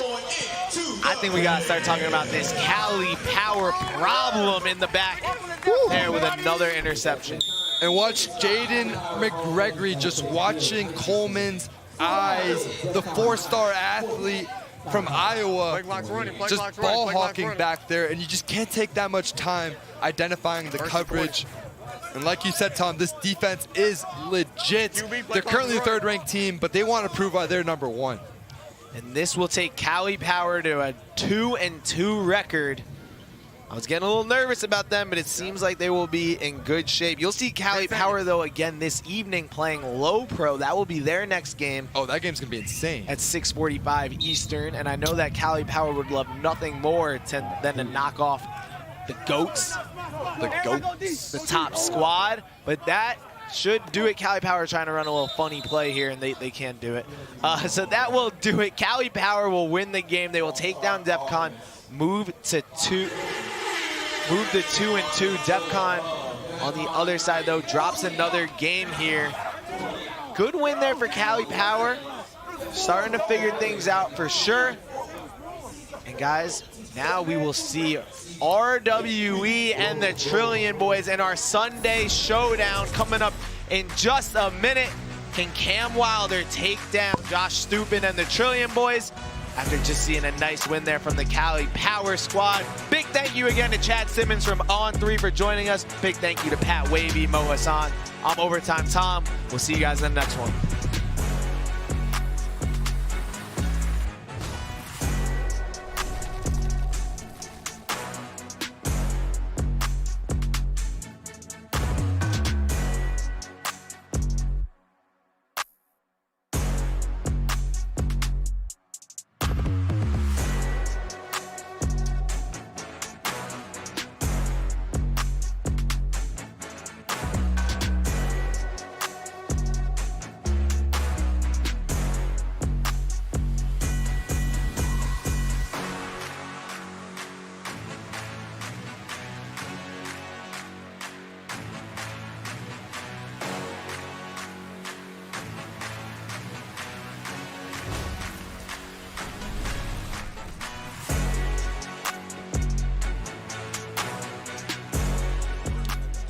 We are live in the heart of Dallas, Texas with some amazing OT7 football.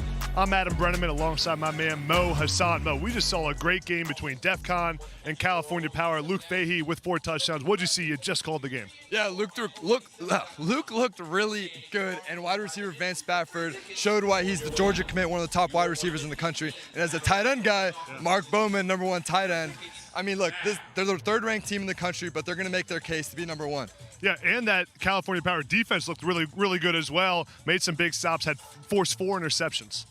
Yeah, the defense, we talked to Coach Porter earlier, that's going to be the difference between winning and losing for them. Offense is not an issue. They have all the star power, but they showed right now their defense is legit. Yeah, we got a big game coming up next. Trillion Boys, RWE. Trillion Boys, I think, are the top team at OT7 this season. I think they're going to dethrone Low Pro. The way Ryan Rakowski's playing, you got Madden Williams, their elite receiver. So many star players on that offense and defense. Mo, what do you think? Well, that's a hot take right there.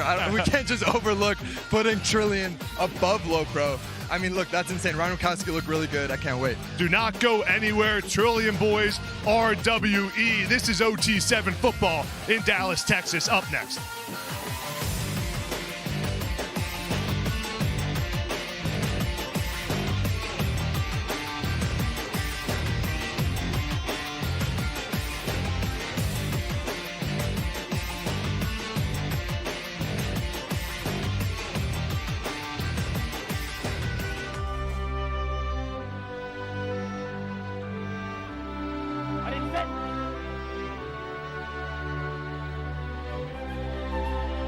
What's wrong with you today? You got to get your head in the game. I skipped lunch today, Coach.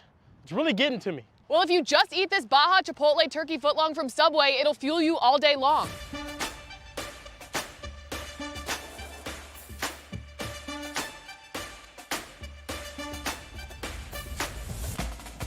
I got this. Ready? Go. Subway makes everything better. Try one of the 7 legendary subs from Subway's Meal of the Day. Now back to OT7.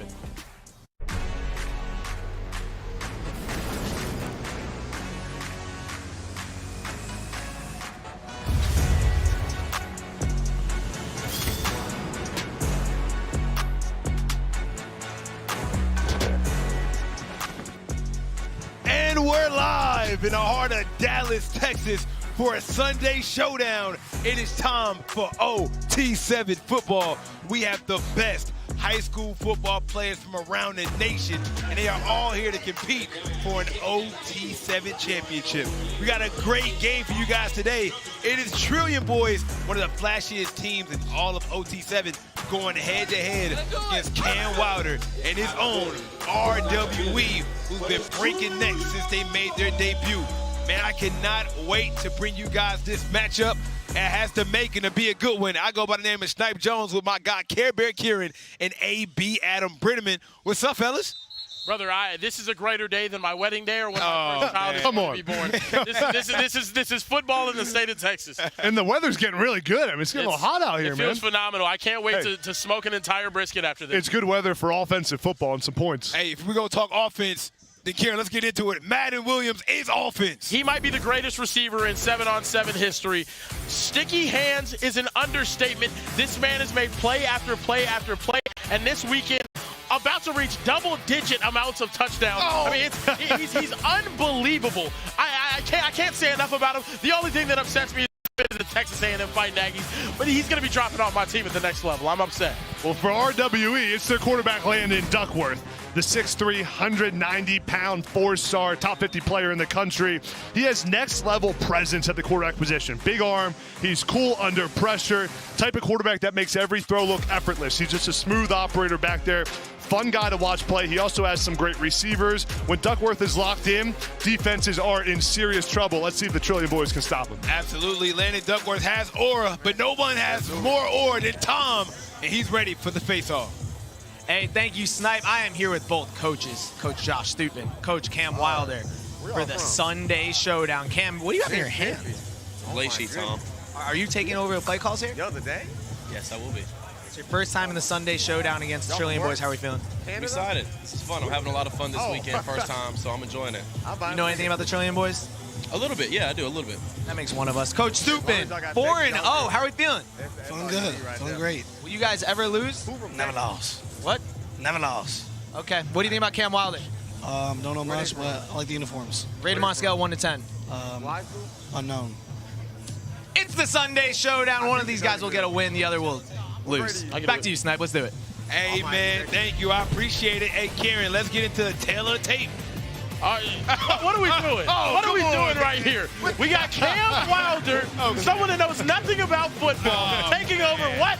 I don't know. Not ready for a Gatorade bat. Doesn't want to get his outfit sticky. And we got a real ball coach on the opposite side, and Josh Stewart. That was an insane tail of tape. I thought I was going to see players. AB, our production team does an amazing job, but what a bad tail. That was a horrible tail of the tape right now. What are we doing? Hey, but I'll say this, though. Coaching's important right now because of all these rules. Managing the clock, Cam Wilder and Josh Stupin. Which one has their team better prepared? Kieran, who do you think is going to be? I think Trillion Boys are going to absolutely smoke RWE, and everyone in the chat can cry about it.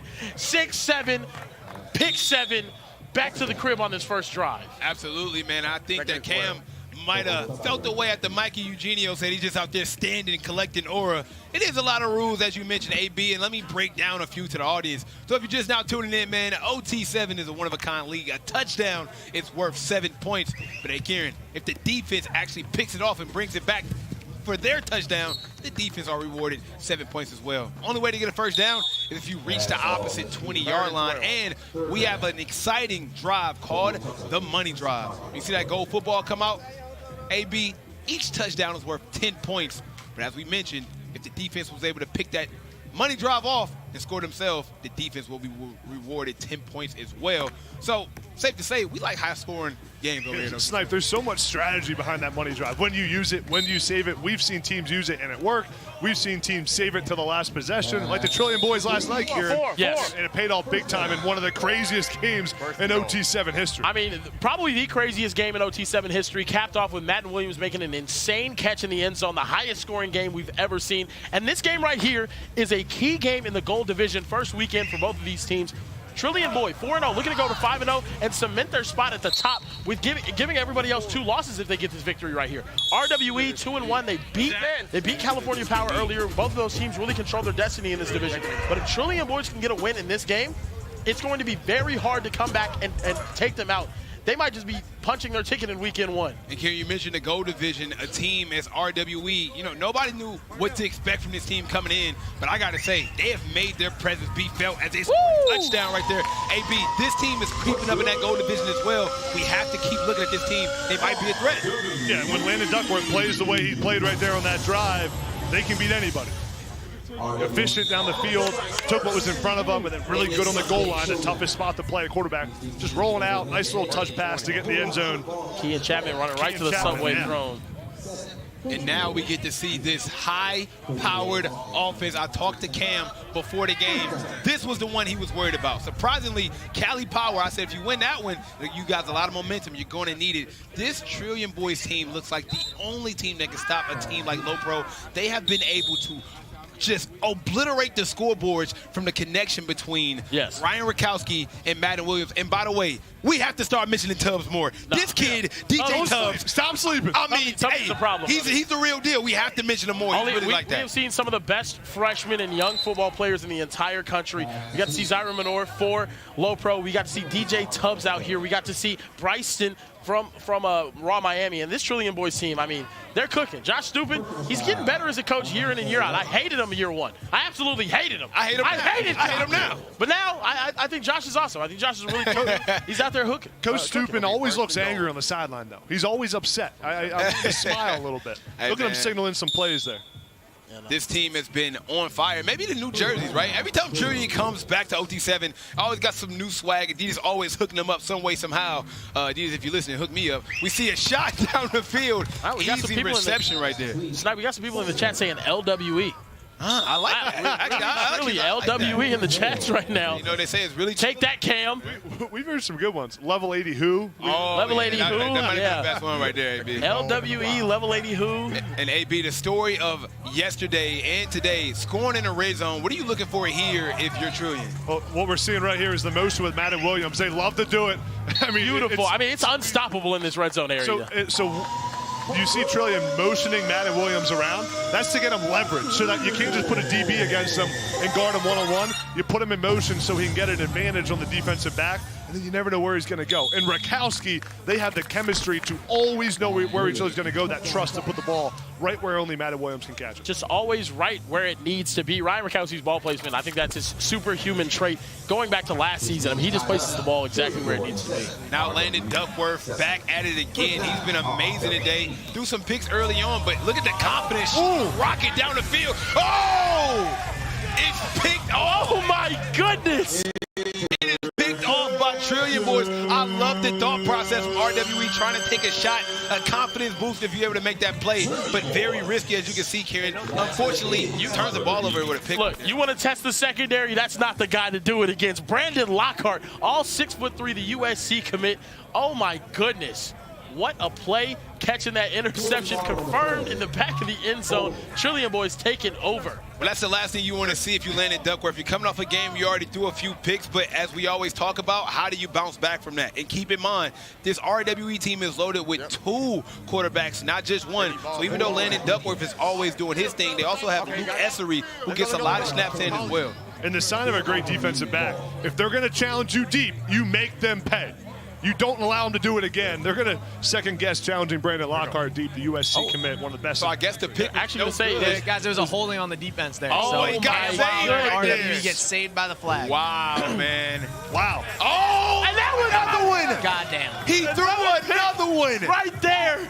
and he's going to be touched down. There's some flags that came out later. Now, AB, another holding. AB, you were a guy who took big-time catches. I mean, I hate to put that on Landon Duckworth. He put the ball where it's supposed to be, but the receiver couldn't hold on to it. Yeah, especially in the middle of the field, Snipe. You got to come down with the ball, because if you tip it up in the air, anything can happen. It's anyone's ball game. Man, what a play there. That's Jacob Whitehead. Football in the air. Talk about a long corner, man. 6'3", 170 pounds, All-American in high school. Make the receiver pay if they don't come down with it. Okay.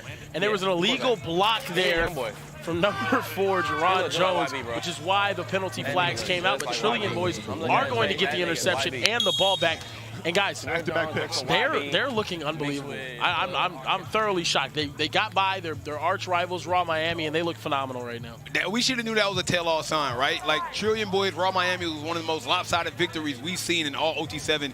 It was over 6, okay? They were over 6. They finally got one up on their Kowski going deep. Sequel Patterson. Was a push right there. Unfortunately, didn't call it, Kieran. I don't know if you've seen that, but try to get some separation right there. And now you can see RWE kind of complaining about that.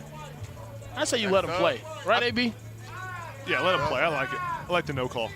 Hey, man, it's a lot of winners, a lot of losers, but it's 2 losers sitting together right now. Hey. What up, Tom? Oh, sorry. Just call us a bunch of losers. Ah, come on, man. Kid's weird anyway. You see his glasses? He's like Mr. Freeze. Yeah, he's an idiot. No, that ass a weirdo. Yeah, he's stupid. Speaking of stupid, you guys just threw a couple interceptions, one called back, one not. I know it did let's go back to the first drive though. You guys scored a touchdown. Did I see you play calling? Yeah, so I called the entire first drive. Second drive, I left it to my coaches, and so. But no, I called the first drive, calm little play. You know, the kids was locked in on me, coach. I was doing my little thing, man, calm little drive, did all the thing. And you were nice and respectful of Coach Stupin pregame, but now seeing the they had a lot of good players. These guys are stacked. These guys are nice. Feels like they're cheating. You could say so. Yeah. Kind of like us in basketball. Yeah, you want to know who's also cheating? Me. You cheating?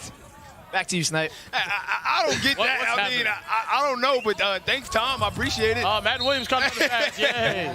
Yo, man, Matt Williams has been phenomenal. AB, I'm always curious to hear your thoughts on guys that's playing that receiver or tight end position. You're one of the best in the country as well. You know, what's the beat on Madden? How is he so consistent on a week-to-week basis? Man, he's just so good at getting open and feeling the leverage of the defense. You saw on that route right there, he got past the linebacker into the second level of the defense and did it without getting touched. Sometimes a lot of receivers get jammed up there, but he's so fluid. More emotion right there. They were Tubbs. And, oh, my goodness. Rakowski trying to fit it in a tight window right there, AB. Seeing another red zone opportunity, Karen. You mentioned it, right? You're guarding horizontally, not vertically, so it's easier for the defense to guard. You know, when you look at RWE, they've been playing well defensively here as well. A big stop here on the goal line and go far for them. I think I'm really hard to guard horizontally. I would agree. Yeah, I would agree. You know, vertically, I'm not talented in that. But I'm a wider individual. Hey, well, it just depends on, man, because I mean, hey, you got it going on, Kieran. It ain't come from me. Touchdown, another one for Rakowski. He is racking them up, and that's another one for Madden Williams. I gotta ask you, Kieran. Oh, no, that was tough. That was tough. That was Big Tubby right there. Yo, this kid is everywhere. Guys, take a look at the play that got him here. Watch Madden Williams right here. He's going against this backer. Now watch this route. He does a little out route, then right underneath it. Watch it happen. Boom. Jukes him out, and then Rakowski with the dime to get him right there on the goal line. It's the small stuff that Madden Williams does well, though. His releases are unbelievable. The jab steps, everything that he does to get open in those short little areas, he makes the most out of it. I mean, most receivers would be jammed up right there. He finds a way to get open, double cover. An extremely gifted route runner, and people forget about his size, though, too. He can high point that ball with the best of them. Absolutely. He's a complete receiver. Kieran, now we get to see Luke Essery out here again trying to make something happen. Now, I want to ask you, I've never been a big fan of the dual quarterback system because I don't feel like quarterbacks are able to get a rhythm before you sub them out. What are your thought process on just subbing in and out quarterbacks mid-game? Well, you know what they say. If you have 2 quarterbacks, you have none. That's what they say. That's what they say. Now, Is that true, though? It could be. Look, we've seen a team win a championship. Low Pro ran a 2 quarterback system in season 2. They went all the way won the championship. Are any of these other teams low pro? No, they're not. They're not at all. So I like going with one quarterback, but I think both of these guys are extremely talented, and we've seen Luke and Landon both make incredible plays. I trust what they're doing over there at RWE. Not Cam. Not Cam. But I trust the players. Luke has a lot of talent. I mean, you see him throw the ball around. He's got a good arm. He's extremely underrated from Mississippi.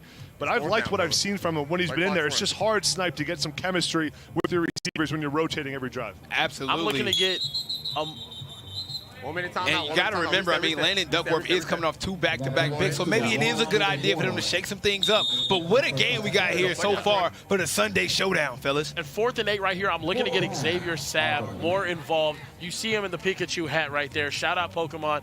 That's a crazy look. Crazy look. I'm going to fight Tom because he never gave me any Pokemon. Now, Kerry, hear me out. Even though he got the Pokemon hat, we got to see if he really got to catch them all. I don't want to see no drop passes out there from the man with the Pokemon hat. I got defensive holding number 6. Defensive holding, it sounds like, on the field. It's on Khalil Terry, the safety for Trillion Boys. And guys, we've seen some amazing games all day long. I don't even feel like I'm working anymore. You know, it's kind of like, it's easy this right is here. Fun, man. It never feels like work, man. I'm watching football. I could cry real tears. I think you have cried real tears. I've seen you a couple times with some Kleenex, man. It's been a good time. Like I said, this is a more important day to me than my wedding. Okay. That's such a crazy statement. Is that crazy? And as you can see there, the defensive penalties right there. It was a holding, so you see a 5-yard penalty, replay it down, 4th down for these guys. Big down for them right here. Less than a minute. Oh! Cannot connect. Luke RWE. Seen the guy rolling out to the right, couldn't connect on the catch, and that's a bad position because this Trillion Boys team, AB, has all the momentum, and now they're up a touchdown with field possession, and they have enough time to punch one in before the half. Got to give credit to this Trillion Boys defense. I mean, their secondary is on lockdown. They play man-to-man coverage, have the safeties over the top that can make plays on the football, long corners that can cover in space. No money drive. 4-star, 5-star after 4-star and 5-star. Really impressive. Their defensive backs coach, Karen, Chris Hawkins, has done a really nice job. I coached them at Arizona State. Yeah. The guy can develop corners, knows what a really good DB looks like. He told me this is his best DB group he has had. Yeah, we've seen an unbelievable amount of talent. Last year, Yellow Ryan, he's hurt this week. Oh, Madden Williams! Oh, are you kidding me? I know he didn't catch it inbounds, but you got to be kidding me. I don't know how he found that catch. That's close, though. I mean, let's look at Oh, my goodness. I think I want to see this. He was definitely out of bounds, but the concentration to follow the football and to make We that got to see if grab. that foot. Are you sure he's out of bounds? He might be in. He actually might. My goodness. Hey, I'm telling you right now, if he's in, I'm jumping in the pit. Somebody Madden, did you catch that? I caught it. He caught it. Oh, I think that right foot came down. I think he caught that. I think that right.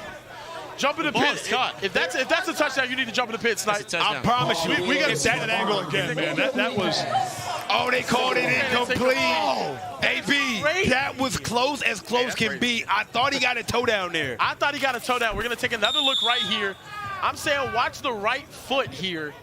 So did anything else touch the ground? The question first? is, when does he have possession? Possession is right there. It looks like the foot's up. The elbow comes down right before the right foot. It's close. Oh, the elbow comes down right out of bounds. Let's just give him the touchdown. I know, right? Incredible. You got to give it to him right there. The concentration there. I mean, wow. I mean, and listen, if I'm Madden Williams, I'm posting that highlight on Instagram, regardless of what happens after that. Have to. Kind of remind me of like that John Morant, Victor Wembanyama dunk. The whistle blew, but who really cares? The athletic ability to flip your hips around like that and catch the ball in the air, and to have the control to try to put your foot down, even though he didn't execute it. I mean, it was pretty darn close. And guys, right here, this is a big drive. Trillion Boys are going to be getting the ball after halftime as well as RWE started with it. So going up 2 possessions here with an opportunity to go up 3, paramount. They picked up a first down right there with that completion to Tubbs. Now the clock is running, 30 seconds and ticking with a fresh set of downs. Let's see how Ryan Rakowski manages this. They may spike the ball. Yeah. Spike it right there, get the clock stopped. I like that. Under center, spike that thing. AB, that was a big problem yesterday. We've seen so many games with bad clock management. I mean, guys needing to score immediately, taking their time, taking 13, 14 seconds just to get a snap off. So much of that is on the quarterback, too. Coaches are not on the field. They're on the sideline, so the quarterback has to manage the game and the clock. You're seeing Ryan Rakowski here, the best statistical quarterback in all of Madden Williams, oh my goodness. Could not connect, but it is an incomplete pass. The clock will stop. So it kind of works in their favor right there, Kieran. It's got to be nice to have a player like that where you can literally just throw it in his general vicinity and you know he's going to make a play on the ball. Now, if I'm you guys, makes that play right there. Yeah, exactly. rarely see a drop from him or a pass that's not caught. If I'm you guys, I'm going to take a look at DJ Tubbs here. I think Madden is going to get a lot of attention. DJ Tubbs usually eats off the attention that Madden Williams get. Let's see if he's able to catch something right here. Roll over the middle. That's tipped up. Not on. Almost. Caught there. Couldn't go. By number 24, Xavier. Now we got 11 seconds left. AB. It's 4th down. What should we expect here? It's not a secret, Snipe. Not a secret. Madden Williams has to get the ball here. He has to get the ball right here for RWE. And with the 4th down, they can potentially get the ball back with decent enough field position to take a shot to the end zone as well. There's the 2 receivers, best receivers on the team, top of the screen. Let's see if he can do it. Few seconds left. Rakowski looking. Threw a pick, but whistle was blew before the pass. I don't know if it was inadvertent or not. We'll get to the bottom of that soon. You're going to say 4 seconds went off already, so that was going to be a sack. And now RWE with some time to potentially take a shot to the end zone. LWE might not be as cooked as we think, chat. Now this is huge for RWE, right? Trillion Boys get the ball back, and they can punch it and get another touchdown. However, if they can somehow pull off this miracle play, we got Landon Duckworth back in at quarterback. A touchdown here go a long way before the half, fellas. It is a miracle play, let's be honest. I mean, these guys are playing 80 yards off in the end zone. They know where it's going. Trillion Boys are all in the end zone. This is Kean Chapman has to try to get the ball here. Big number 7. This reminds me of a game called Jackpot we used to play back in the day. You throw it all up, whoever can catch it. Oh, really caught. Man, that's exactly how you play it, though. It's the tip drill, and you have a receiver ready to catch the tip. Oh my God! Right there, that was Porter, the wide receiver, ready to watch 14 almost come down with this. Once this tip, 14 comes in the screen, almost catches that. Porter, the wide receiver, man, almost executed that perfectly. I think it's almost smart to get a guy right in front of that area to potentially catch a rebound. We've seen the exact play like that hunt the Washington Commanders, but what a first half that we've seen. I mean, guys, this game is closer than we thought. Trillion Boys, I mean, they got a lot of momentum right now, Karen. They do have a lot of momentum right now. They get the ball after halftime. That was a huge stop, though, from RWE to get that stop right there before, not make this as ugly as it possibly could be. But right now, get another one, get the ball back, go tie the game up. We've seen RWE come back already today. Cam Wilder's team is resilient, if anything. Most teams don't normally get a stop on the Trillion Boys in the red zone. To get that stop was huge, like you said, Kieran. And now the first drive of the second half. The data in football, Snipe, is crazy. A lot of times the team that scores first at the start of the second half ends up winning the game. So wow. This is a big drive right here. It's like a 60-some% chance you win if you start the second half with the momentum. You see, this is why I love doing games with AB. Just to, a football guru right here. I'm always learning something. AB, I do want to ask you this. You were a 5-star tight end in high school. Madden Williams, he's the best receiver on the field. How is it that he can still get open knowing that all the pressure and all the odds is on him? Well, I mean, part of it, too, is the other receivers they have on the Trillion Boys. Because if you double-team Madden Williams, that means someone else is wide open, and that's DJ Tubbs. That's the other receivers they have out wide. So it's really hard to double-team him and not put all the attention. Then you have a quarterback like Rakowski, who understands how the defense is playing people. So that's what makes Madden Williams so unstoppable in this offense on top. Now we seeing them move the change a little bit here, Kieran. I got a hot take for you. I know you are a Micah Eugenio stan, but I got to tell you, the numbers that Ryan Rakowski puts up, you can make a legit argument that he is the best quarterback in OT7. He leads in touchdowns last year, throwing yards last year. He does it all. Let's see if he can punch one in here. And that's DJ Tubbs on the reception. He's nice. He's a machine. He's a machine right now. I think in terms of the quarterback play that we've seen this year at OT7, it's been him and it's been Micah Eugenio.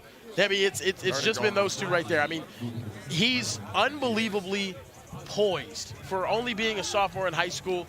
I mean, he takes his craft extremely seriously. That's what Steuben was telling us yesterday. I mean, he works as hard as anyone else does, and he's unbelievable. Oh my goodness! I thought that was going to be a pick, AB. I mean, the window was as small as my chances to make it to the NFL, but he still got it in there. That was what I call a BTT, big-time throw by Ryan Rakowski. Oh, my goodness. Had to sneak it in there, not much room, and then DJ Tubbs in trap, tough catch to make, big-time play. You were looking to see who was going to replace Jonas Smith out with the injury. Wow, what a... Tubby has been unbelievable. Get off of me. And, Karen, we mentioned it, right? I told you, Madden Williams is the guy. Do not get it twisted. However, DJ Tubbs, he's only a freshman, and he might be the best receiver after the catch, always crafty, being able to get some yards. You see a big-time touchdown from the young guy right there. And my guy Tom has a special guest. He's always working, man. What up, Tom? I've been running around. Hey, Ryan, high five. Good job, man. How are you doing? Good. How about you? This guy Sniper keeps talking to me. He's so effing annoying. But no, you're doing a great job, man. You just doing an awesome touchdown. I got to talk to you about Madden Williams because he had. Hi. No, I just want to listen. Wait, is that a Raw and Trillion handshake? Yeah, so 27. Do you guys want to hug? That was adorable and beautiful. Thank you. Great job, man. Madden's so good at football. He's the best. Ever. You're not so bad yourself. I'm all right. Do you think you're the best quarterback in OT7? That's not for me to decide. Just try to come out here and compete. Cam Wilder for RWE. Did you guys want to beat him? Of course. Yeah, he smells bad. He does? Yeah, you don't smell him. I won't. That would be weird. Weirdest interview ever. That was so awkward. I mean. I feel like he was unbelievably gullible, Tom.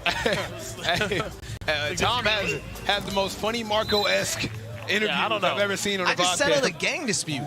You actually did right there. Hey, Tom is definitely for the youth.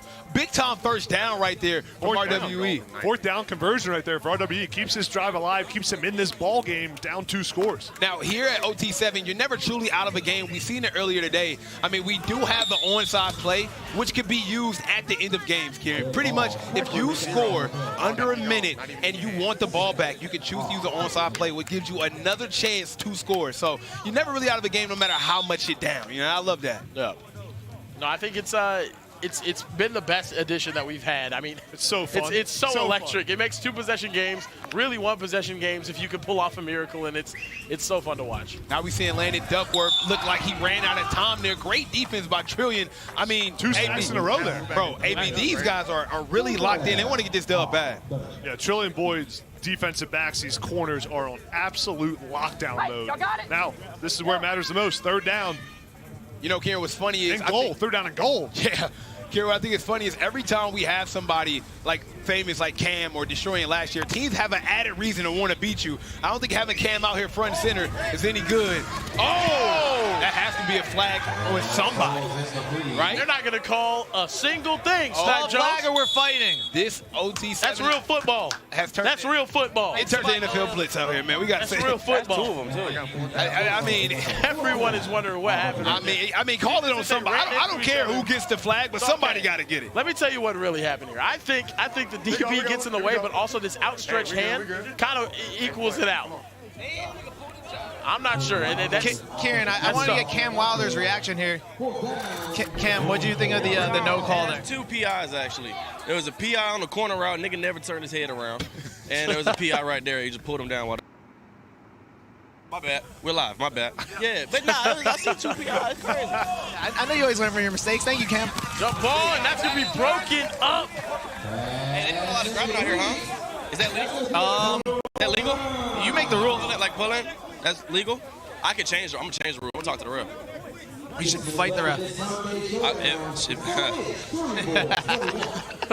Hey, man, slide the ref $20. Anything could happen. Great defense from Trillion as they go up 21-7. AB, big time money drive right here. They're trying to add insult to injury. They don't need it. They just want to power. They're trying to bury him right here. They're trying to put him in the dirt right here. Why not use it? You're up 14 points. Why not use it? Put this game away. Great defense there by the Trillion Boys on that drive. The thing those DBs are so good at, Snipe, is playing the football in the air to make sure they don't get those pass interference calls. Now, Kieran, this can come back and bite them. Let's just say RWE picks this off and running back. They'll get a pick 10 and keep their money drop as well. So you got to be careful. You got to make sure that you're throwing accurately because a pick 10 will change everything right here. It means for Ryan Rakowski that ball security is at a premium right now. That's what it's all about. Ball security. Do not turn the ball over and see him chewing the clock right now. Just letting the clock. I'm letting that clock run, and LWE is going to be getting another loss here. A shot downfield. That's the one they got to get. It's not going to be too many overthrown passes right there for Ryan Rakowski. I don't feel like they didn't want that one, man.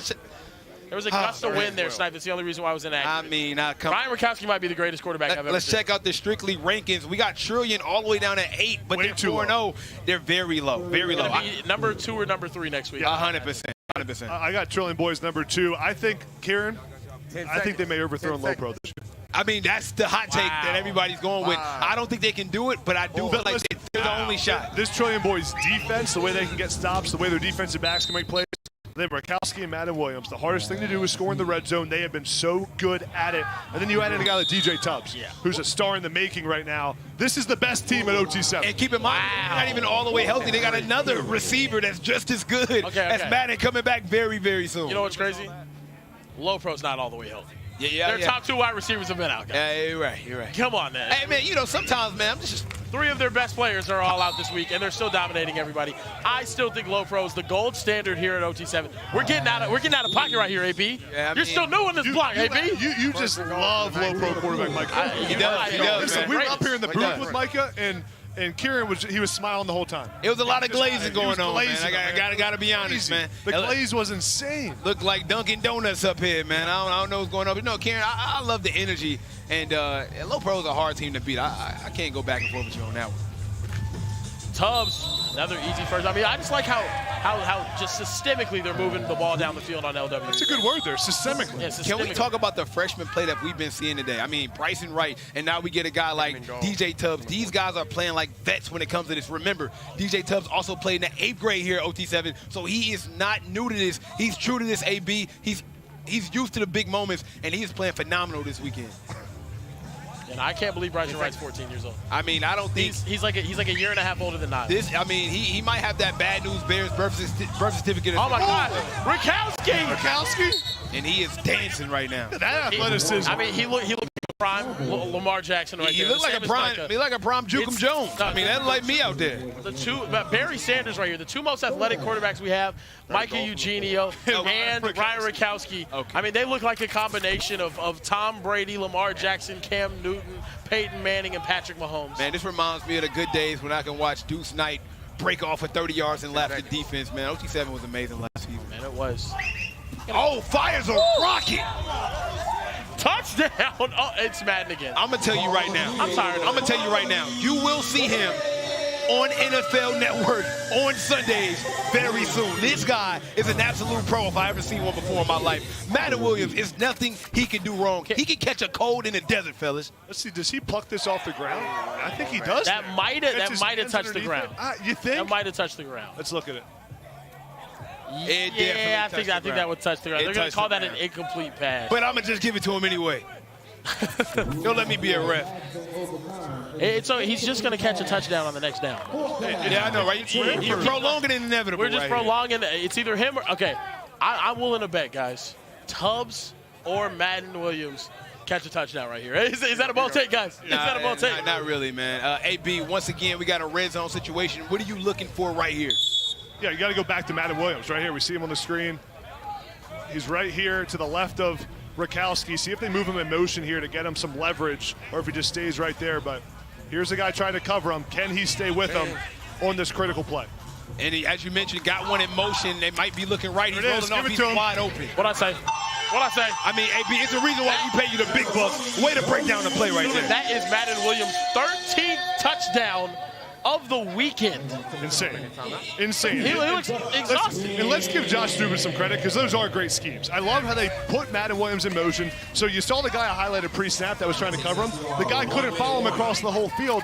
They used the other guys, they used the other receivers as blockers essentially who run off the defense. He goes right in the flat and then Rakowski knows where he's going to be and delivers a good throw. I mean, now it's official. Madden Williams has more touchdowns than Tyreek Hill has kids. I thought I'd never see a day like this. Wow. I thought I would never see a day like this. Once he gets to Antonio Cromartie numbers, we're really talking, brother.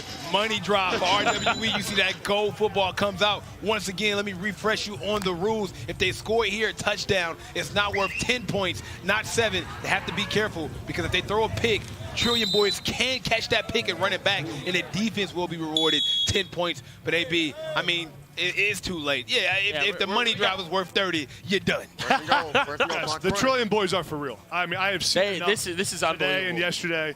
Ryan Rakowski is playing out of his mind. Madden Williams is just pure insanity. This defense is special. They're well coached. They manage the clock well. They are for real. They are the truth, and I think they're going to be the best team at OT7 we see this season. I mean, what an amazing game from Trillion boys. Got to shout out RWE. Hard-fought game, even though they took a loss today. I think that they really made a statement. It's hard coming into OT7, being a new team. It's not easy being a new kids on the block, but they've been playing pretty decent. Madden Williams coming up in are playing out of their minds, and I think the guys want to come up and join the booth. I mean, this is ridiculous. Trillion boys look unbelievable, absolutely unbelievable. 5-0 to start off. They are also in firm control of the gold division now after winning that. That was a divisional game as well, guys. I mean, all they have to do is just not mess it up next weekend, and they're probably going to win this division. I love Micah Eugenio, but Ryan Rakowski is playing like he's incredible. 1A and 1B. Now, quarterbacks at OT7. Playing like prime Tim Couch right now. I will say this. Last year, they started off in a very similar way. To see him peter out towards the end of the season. I think they have to keep up this intensity defensively in order to really make an impact later on. I was just going to say, I think the defense is the difference here. The way these DBs are flying around, they're so big and long at defensive back, you can't throw on their head, you can't go deep on them. And guys, don't forget, later on today, we got more OT7 football. Coastline Stars, they will be here making their debut today. We also get Low Pro, not to mention Cali Power versus Low Pro, RWE versus Raw. We got a lot of good football coming up, fellas. I cannot wait until we see that Low Pro Cali Power matchup at 6:45. When Low Pro comes out here to play football, it is going to be a better feeling in my heart than watching my wife walk down the aisle. And I mean that truthfully. It's enough, Glenn. I love that. Let me give it to Tom. He's with a bunch of excited guys right now. What up, Tom? What are we? Okay. I'm here with the Trillion boys. Coach Stupin, got a big win there on the Sunday Showdown. How are we feeling? I'm feeling nervous. Oh, that's fair. What were you about to do, though, Madden, real quick? Yeah. We tear apart the RWE shirt, 5-0. You guys not ranked super high. Where should we be after this weekend? Number uno. Over Low Pro. Translation, 1. Unbelievable. The Trillion boys, 5-0. Congratulations. You win the Sunday Showdown. Oh, my goodness. A Gatorade bath for a man with no vocal cords. And they're back in the pit. Oh, my goodness gracious. I mean, what more could you ask? Oh, in there. Oh, my God. I mean, what is going on? Madden might be 5 feet deep in the bottom of that pit right there. The front flip, he just hit there. And somebody might need to help them guys. Oh, my goodness. I jumped in a pit today. I lost my phone. It took me 45 minutes to get it back. Can you jump that high? Oh, absolutely. I did a front flip over the top. I look like Simone Biles out there. But, hey, man, what a win for Trillion boys. I mean, a perfect week. Something like I've never seen before. Hey, Kieran, this is the best we've seen this team. They're locked and loaded. I mean, I can't believe what we just saw. They really are, right now, to me, the second best team that we've seen at OT7. They're playing with so much confidence right now on the offensive side of the ball. Even yesterday, whenever we saw things get tough with them in Raw, they ended up bouncing back. They're incredible. Hey, guys, don't go anywhere. We're going to take a break and be back with more OT7 football. Trillion boys looking unbeatable, 31-17 over RWE in a Gatorade bath just to bring it all in.